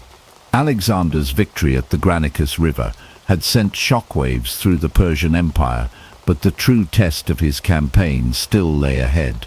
The great king Darius III, now fully aware of the Macedonian threat, was no longer content to let his satraps handle the invader. He began assembling an army unlike any Alexander had ever faced, one that would dwarf the Macedonian forces in both numbers and resources. Yet, if there was one thing Alexander knew, it was that sheer numbers did not win battles, strategy did. Marching through Asia Minor, Alexander continued his advance with unrelenting speed. City after city fell to his forces, either by surrender or conquest. In many Greek cities that had long been under Persian rule, he was welcomed as a liberator, and they pledged their loyalty to him. Those who resisted met the full fury of his army. As his reputation grew, so did his legend. His soldiers saw him not just as a commander, but as a man touched by the gods, a living embodiment of destiny. By late 333 BC, Alexander had reached the city of Gordium, home to the famous Gordian knot, an intricate and seemingly impossible tangle of rope said to have been tied by an ancient king. According to legend, whoever could untie the knot was destined to rule all of Asia. Alexander, never one for superstition without action, approached the knot. When attempts to unravel it proved futile, he simply drew his sword and sliced through it in one clean stroke. Whether he had solved the puzzle or simply bypassed it mattered little. The message was clear: nothing would stand in his way. But as Alexander pushed further into Persia's domain, Darius was ready. The Persian king had gathered an army of nearly 100,000 men, composed of elite Persian immortals, cavalry, and levied soldiers from across his vast empire. He had chosen the battlefield carefully, narrow terrain near the town of Issus, where his numerical superiority would be less of an advantage. When Alexander learned of Darius's location, he wasted no time. He turned his army south, marching through the night to surprise the Persian forces. By dawn, both armies stood face to face. The Battle of Issus was unlike anything Alexander had fought before. The Persian forces stretched as far as the eye could see, their banners waving under the eastern sun. Darius, seated in his grand war chariot, believed victory was assured. But Alexander had no intention of letting the Persian king dictate the terms of battle. With calculated precision, he ordered his companion cavalry to charge directly at the Persian left flank, breaking through their lines with devastating force. The Macedonian phalanx followed, their sarissas driving into the enemy ranks with deadly efficiency. The battlefield was a chaotic storm of blood and steel, but amid the carnage, Alexander saw his moment. He fixed his gaze on Darius himself. With his elite cavalry at his side, Alexander cut through the Persian defenses, forcing his way toward the Persian king. Darius, seeing the relentless advance, panicked. The ruler of the largest empire on earth, the man who had believed himself untouchable, turned and fled the battlefield. His retreat sent shockwaves through his army, and what had been a grueling battle turned into a full-scale rout. The Persian lines collapsed, and the once mighty host was sent scattering in all directions. Alexander had achieved the impossible. He had broken the Persian king. The victory at Issus was more than just a military triumph. Among the captured were Darius's own family, including his wife, mother, and children. But rather than treating them as spoils of war, Alexander showed them great respect, ensuring they were given the finest care. His actions were not just those of a conqueror, but of a ruler who sought legitimacy over the empire he intended to claim. Yet, despite his victory, Alexander knew that Darius was not yet defeated. The Persian king had escaped, and as long as he lived, the war was far from over. Alexander now had his sights set on the beating heart of Persia's empire, the cities of Tyre, Egypt, and ultimately, Babylon. But before he could claim the title of King of Asia, he would face one of the most grueling and legendary sieges in history. After his stunning victory at Issus, Alexander had proven to the world that he was more than just a young conqueror, he was a force of nature. But his journey was far from over. The Persian king Darius III had escaped, and as long as he remained free, the Persian Empire was still a threat. Alexander now set his sights on the strategic coastal cities that supplied Persia's vast empire, knowing that if he controlled the sea, he could cripple his enemy's ability to strike back. His next challenge was the great city of Tyre, an island fortress that had stood for centuries as an impenetrable stronghold. It was the jewel of the Phoenician coast, a city whose walls rose high above the sea, surrounded on all sides by deep waters.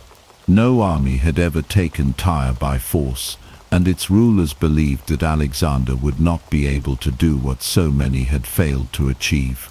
But they underestimated the will of the Macedonian king. When Alexander sent envoys demanding the city's surrender, the Tyrians refused. They mocked his request and killed his messengers, throwing their bodies from the walls into the sea. It was a grave mistake. Alexander was not one to be denied. If he could not reach the city by land, he would create land. He ordered his engineers to build a massive causeway, a stone bridge stretching from the mainland to the island fortress. Day by day, his men worked under constant attack from Tyrian archers and naval forces. The defenders sent fire ships to burn his siege works and rained down projectiles from their towering walls, but Alexander's resolve did not break. He brought in siege towers, massive structures armed with catapults, and continued his assault with relentless determination. The siege dragged on for months, but Alexander's patience was infinite. He called upon his allies in the Greek world to send ships, blockading the city from the sea. His engineers reinforced the causeway, bringing it ever closer to the walls. Then, in a final decisive push, his army stormed the city. The walls of Tyre, once thought to be unbreakable, crumbled before him. His soldiers poured through the breaches, unleashing their fury on those who had defied him. The city that had once laughed at Alexander now lay in ruins, its streets filled with the echoes of conquest. With Tyre fallen, the path to Egypt was open. Unlike the defiant Tyrians, the Egyptians did not resist him. To them he was not a conqueror, but a liberator. For centuries they had been ruled by the Persians, and now a new ruler had come, one who honored their gods, respected their traditions, and brought with him the promise of a new era. In the ancient city of Memphis, Alexander was crowned as Pharaoh, the living god-king of Egypt. It was here that he would make one of the most fateful decisions of his life. Deep in the western desert lay the oracle of Ammon at Siwa, a sacred site believed to hold the wisdom of the gods. Alexander, ever drawn to the idea of divine destiny, made the arduous journey through the desert to seek the oracle's guidance. When he arrived, the priests greeted him not as a mortal man, but as the son of Zeus Ammon. Though history does not record the exact words spoken to him, Alexander left Siwa with an unshakable belief. He was no mere king. He was chosen by the gods to rule the world. With Egypt under his control and his divine mandate confirmed, Alexander turned his gaze east once more. Darius was still out there, rallying his forces, gathering the full strength of the Persian Empire for one final confrontation. But Alexander was not the same man who had crossed into Asia years before. He was now a living legend, a ruler of nations, a man who had defied the impossible. And soon he would face his greatest challenge yet, the decisive battle that would determine the fate of the world. Alexander had reshaped the world with his victories, but his journey was far from over. The Persian Empire still stood, and its ruler Darius III was preparing for a final stand. Alexander knew that to truly claim the empire, he would have to confront Darius in open battle. News reached him that Darius had gathered a massive army at Gaugamela, a vast plain where he intended to crush the Macedonian invader once and for all. Unlike Issus, where the terrain had limited the Persian numbers, Gaugamela offered open ground, perfect for Darius's cavalry and war chariots. But Alexander was undeterred. He would not retreat. He would not slow down. He would face the might of Persia head-on. As he approached the battlefield, he saw the sheer scale of the enemy before him. Darius had assembled what was perhaps the largest army the ancient world had ever seen. Tens of thousands of soldiers, war elephants, scythed chariots, and the finest Persian cavalry stood ready to obliterate Alexander's forces. Some of his commanders urged caution, even retreat. But Alexander would not be swayed. He gathered his men the night before the battle and spoke to them with fire in his voice. He reminded them of their victories, of their glory, of the destiny they were forging together. They were not just fighting for conquest, they were fighting to carve their names into eternity. As dawn broke, Alexander rode to the front of his army. The Macedonian phalanx stood in perfect formation, their long spears gleaming in the morning light. His cavalry, disciplined and fearless, waited for his command. On the opposite side of the field, Darius watched from his golden chariot, surrounded by his elite guard. Then, with a single motion, the battle began. Darius unleashed his war chariots, their bladed wheels designed to cut through infantry like a scythe through wheat. But Alexander had anticipated this. He ordered his men to open gaps in the line, allowing the chariots to pass harmlessly through before cutting down their drivers. The Persian cavalry then surged forward, seeking to envelop the Macedonian forces, but Alexander countered with precision, sending his own cavalry to meet them in a clash of steel and fury. The field became a storm of dust and blood, warriors locked in deadly combat, the air filled with the sounds of battle. Then Alexander saw his moment. He had spent the battle luring Darius into a false sense of control, drawing his forces apart. Now, with perfect timing, he led his elite companion cavalry straight toward the Persian king.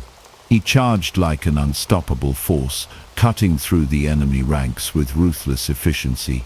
As he neared Darius, panic spread through the Persian lines. For the second time, the great king of Persia lost his nerve. He turned his chariot and fled, abandoning his army to be slaughtered. With their king gone, the Persian soldiers broke. Some fought to the death, others threw down their weapons and ran. By the day's end, Alexander stood victorious. Gaugamela had not just been a battle, it had been the death blow to the Persian Empire. He was now the master of Asia, but victory came at a cost. His men had fought and bled for years, and though they followed him without question, they had begun to wonder how far they would go. Alexander, however, was not finished. His eyes turned further east, toward the last remnants of Persian resistance and beyond, to lands unknown, to an empire without end. With the Persian Empire shattered, Alexander was no longer just a conqueror. He was the ruler of the largest empire the world had ever seen. Babylon, Susa, and Persepolis had fallen before him, their wealth pouring into his hands. But despite his triumph, he did not stop. He could not stop. There was still one task left unfinished. Darius III, the defeated king of Persia, had fled eastward into the vast and treacherous lands beyond the empire's heartland. As long as he lived, there would always be a shadow over Alexander's rule. And so, with relentless determination, he set out to hunt down his fallen adversary. Through mountains and deserts, Alexander pursued Darius. The journey was grueling, the terrain unforgiving. The deeper he marched into the unknown, the more his men began to question their purpose. They had fought for years, conquered the unconquerable, and now they were chasing a ghost across an endless expanse. But Alexander did not waver. He pushed forward, driven by a force that few could understand. To him, this was not just about vengeance or power, it was about destiny. Finally, after months of pursuit, word reached Alexander that Darius had been betrayed. One of his own governors, Bessus, had seized him, declaring himself the new king of kings. When Alexander found Darius, the once mighty ruler of Persia was dying in the dust, abandoned by those who had once sworn loyalty to him. The sight was pitiful. Here lay the man who had ruled the greatest empire in the world, now nothing more than a broken fugitive. As he took his last breaths, Alexander is said to have offered him comfort, assuring him that his death would be avenged. Darius died with the knowledge that his empire was gone, his legacy erased. But Alexander was not finished. Bessus, the traitor who had dared to defy him, would not escape justice. Alexander pressed further east, into lands unknown to the Greeks, where fierce warriors and vast wildernesses awaited him. His campaign was no longer about conquest alone. It was about forging something greater than an empire. He adopted Persian customs, dressed in their robes, and demanded that his men bow before him, as the Persians did their kings. This, however, did not sit well with his Macedonian soldiers. They had followed him to the ends of the earth, but now they saw their king changing before their eyes. Whispers of rebellion spread through the ranks, but Alexander did not yield. He saw himself as more than just a Macedonian king. He was the ruler of a new world, a fusion of East and West, a vision no one else could see. Bessus did not last long. When Alexander finally caught him, he made an example of the traitor, stripped of his false title. Bessus was executed in the brutal fashion of the Persians, a message to all who would stand in Alexander's way. With Darius dead and the last remnants of Persian resistance crushed, the empire was truly his. But even then, it was not enough. He turned his gaze toward the distant lands of India, where new challenges and new legends awaited him. His men, weary and longing for home, did not yet realize that their greatest trials were still to come. Alexander's ambition knew no bounds. With Persia conquered and its last ruler dead, he turned his gaze further east, toward the fabled lands of India.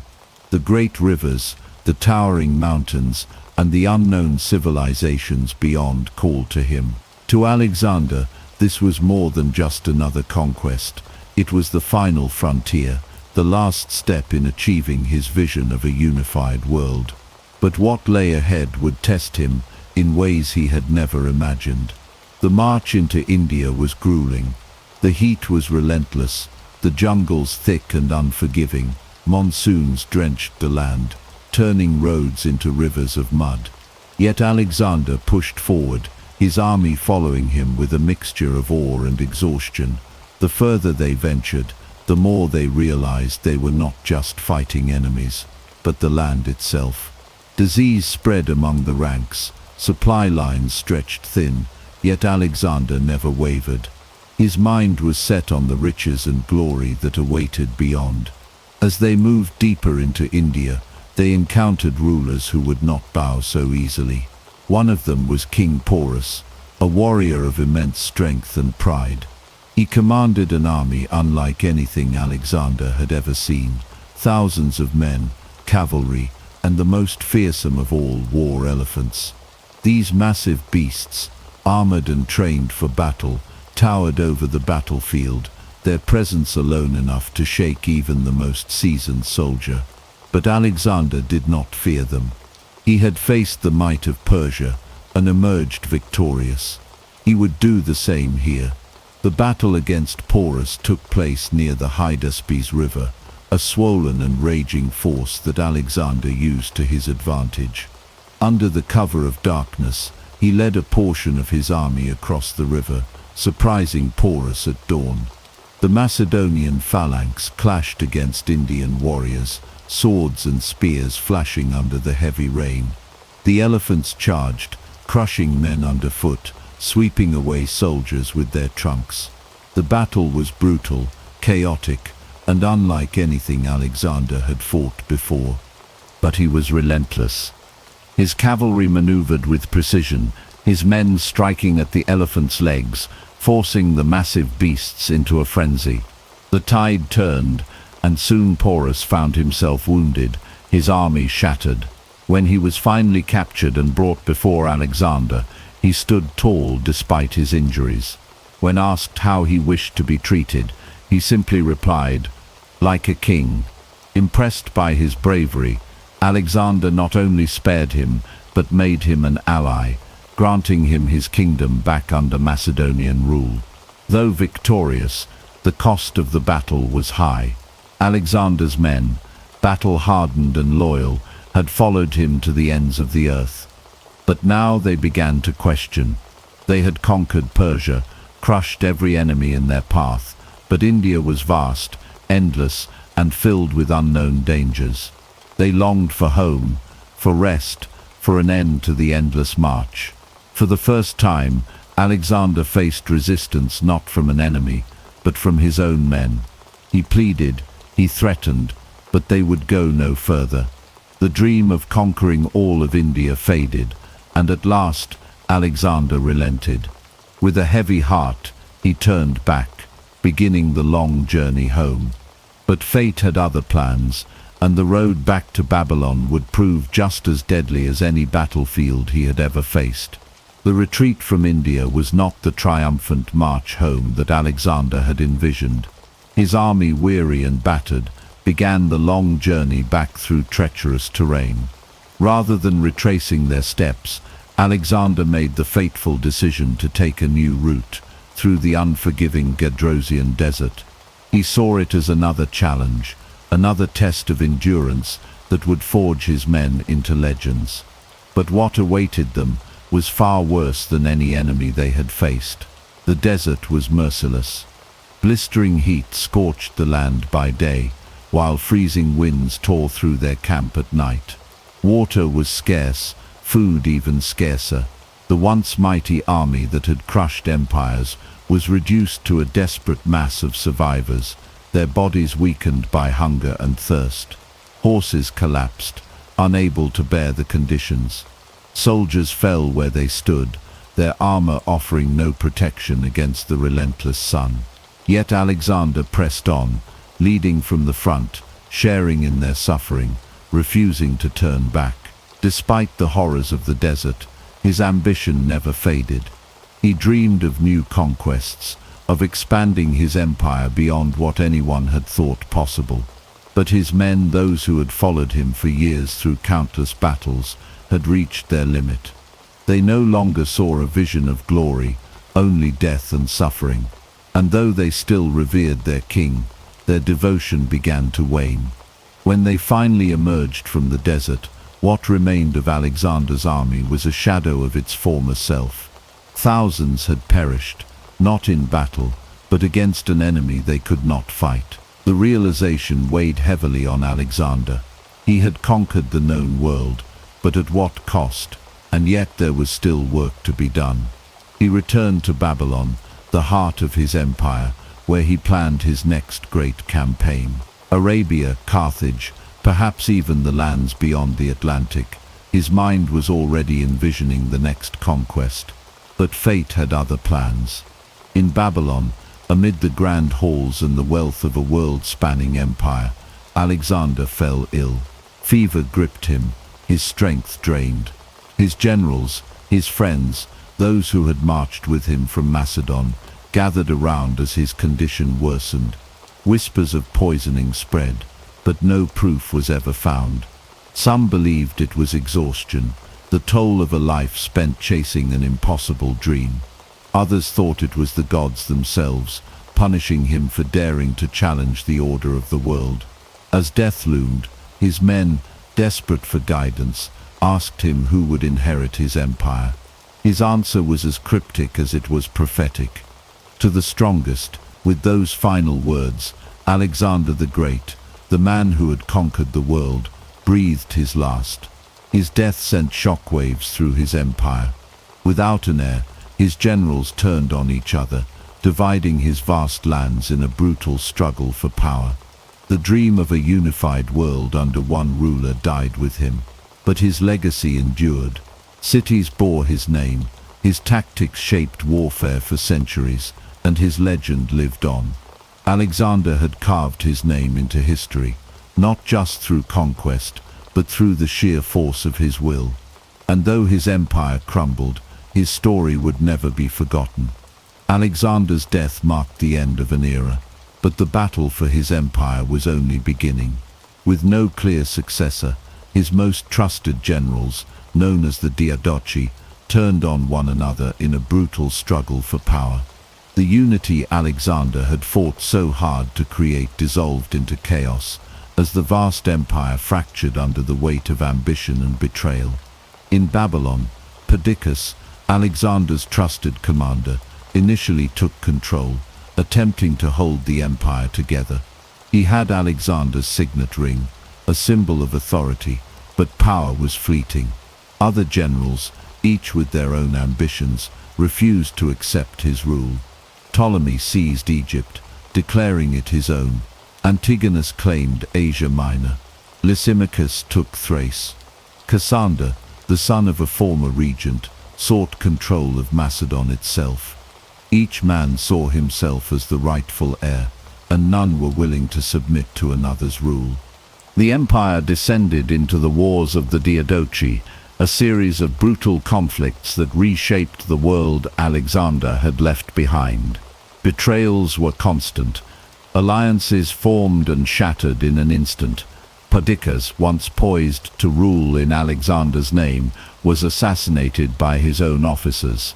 In Macedon, Alexander's mother Olympias fought to preserve his bloodline, but she too was killed in the ruthless struggle for dominance.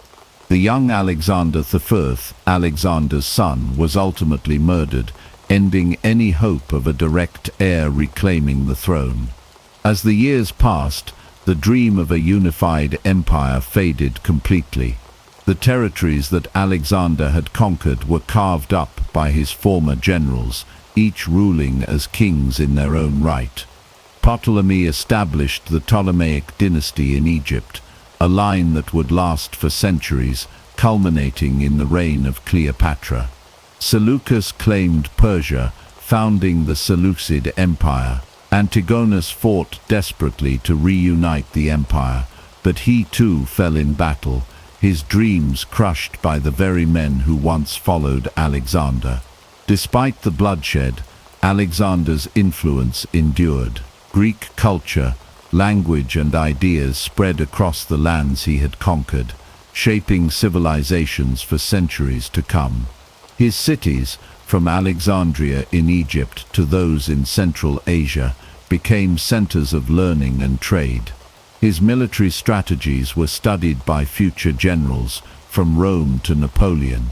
Even in death, Alexander's vision had changed the course of history. Though his empire did not survive, his legend did. His name remains synonymous with greatness, a symbol of ambition, conquest, and the relentless pursuit of glory. The world he left behind was forever altered, shaped by the echoes of his impossible dream. As the dust of war settled and the Diadochi carved up Alexander's empire, a new era emerged, one of kings rather than conquerors.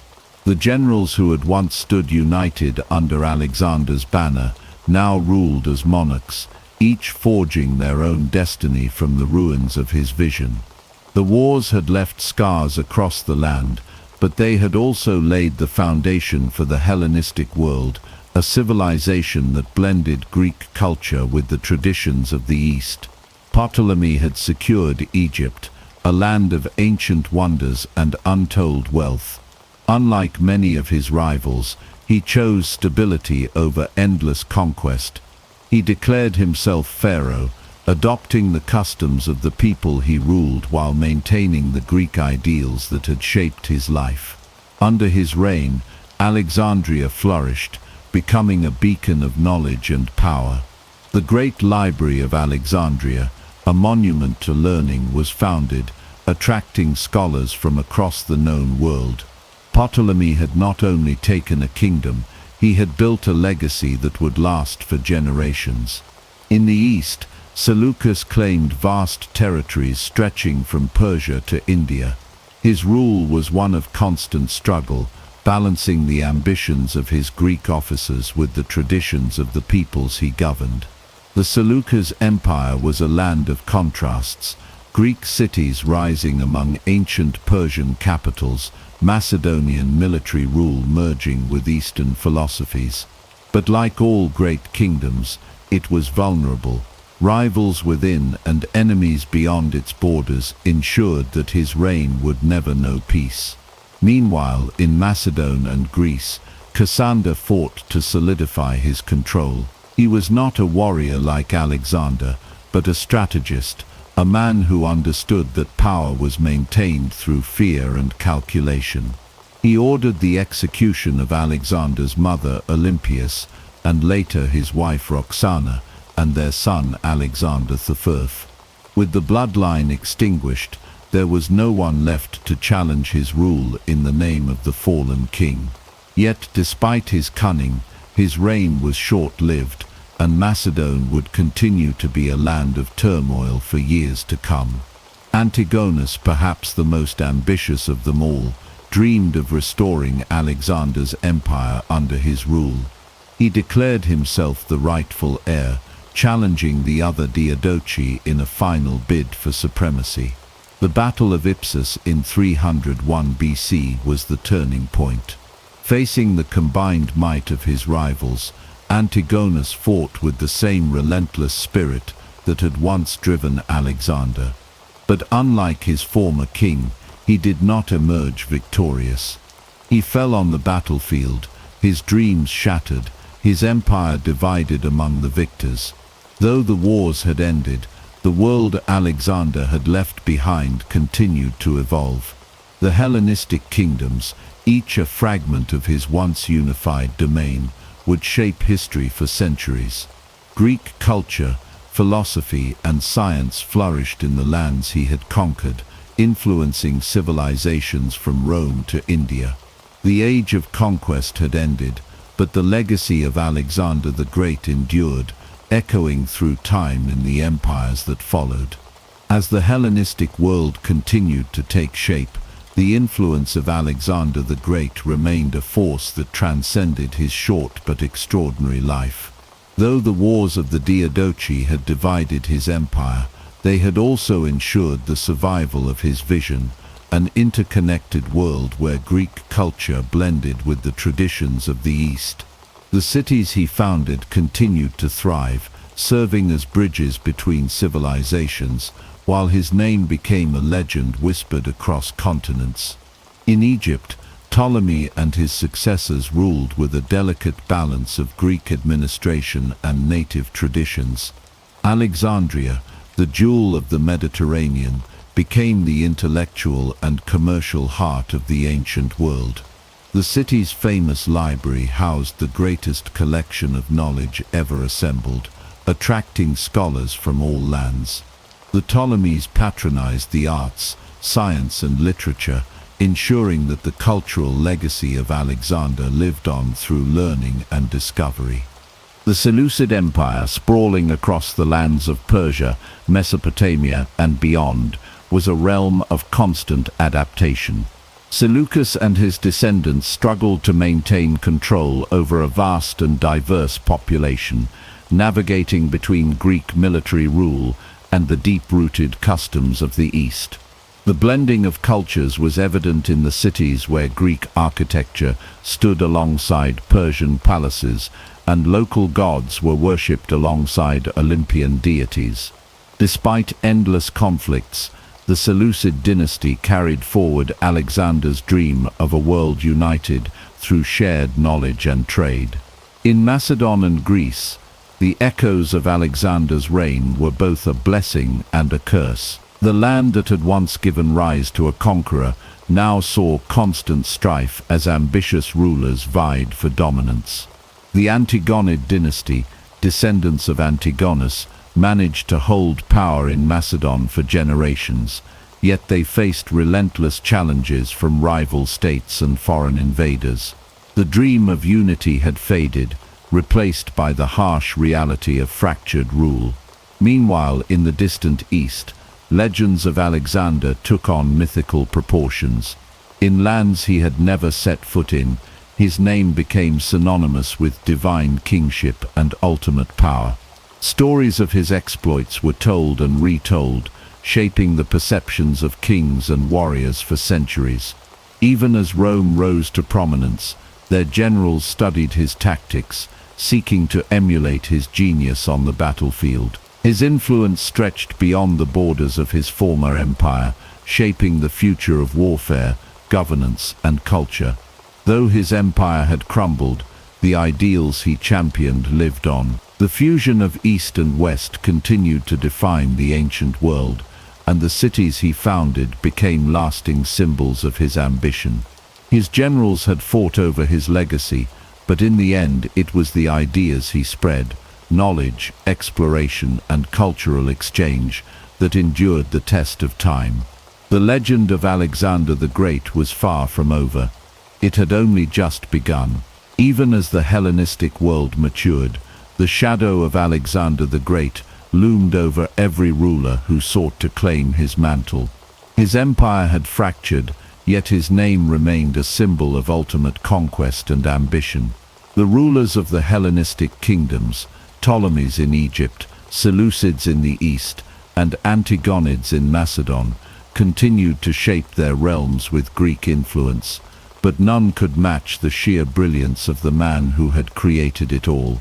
In Egypt, the Ptolemies had firmly entrenched themselves as pharaohs, blending Greek and Egyptian traditions to maintain control over their diverse subjects. Alexandria had become the beating heart of the Mediterranean world, a hub of trade, learning, and innovation. The Great Library and the Museum attracted scholars from every corner of the known world, advancing science, medicine, and philosophy in ways Alexander himself might have dreamed. Yet for all their prosperity, the Ptolemies remained ever wary of their rivals, knowing that war was never far away. The Seleucid Empire, stretching from Anatolia to the borders of India, remained the most volatile of Alexander's successor states. Seleucus and his heirs struggled to maintain cohesion over a vast and culturally diverse population. Greek rulers governed Persian subjects, Indian war elephants marched alongside Macedonian phalanxes, and cities bore the marks of both East and West. This empire, more than any other, embodied Alexander's vision of a blended world, yet internal strife and constant external threats kept its rulers in a perpetual state of conflict. In Macedon, the Antigonids fought to uphold their power in the land where Alexander had once walked as a prince. Greece, always restless, saw frequent uprisings as city-states yearned for independence. The once mighty Macedonian army, which had crushed the Persian Empire, was now forced to defend itself against former allies and new emerging threats.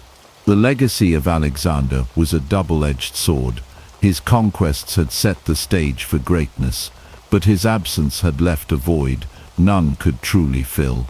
Beyond the borders of his former empire, Alexander's legend only grew. In India, tales of his invincibility were woven into local myths, transforming him into a near-divine figure. In the lands of Persia and beyond, rulers invoked his name to legitimize their own ambitions.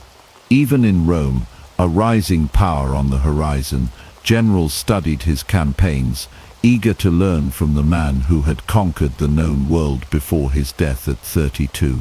Though his empire had long since crumbled, his influence remained stronger than ever. The world had changed because of Alexander, and no king, no general, no empire could ignore the indelible mark he had left. His dream of unity had faded into history, but his name, Alexander the Great, would endure for eternity. As the years passed and the Hellenistic kingdoms continued their struggles, the name of Alexander the Great remained a force that shaped the ambitions of rulers and the dreams of conquerors. Though his empire had splintered, his legend had grown even larger, spreading far beyond the lands he had marched through in his lifetime.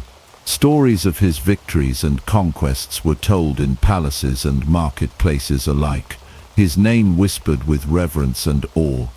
In Egypt, the Ptolemies maintained their rule by blending Greek and Egyptian traditions, presenting themselves as pharaohs while maintaining the intellectual and cultural superiority of the Hellenic world. Alexandria flourished as a beacon of knowledge, home to the great library and scholars who pushed the boundaries of science, medicine, and philosophy.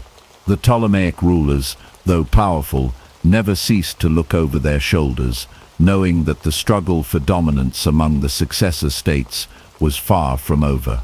The Seleucid Empire remained a vast but unstable realm, constantly at war with itself and its neighbors.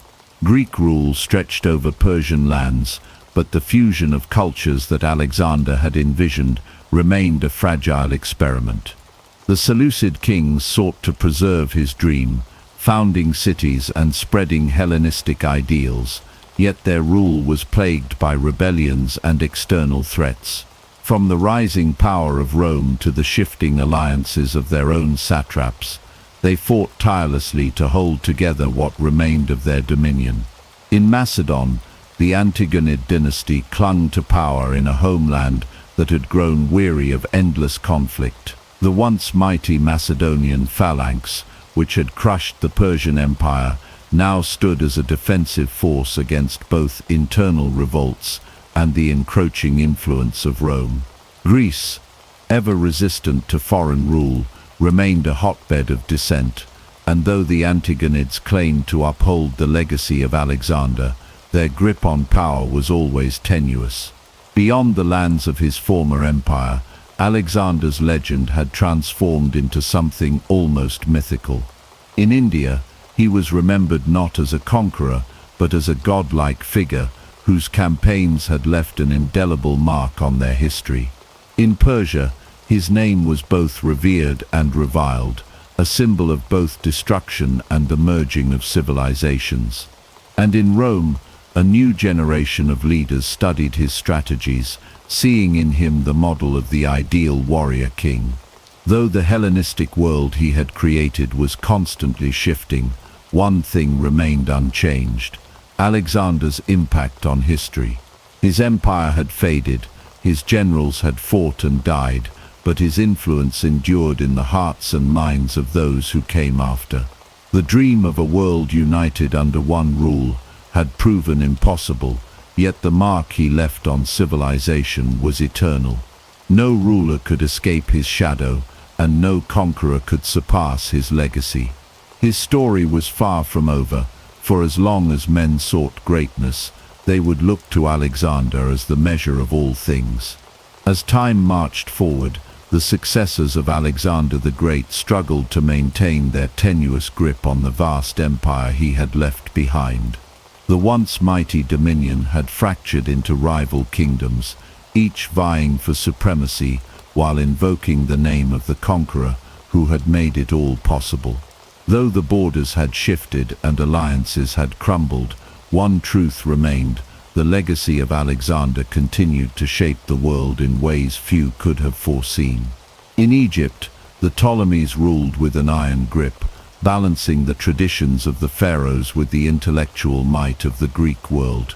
Alexandria stood as a symbol of this fusion, its great library a beacon of knowledge, where scholars from across the known world gathered to advance human understanding. Underneath the surface, however, tensions simmered. Native Egyptians resented Greek rule, and the ruling class struggled to maintain their hold over a diverse and often unruly population. The Seleucid Empire, stretching from the Aegean to the edges of India, remained the most fragile of the Hellenistic kingdoms. Beset by both internal strife and external enemies, its rulers fought ceaselessly to hold together a realm that seemed perpetually on the brink of collapse.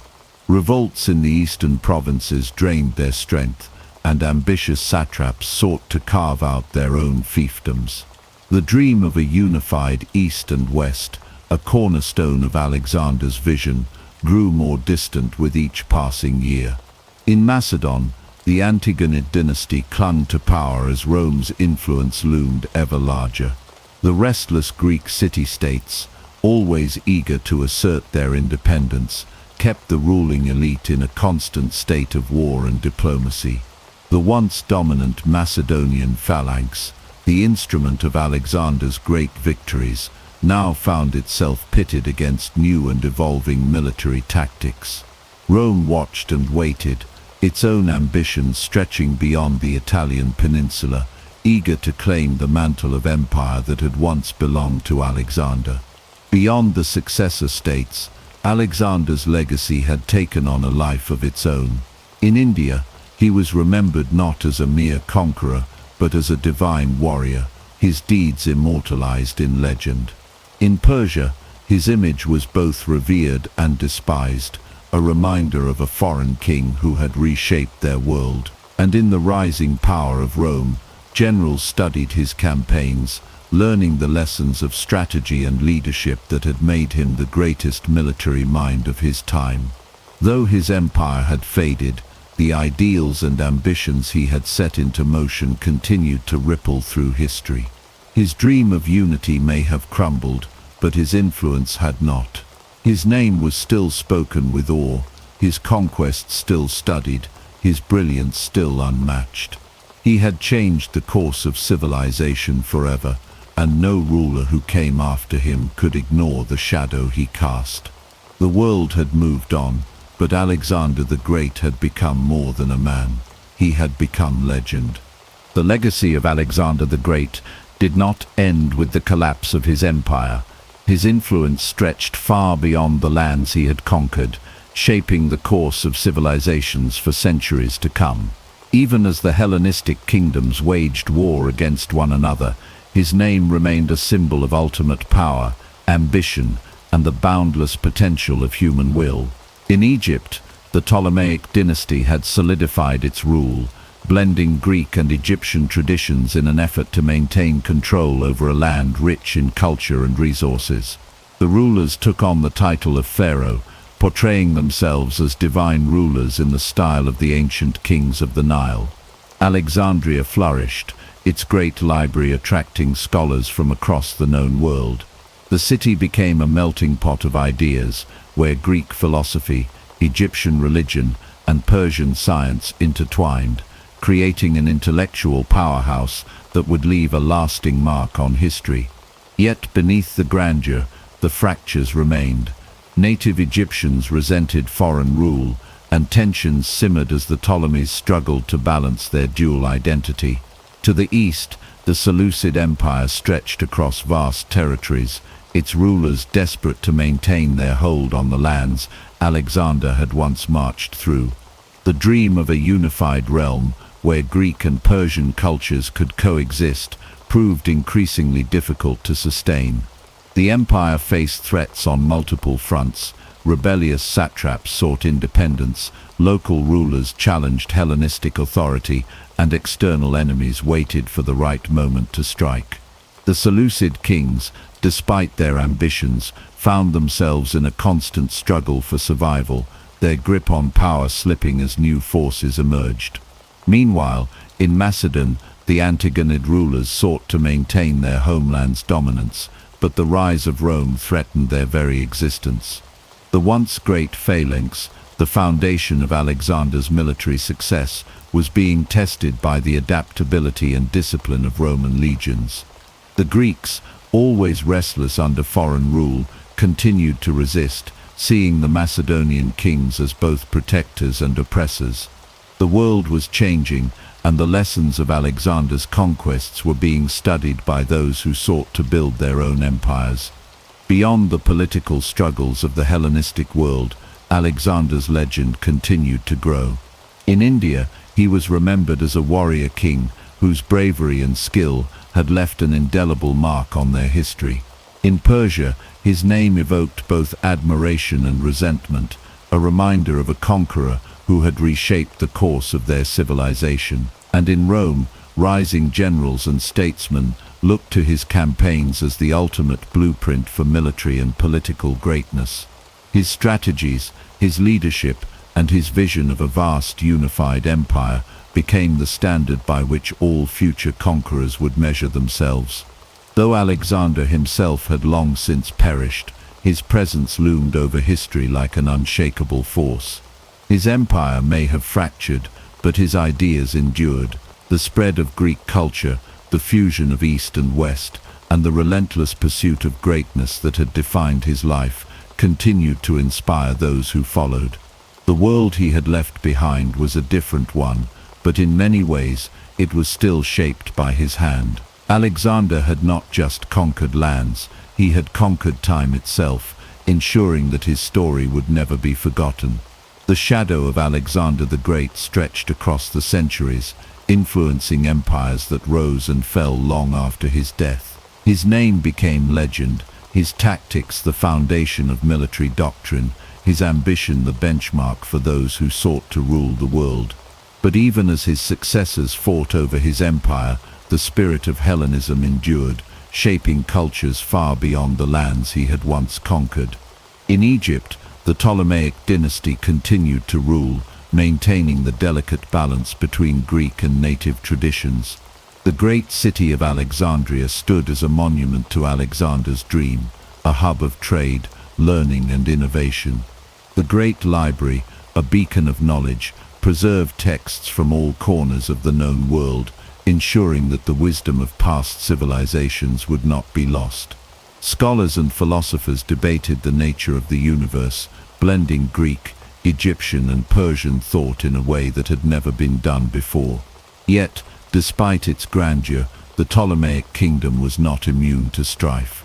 Political intrigue, familial rivalries, and external threats continued to erode its strength, foreshadowing the eventual rise of a new power in the West.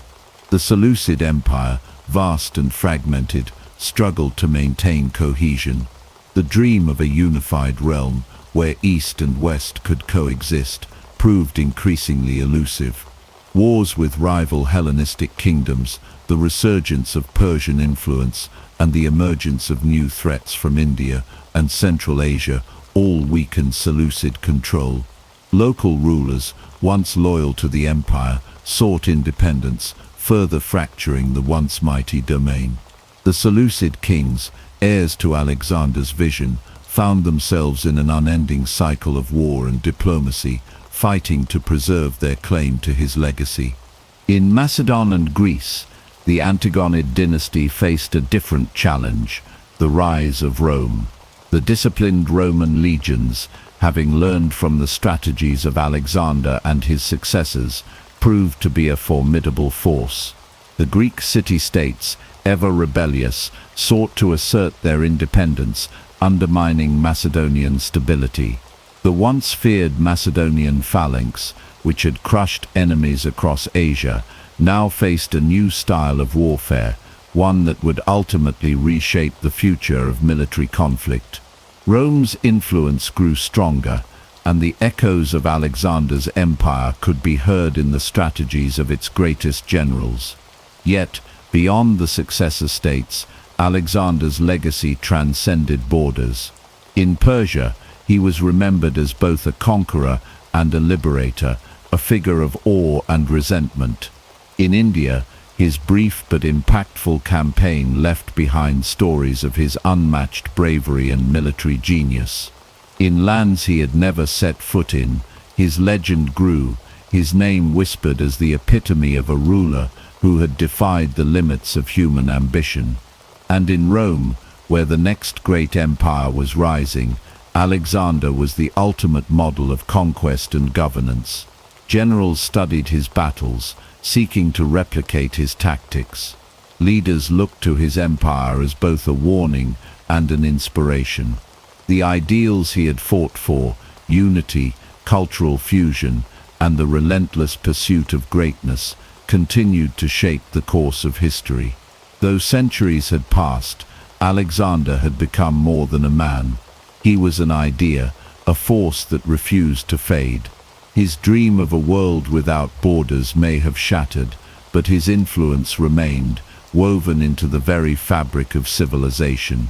And as new empires emerged, his shadow loomed over them all, a silent reminder that true greatness was not measured in land or gold, but in the impact one left behind. The world that Alexander had left behind was one of chaos and ambition. His generals, once united under his command, had turned against each other in a brutal struggle for power. The wars of the Diadochi, as they came to be known, had reshaped the map of Alexander's empire, dividing it into fractured kingdoms each ruled by one of his former lieutenants. But while these rulers fought for supremacy, Alexander's legacy continued to evolve, shaping the ambitions of those who sought to follow in his footsteps. In Egypt, the Ptolemaic dynasty had embraced both Greek and native Egyptian traditions, presenting themselves as pharaohs in an effort to legitimize their rule. The great city of Alexandria flourished, becoming a beacon of learning and trade. The great library expanded, attracting scholars from across the known world. Here, The fusion of cultures that Alexander had envisioned continued, as Greek philosophy intertwined with Egyptian mysticism and Persian science. The city was a living testament to the idea that knowledge and culture could transcend the borders of empires. Yet, for all its grandeur, Egypt was not without its problems. The native population chafed under foreign rule, and as generations passed, the Ptolemies found themselves increasingly isolated from the people they governed. In the vast Seleucid Empire, stretching from Anatolia to the edges of India, the struggle to maintain Alexander's vision proved even more difficult. The empire was too large, too diverse, and too fragile. Persian influences reasserted themselves, and local rulers sought autonomy. The Seleucid kings, despite their attempts to hold on to their power, faced constant rebellions and external threats. The dream of a unified realm, where Greek and Eastern cultures coexisted as equals, was slipping away. The empire's borders shrank, and the once great domain of Alexander fractured into smaller independent states. Meanwhile, in Macedon, the Antigonid dynasty struggled to maintain control over Greece. The Greek city-states, ever independent, resisted Macedonian rule, and the growing power of Rome loomed on the horizon. The Roman Republic had studied the strategies of Alexander and his successors, refining their own military tactics. They adapted, learning from the mistakes of the Hellenistic armies, and their legions grew into a force that would soon challenge the very foundations of the Hellenistic world. But Alexander's legacy was not just political.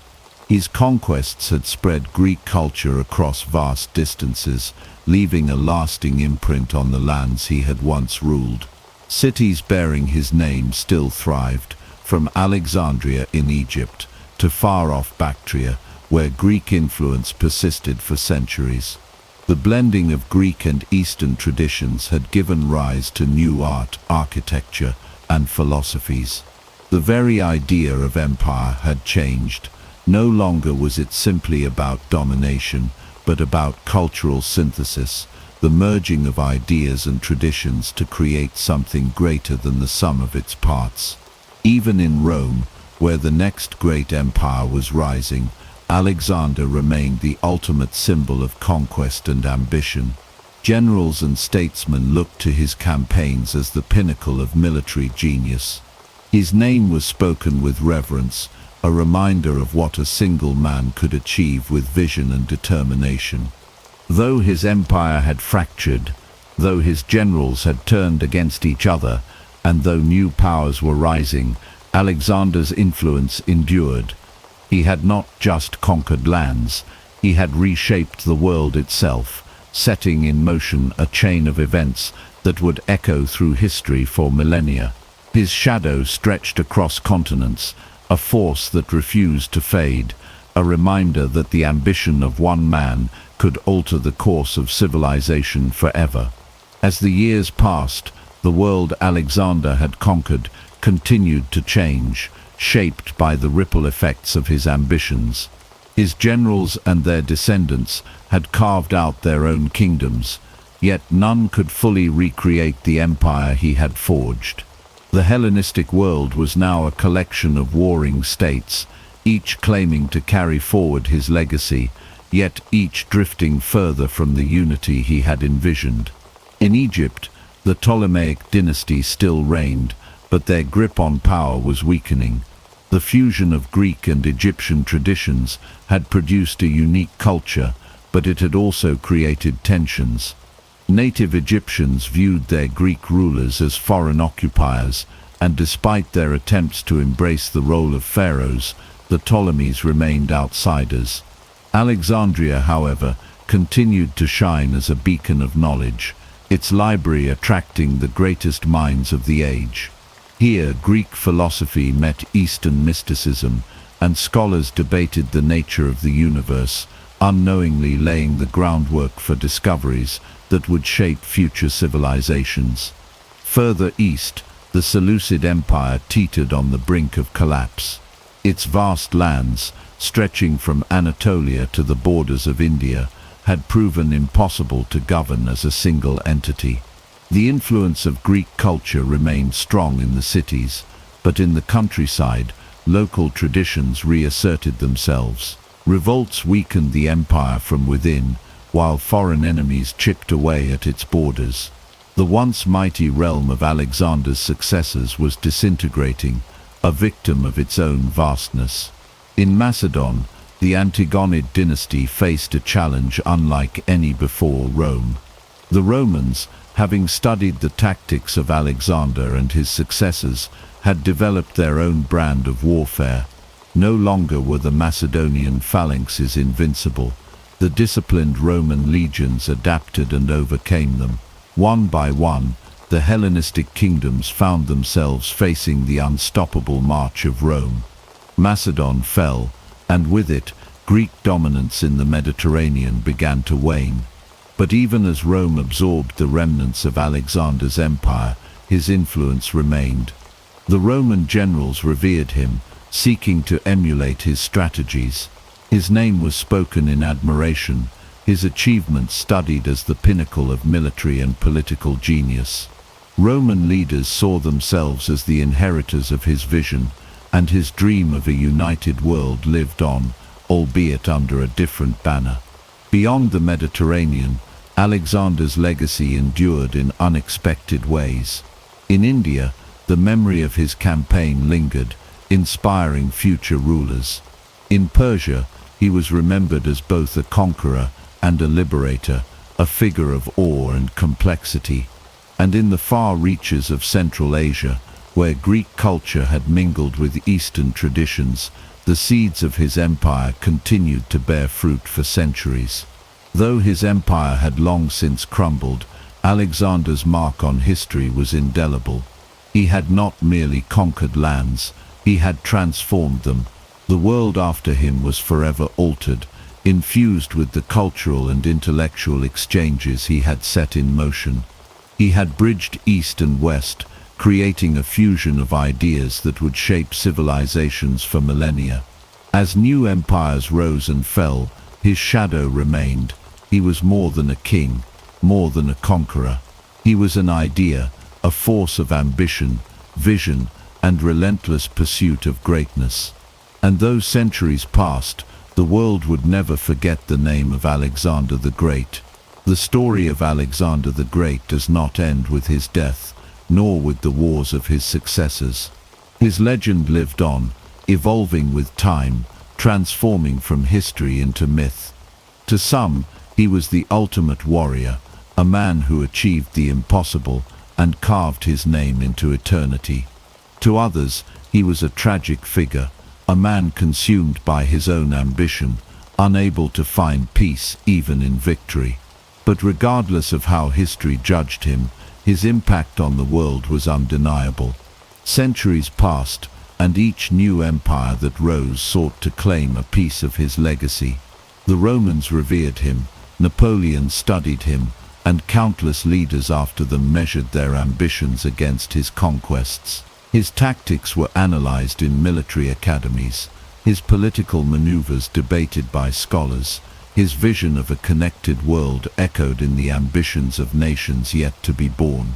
The cities he founded continued to thrive, their names a reminder of the man who built them. The knowledge he spread, the cultures he merged, the legends he inspired, they all endured. His tomb, if it ever truly existed, was lost to time.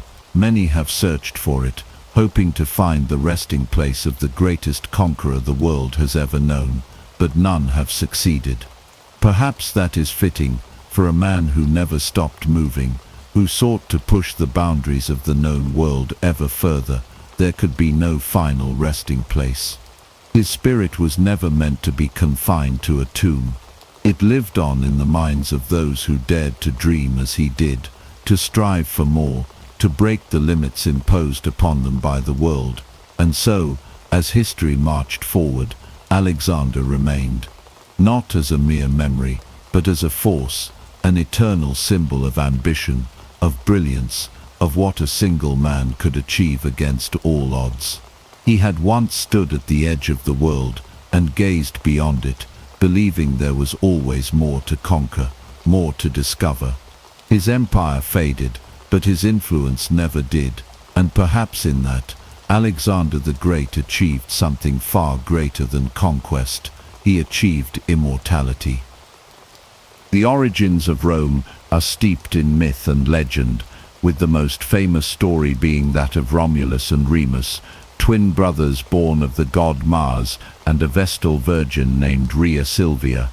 According to the myth, the twins were cast into the Tiber River and rescued by a she-wolf, who nursed them until they were found by a shepherd.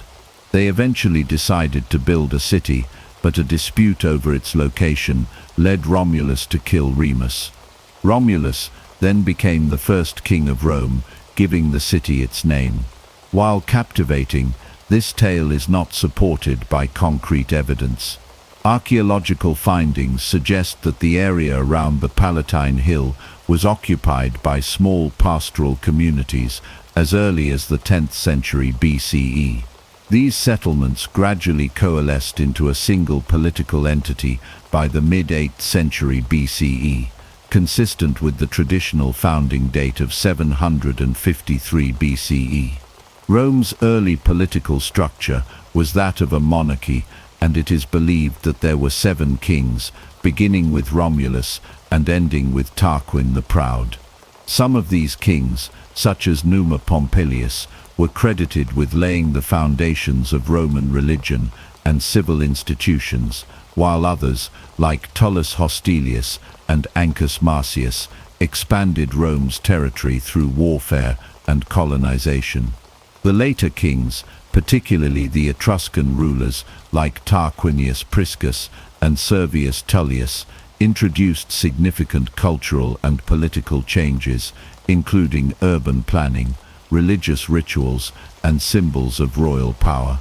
The Etruscans themselves were a sophisticated and powerful civilization in northern Italy, and their influence helped shape early Roman art, architecture, and governance. However, the monarchy became increasingly unpopular, especially under the rule of the last king, Lucius Tarquinius Superbus, or Tarquin the Proud.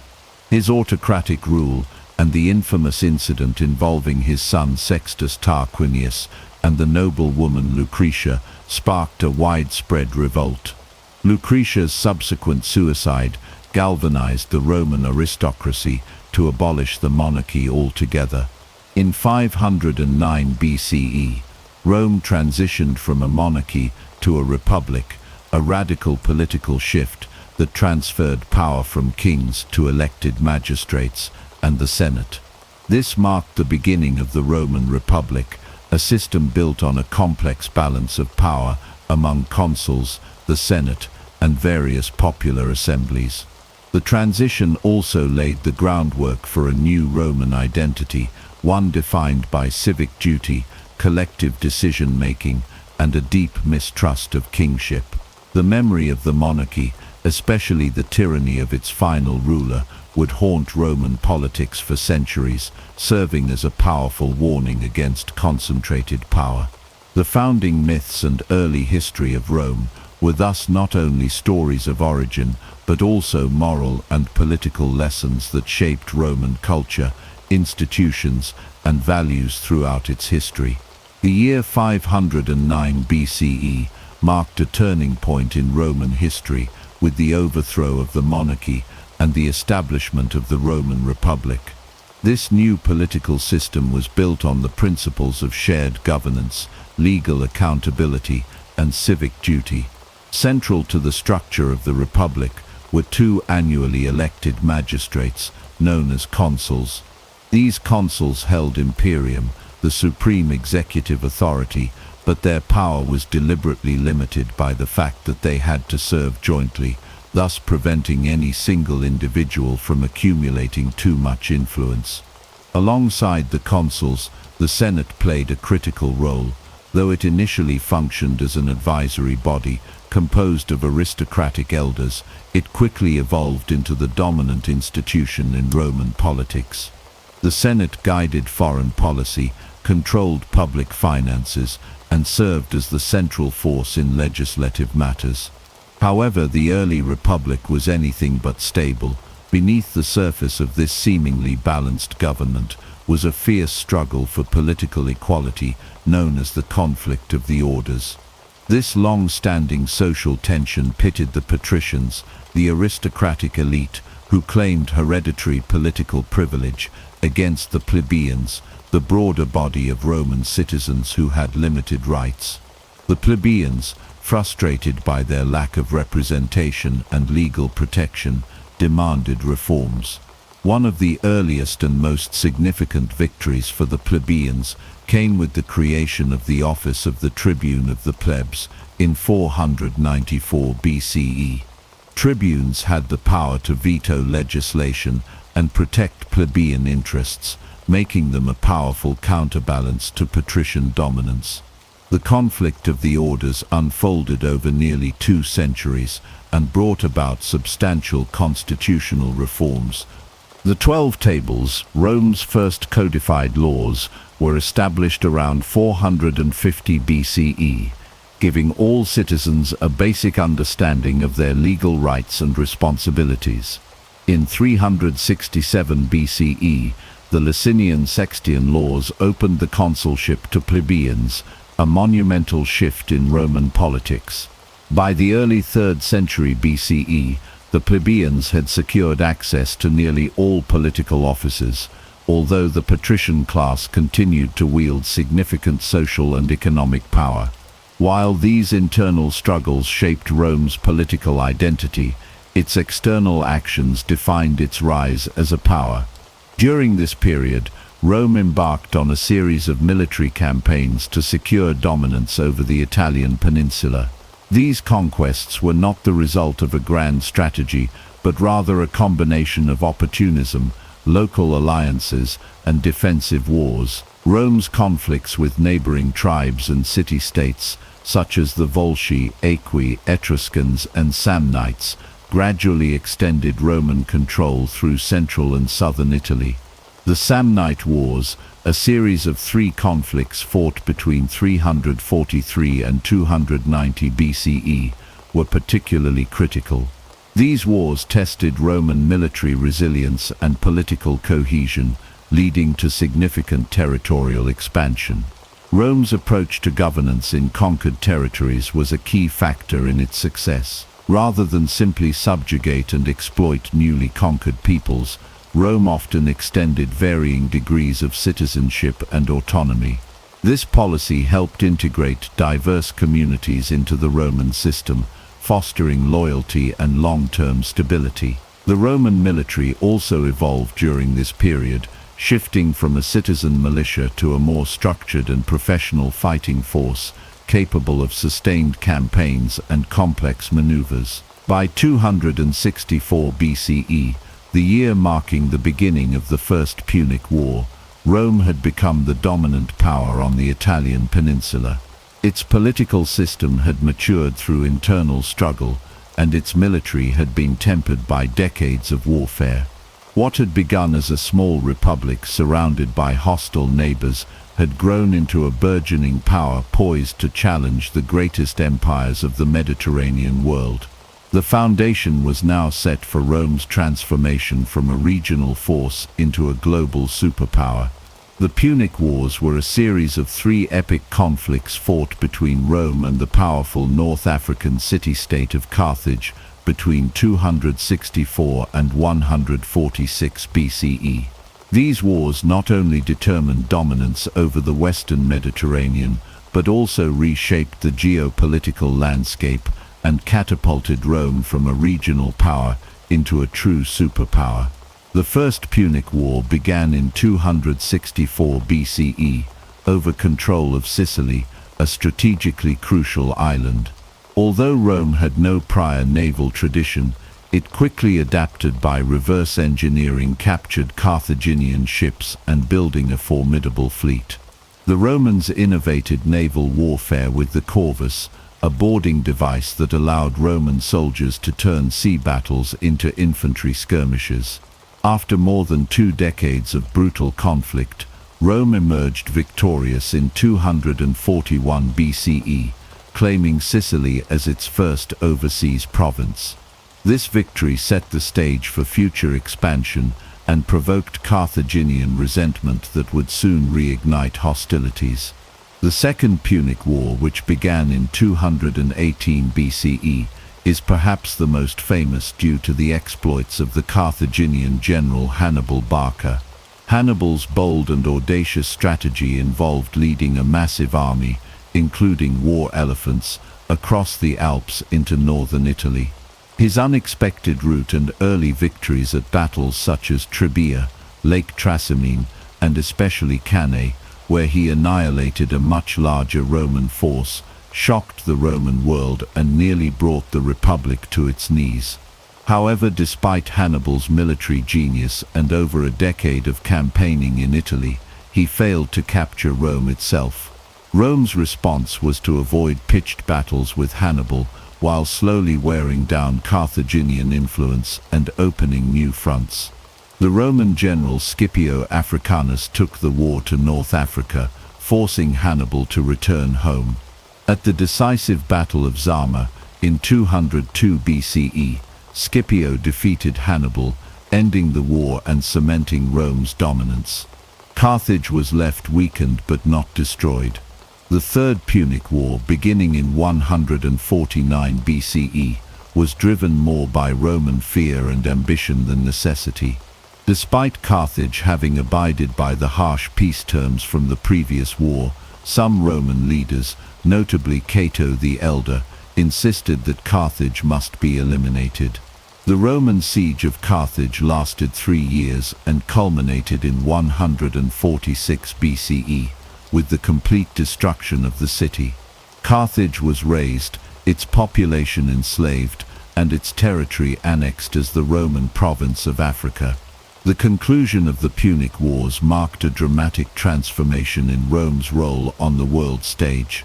With Carthage eliminated, Rome stood unchallenged in the Western Mediterranean. The wars had tested Roman resilience, adaptability, and military prowess, and the lessons learned shaped the empire's future policies of conquest and administration. Rome's naval supremacy, logistical capability, and political tenacity had proven decisive. By the mid-2nd century BCE, the Roman Republic was no longer a regional power limited to Italy, but a Mediterranean empire on the rise, with aspirations that would soon extend to Greece, Asia, and beyond. The period from 146 to 27 BCE was a time of profound upheaval for the Roman Republic. While Rome had emerged from the Punic Wars as the dominant power in the Mediterranean, its internal structure was rapidly eroding. The vast wealth accumulated through conquest led to significant economic inequality, with a small elite controlling much of the land and resources, while the majority of the population, especially the plebeians, suffered from poverty and social instability. The growing wealth gap created a breeding ground for corruption, as politicians and military leaders sought to maintain or expand their power through patronage, bribery, and manipulation of the political system.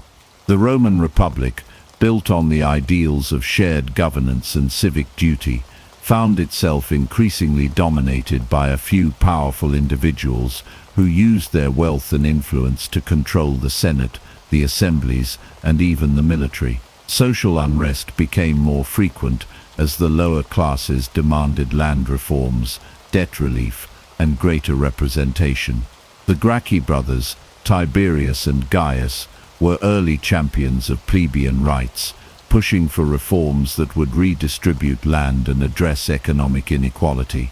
However, their efforts were met with fierce opposition from the Senate, and both brothers were assassinated, setting a dangerous precedent for the political violence that would follow. The Republic's decline accelerated with the rise of powerful military leaders, such as Marius and Sulla, who built personal armies loyal to themselves rather than the state. The use of private armies, coupled with political infighting, turned Rome's political system into a battlefield.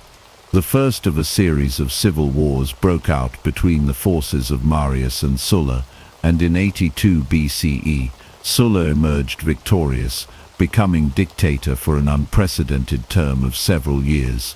Sulla's reforms further weakened the power of the Senate, concentrating more power in the hands of the dictator and setting a dangerous precedent for future leaders.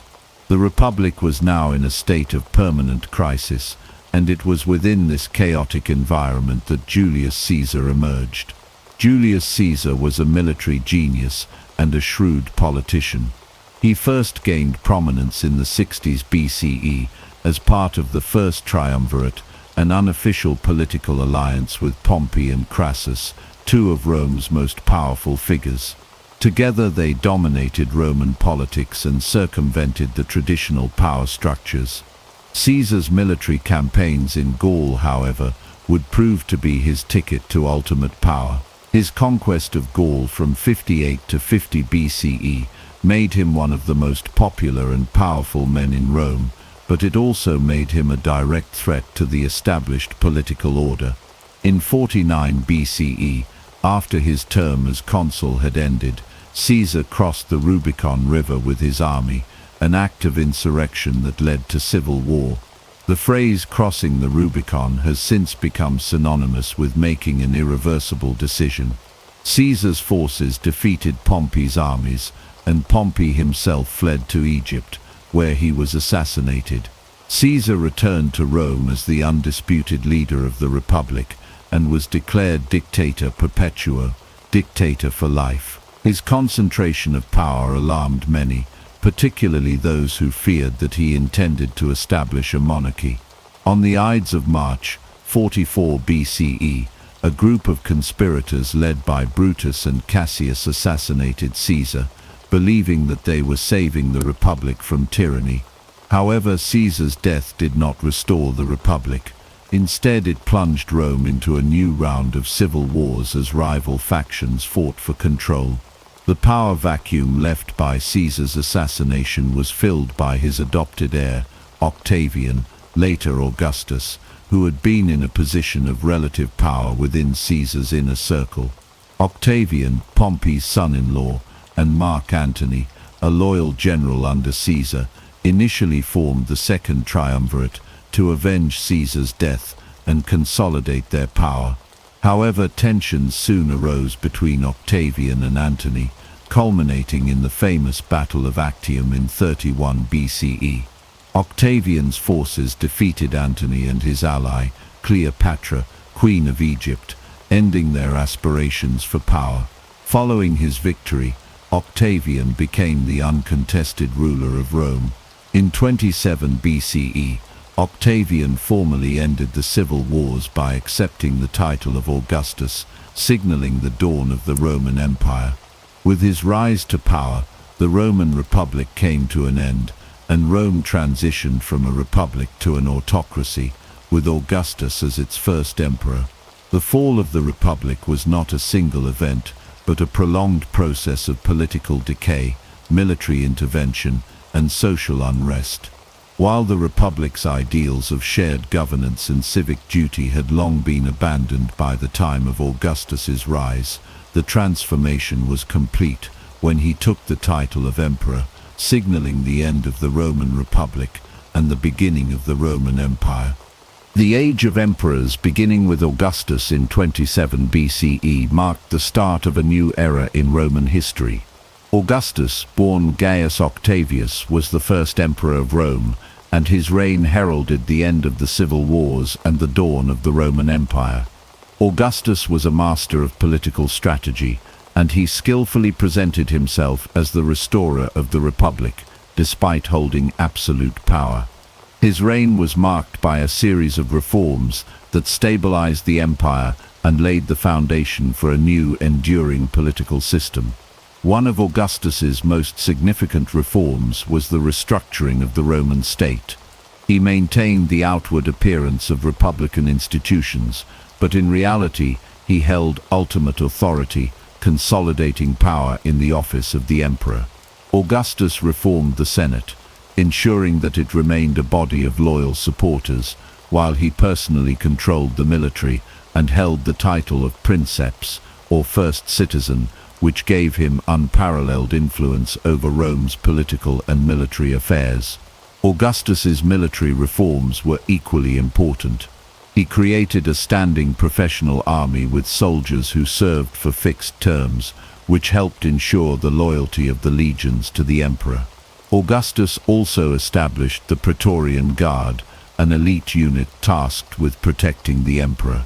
He successfully secured the Roman Empire's borders, ensuring the empire's stability by securing the Rhine, Danube and Euphrates frontiers, while also consolidating Roman control over the provinces.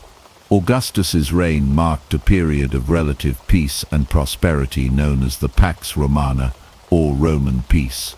This period, which lasted from 27 BCE to 180 CE, is considered one of the most remarkable in Roman history. The empire experienced unprecedented stability, which allowed for significant cultural, architectural, and economic development. During the Pax Romana, Augustus undertook an ambitious building program in Rome, transforming the city into a stunning metropolis. He famously boasted that he found Rome a city of brick and left it a city of marble. Major projects included the construction of roads, temples, aqueducts, and public buildings, many of which would stand for centuries. The Roman road system expanded dramatically during this time, facilitating communication, trade, and military movement across the vast empire.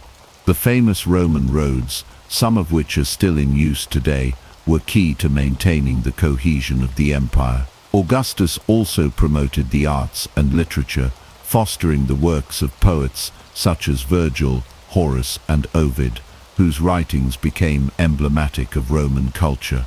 Augustus's reign was not without challenges, and the succession of power after his death in 14 CE became a crucial issue for the empire. Augustus did not have a direct male heir, so he adopted his stepson Tiberius as his successor. Tiberius's reign marked the beginning of the Julio-Claudian dynasty, which included the emperors Tiberius, Caligula, Claudius, and Nero. This dynasty was marked by both triumphs and tragedies.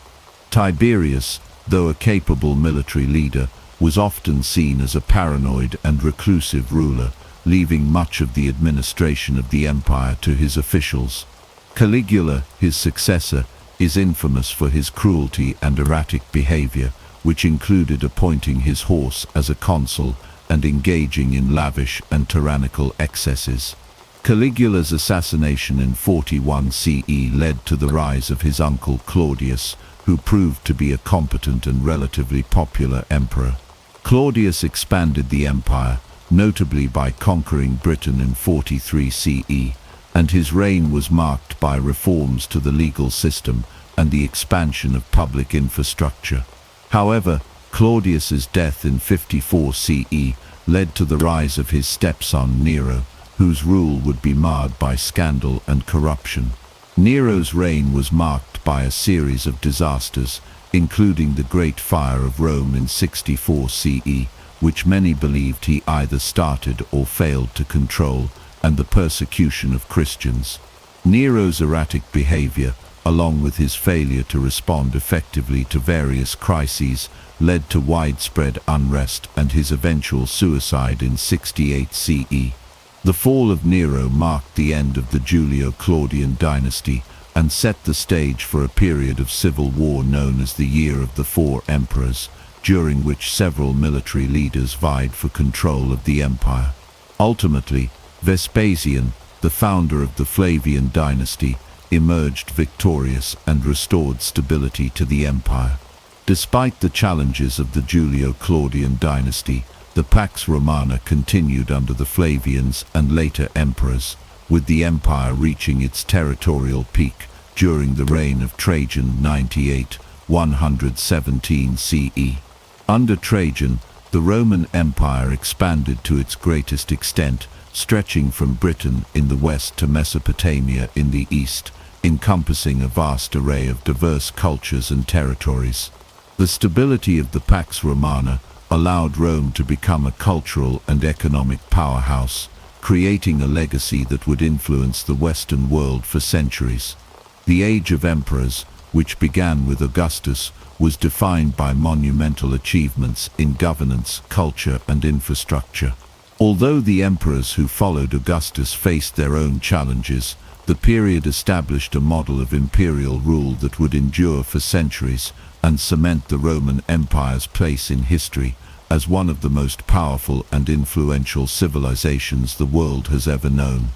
The 1st and 2nd centuries CE marked the height of the Roman Empire, both in territorial extent and cultural influence. Under Emperor Trajan, Rome reached its greatest territorial boundaries, controlling vast areas of Europe, North Africa, and the Middle East. Trajan, who reigned from 98 to 117 CE, is often considered one of the greatest of the Roman emperors due to his military successes and his role in expanding the empire. His most famous military campaign was the Dacian Wars, which took place from 101 to 106 CE. The conquest of Dacia, in modern-day Romania, added immense wealth to the Roman Empire, particularly through the acquisition of gold mines, which funded further imperial expansion and monumental building projects. Trajan's conquest of Dacia was followed by other campaigns, and under his rule, Rome reached its maximum territorial extent, encompassing modern-day Britain, France, Spain, Portugal, Germany, Italy, Greece, Turkey, parts of the Middle East, and North Africa. The empire's expansion was not simply about military conquests. It was about incorporating and integrating the diverse cultures within its borders. The process of Romanization, the spread of Roman culture, laws, language, and customs, became one of the defining features of Roman imperial rule. As Rome expanded, it encountered a variety of peoples, including Celts, Germans, Greeks, Egyptians, Jews, and Persians. To maintain stability, the Roman Empire encouraged the adoption of Roman culture and institutions. Latin became the dominant language of administration, law, and commerce, while Roman architecture, urban planning, and technology spread across the empire. The Romans built an extensive network of roads, bridges, and aqueducts, facilitating trade, communication, and military movement across the empire. Cities such as London, Lyon, and Antioch flourished under Roman rule, becoming centers of commerce, learning, and culture. The integration of diverse cultures was also evident in religion. While the Romans practiced a polytheistic religion centered around gods like Jupiter, Juno, and Mars, they were generally tolerant of local religious practices. Over time, Roman gods were often syncretized with local deities, creating a religious melting pot. The Roman Empire also contributed to the spread of Greek culture, particularly in the fields of philosophy, art, and science. Roman intellectuals and rulers admired Greek civilization, and many Roman elites sent their children to Greece for education. Roman literature, especially poetry, was deeply influenced by Greek models, and Roman art and sculpture often borrowed from Greek traditions. In addition to cultural integration, the Roman Empire undertook a series of reforms to manage its vast territories effectively.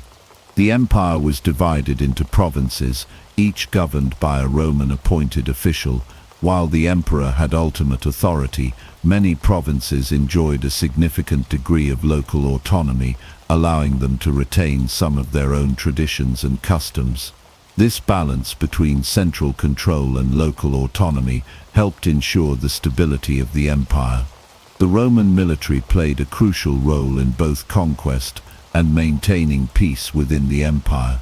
The Roman legions, highly trained and well organized, were stationed across the empire to defend its borders and suppress any rebellions. While the Roman military was often used to expand the empire's borders, it also played an important role in maintaining internal stability. The presence of the military in conquered regions helped to secure Roman authority and protect trade routes. Rome's expansion and its ability to integrate diverse cultures under its rule were not without challenges. The sheer size of the empire created logistical difficulties, and the integration of so many different cultures sometimes led to tensions. Some regions, such as Britain and Judea, experienced frequent revolts against Roman rule. In Judea, the Jewish people's resistance to Roman occupation culminated in the Jewish-Roman Wars, a series of revolts that ultimately led to the destruction of the Second Temple in Jerusalem in 70 CE. However, the overall success of Romanization is evident in the lasting influence of Roman culture across Europe and the Mediterranean. Roman law, language, and architecture became the foundation for many modern institutions in Europe, and Latin became the precursor to the Romance languages spoken in much of the Western world today. By the end of the 2nd century CE, the Roman Empire had not only expanded to its greatest territorial extent, but had also succeeded in integrating a wide variety of peoples and cultures. The empire stood as the most powerful civilization in the ancient world, its legacy enduring for centuries after its fall.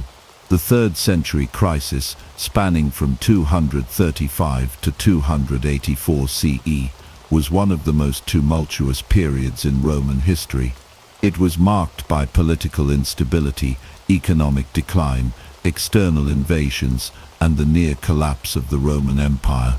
During this time, the Roman Empire was plagued by a rapid turnover of emperors, with over 20 different men claiming the imperial throne in just 50 years. The political situation in Rome became chaotic, as military leaders, rather than the traditional ruling elite, increasingly determined who would wear the imperial crown. The assassination of Emperor Alexander Severus in 235 CE was the catalyst for the crisis. Severus, a relatively stable and competent ruler, was murdered by his own troops, who were disillusioned with his leadership. This event set off a chain reaction of instability, as one emperor after another was either killed in battle or assassinated by their own forces. The lack of a clear succession system or institutional mechanisms for the peaceful transfer of power exacerbated the problem. The rapid turnover of emperors, with many ruling for only a few months or years, made it difficult for any leader to establish long-term policies or authority.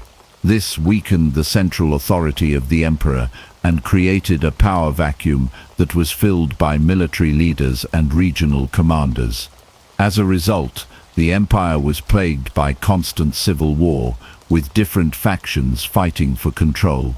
Meanwhile, the empire faced multiple external threats. In the east, the Sassanid Empire rose to challenge Roman dominance, launching a series of invasions that threatened Roman territories in the Near East. In the north, the Germanic tribes, such as the Goths, Vandals, and Franks, launched repeated raids along the Roman frontier, further straining the empire's resources. These invasions, coupled with internal strife, put enormous pressure on the Roman military and its ability to defend the empire's vast borders. Another factor that contributed to the crisis was the devastating plague that swept through the empire during the 250 SCE. Known as the Plague of Cyprian, after the Bishop of Carthage who wrote about it, this outbreak killed millions of people and severely disrupted the Roman economy. The death toll from the plague weakened the empire's agricultural base, disrupted trade, and caused widespread famine. The economic collapse that followed the plague was compounded by inflation, heavy taxation, and the debasement of the currency. The empire's finances were stretched thin as it struggled to maintain its military and administrative apparatus. In the face of these challenges, the Roman military itself became increasingly important. The rapid turnover of emperors meant that military leaders, rather than the Senate or the people, held the real power. As a result, A new class of military strongmen began to emerge, men who wielded military power and could command the loyalty of their legions.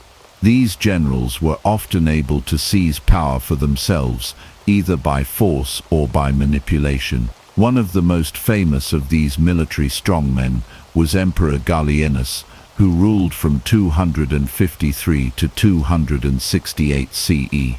Gallienus fought off multiple invasions, including the Gothic raids on the Balkans and the rise of the usurper Postumus in the western provinces.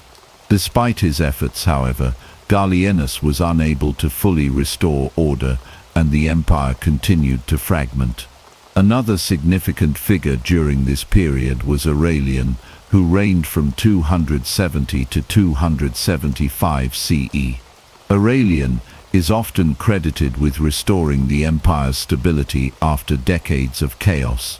He successfully repelled invasions by the Goths and the Franks, re-established Roman control over the breakaway Gallic Empire in the west, and defeated the Palmyrene Empire in the east.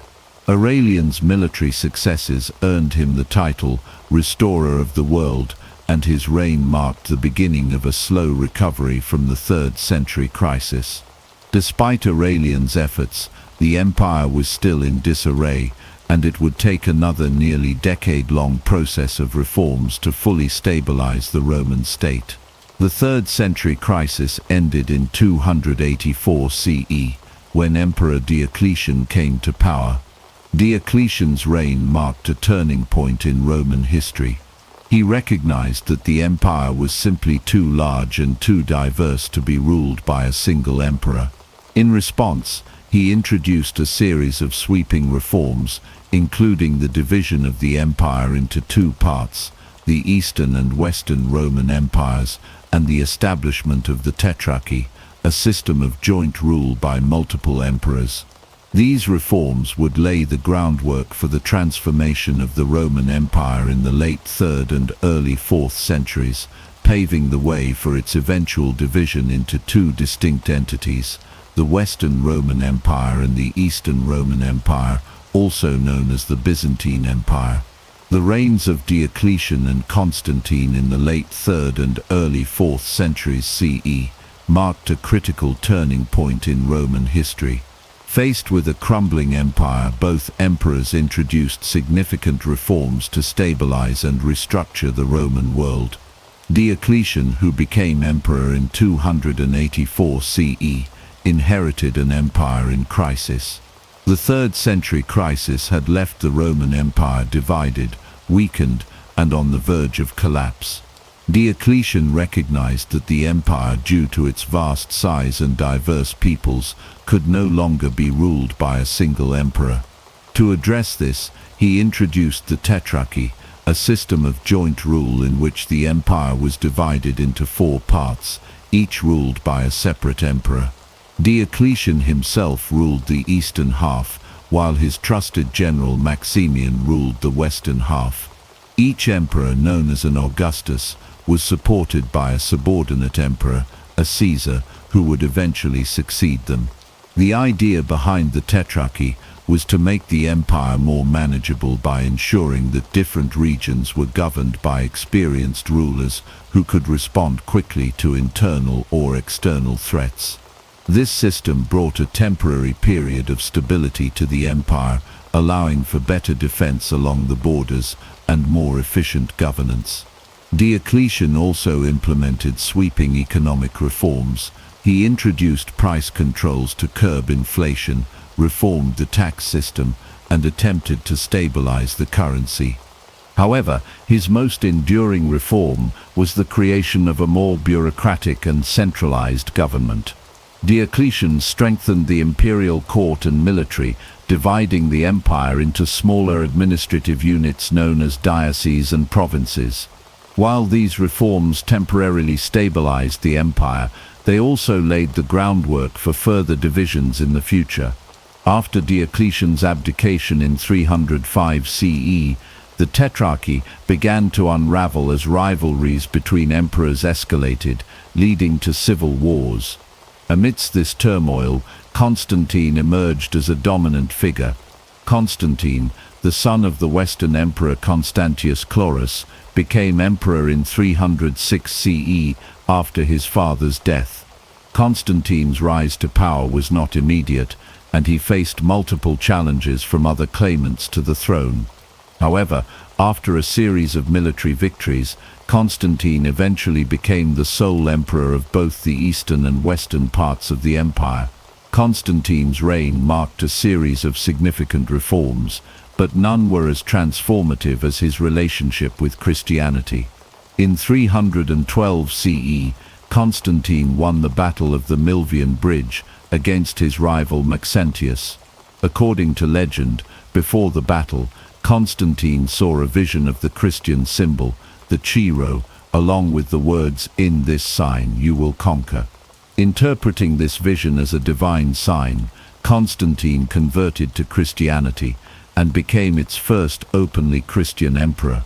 In 313 CE, Constantine issued the Edict of Milan, which legalized Christianity and granted religious tolerance across the empire.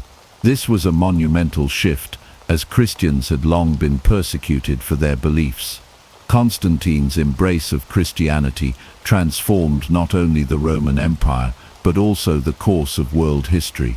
Under Constantine, Christianity began its rise from a persecuted minority religion to the dominant faith of the Roman Empire. Constantine himself became a patron of the Church, commissioning the construction of churches, including the famous Church of the Holy Sepulchre in Jerusalem, and giving the Church a prominent place in Roman society. However, Constantine's relationship with Christianity was not without complexity. While he supported the Christian Church, he also sought to maintain control over its affairs. He convened the First Council of Nicaea in 325 CE, which aimed to resolve theological disputes within Christianity and establish a unified doctrine. The Council of Nicaea produced the Nicene Creed, a statement of Christian faith that remains central to many Christian denominations today. Constantine's decision to favor Christianity had profound consequences for the Roman world. By embracing Christianity, Constantine not only reshaped Roman religious life, but also set the stage for Christianity's eventual dominance across Europe and beyond. Another key reform initiated by Constantine was the relocation of the imperial capital from Rome to Byzantium, a city located on the Bosporus in modern-day Turkey. In 330 CE, Constantine refounded the city as Constantinople, or New Rome, and made it the capital of the Roman Empire. Constantine's decision to move the capital was motivated by both strategic and practical concerns. Byzantium's location at the crossroads of Europe and Asia made it an ideal hub for trade and military operations. Additionally, the city was more defensible than Rome, with natural barriers on three sides and a strong fortified wall. Constantinople quickly became a vibrant center of culture, commerce, and administration, rivaling Rome itself. Constantine's founding of Constantinople marked the beginning of a new era in Roman history. The city would eventually become the capital of the Eastern Roman Empire, which would later be known as the Byzantine Empire. Constantine's reign brought significant political, religious, and cultural changes to the Roman world. His reforms laid the foundation for the transformation of the Roman Empire into a new kind of state, one that was increasingly shaped by Christianity and oriented toward the Eastern Mediterranean. Constantine's establishment of Constantinople also symbolized the shift of power from the western part of the empire to the east, a trend that would become more pronounced in the following centuries. While Constantine's reign brought stability to the empire, it also marked the beginning of a new phase in Roman history, one that would eventually see the decline of the Western Roman Empire and the rise of the Eastern Roman Empire as a distinct entity. The decline of the Western Roman Empire during the 4th and 5th centuries CE was marked by a series of military defeats, economic struggles and social upheavals that eventually led to its collapse in 476 CE. This period was characterized by a series of invasions by barbarian groups such as the Visigoths, Vandals, and Huns, which destabilized the empire and exposed its vulnerability. As the empire's internal problems deepened, the pressure from these outside forces increased, pushing the Western Roman Empire toward its ultimate fall. One of the most significant events in the decline of the Western Roman Empire was the invasion of the Visigoths. In 410 CE, under the leadership of King Alaric, the Visigoths sacked Rome itself. This was the first time in over 800 years that Rome had been captured by a foreign enemy. The sack of Rome was a traumatic event for the Roman world, symbolizing the empire's loss of power and prestige. The Visigoths had long been in conflict with the Roman Empire, and their invasion marked the culmination of a series of raids and battles that weakened Rome's grip on its territories. The sack of Rome in 410 CE had a profound psychological impact on both the Romans and their enemies. It demonstrated that the once mighty empire was no longer invulnerable. While the Visigoths would eventually settle in Gaul and Spain, their attack was just one of many barbarian incursions that contributed to the empire's decline. The Vandals, another barbarian group, also played a critical role in the weakening of the Western Roman Empire. The Vandals, led by their king Genseric, crossed into North Africa in the early 5th century and soon took control of Carthage, one of the most important cities in the empire. In 455 CE, the Vandals sacked Rome, further undermining the authority of the Western Roman Empire. Unlike the Visigoths, who had stopped short of plundering Rome in 410 CE, the Vandals looted the city for 2 weeks, taking valuable treasures and desecrating important buildings. The sacking of Rome by the Vandals further diminished the empire's ability to defend itself against future threats. Meanwhile, the Huns, a fearsome nomadic group from Central Asia, had become one of the most significant threats to the Roman Empire during the 5th century. Under the leadership of Attila, the Huns invaded both the Eastern and Western Roman empires. Attila's forces terrorized the empire's northern and eastern borders, and his invasion of Gaul in 451 CE resulted in the famous Battle of the Catalaunian Plains. Although the Romans, led by the general Flavius Aetius, were able to repel the Huns in this battle, the Huns continued to ravage the empire until Attila's death in 453 CE. The Huns' invasions created a sense of urgency within the Roman leadership and accelerated the empire's decline. Despite the external threats, the Western Roman Empire's internal problems were also crucial to its downfall. One of the most significant factors contributing to the empire's weakening was the decline in central authority. As the empire's borders were threatened by barbarians, the emperors of the Western Roman Empire struggled to maintain control over its vast territories. Corruption, inefficiency, and a lack of capable leadership further eroded the empire's ability to function. By the late 5th century, the Western Roman Empire was increasingly fragmented, with different regions controlled by local warlords and military leaders. The imperial throne became more a symbol of power than an effective center of governance. This weakening of central authority left the empire vulnerable to external forces. The final blow to the Western Roman Empire came in 476 CE, when the last Roman emperor, Romulus Augustulus, was deposed by the Germanic chieftain Odoacer. Odoacer, a former soldier in the Roman army, had risen to power in Italy and seized control of the imperial capital, Ravenna. Romulus Augustulus, who was only a teenager at the time, was forced to abdicate, marking the official end of the Western Roman Empire. The deposition of Romulus Augustulus was the culmination of decades of decline, and was seen by many historians as the fall of the Western Roman Empire. It also marked the beginning of a new era in European history, as the various barbarian kingdoms that had settled within the empire's borders began to establish their own independent states. The fall of the Western Roman Empire did not signal the end of Roman influence, however.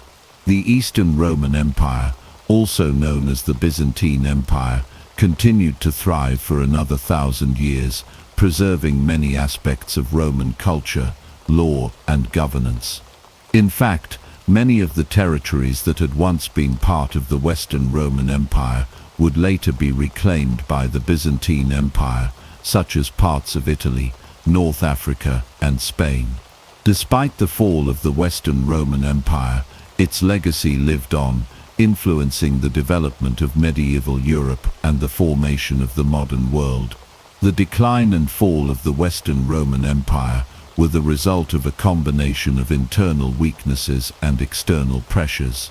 The empire's inability to effectively manage its vast territories, coupled with invasions from barbarian groups, led to its ultimate collapse. While the fall of the Western Roman Empire marked the end of the ancient Roman state, its cultural and political influence would continue to shape the course of history for centuries to come. Despite the fall of the Western Roman Empire in 476 CE, the legacy of Rome lived on through the Eastern Roman Empire known as the Byzantine Empire.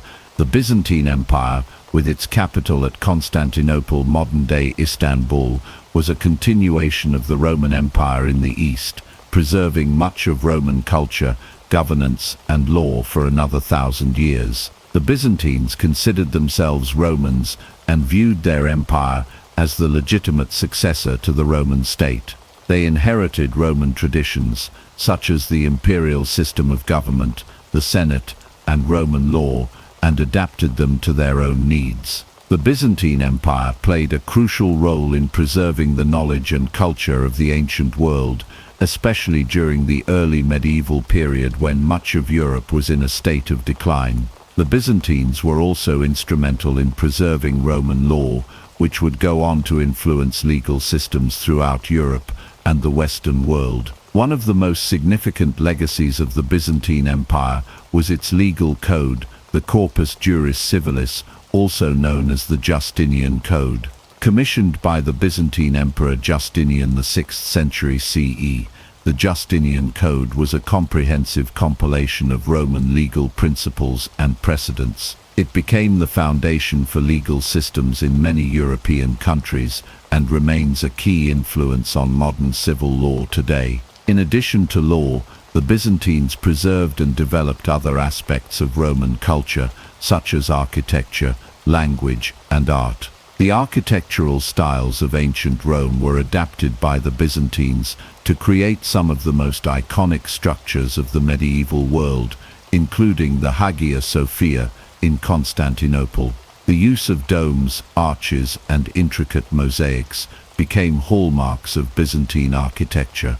The Byzantine Empire also played a key role in the spread of Christianity, which had been adopted by the Roman Empire under Constantine in the early 4th century. The Byzantines continued to promote Christianity and built many churches, monasteries, and theological schools throughout their empire. The Byzantine Empire's commitment to Christianity helped solidify the role of the Church as a dominant force in medieval Europe and influenced the development of the Christian world for centuries to come. The Eastern Orthodox Church, which grew out of the Byzantine Empire, remains one of the world's major branches of Christianity today. Roman influence extended far beyond the Byzantine Empire.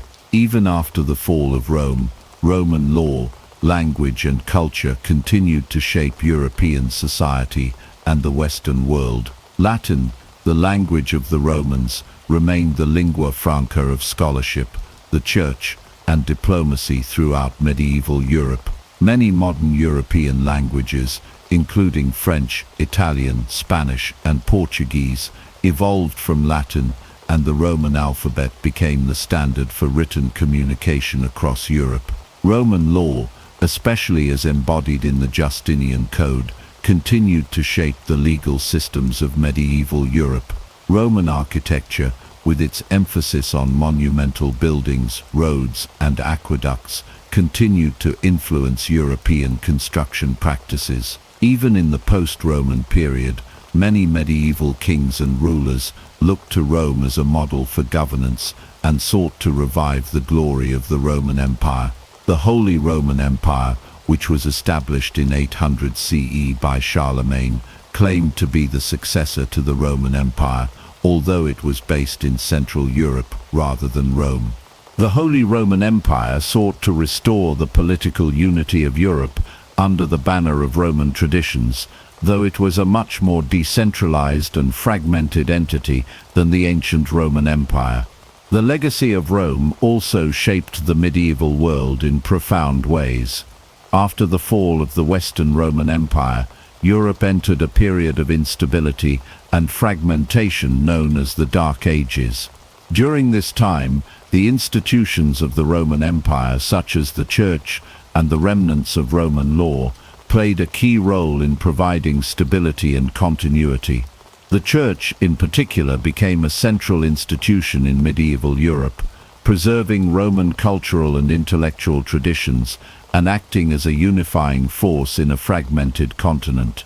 Christianity, which had been embraced by the Roman Empire, became the dominant religion in Europe and played a central role in shaping medieval society, culture, and politics. The decline of the Western Roman Empire also contributed to the formation of new political entities in Europe, such as the kingdoms of the Franks, the Anglo-Saxons, and the Visigoths.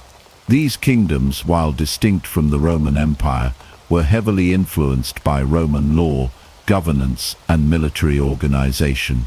In this way, the legacy of Rome continued to shape the development of medieval Europe. As Europe transitioned from the medieval period to the Renaissance, the legacy of ancient Rome became even more pronounced. The Renaissance was a time of renewed interest in the classical world, and many Renaissance scholars and artists looked to ancient Rome for inspiration. Roman literature, philosophy, and art were rediscovered and studied, leading to a revival of Roman ideas in the fields of education, politics, and culture. The Renaissance also saw the rise of humanism, a philosophical movement that emphasized the value of human experience and individual achievement, drawing heavily on the ideas of ancient Rome and Greece. In the modern world, the legacy of Rome is still felt in many aspects of our lives. Roman law continues to influence legal systems around the world, and the Roman architectural style remains a source of inspiration for buildings and structures. The Latin language and its descendants are still spoken by millions of people, and Roman culture continues to shape Western art, literature, and philosophy. Moreover, the Roman Empire's contribution to the spread of Christianity laid the foundation for much of the religious and cultural landscape of the Western world. The rise of Rome, its expansion across Europe, and its eventual decline and transformation have had a lasting impact on world history. Even in its fall, the Roman Empire's legacy endures, shaping the modern world in ways that continue to be felt today.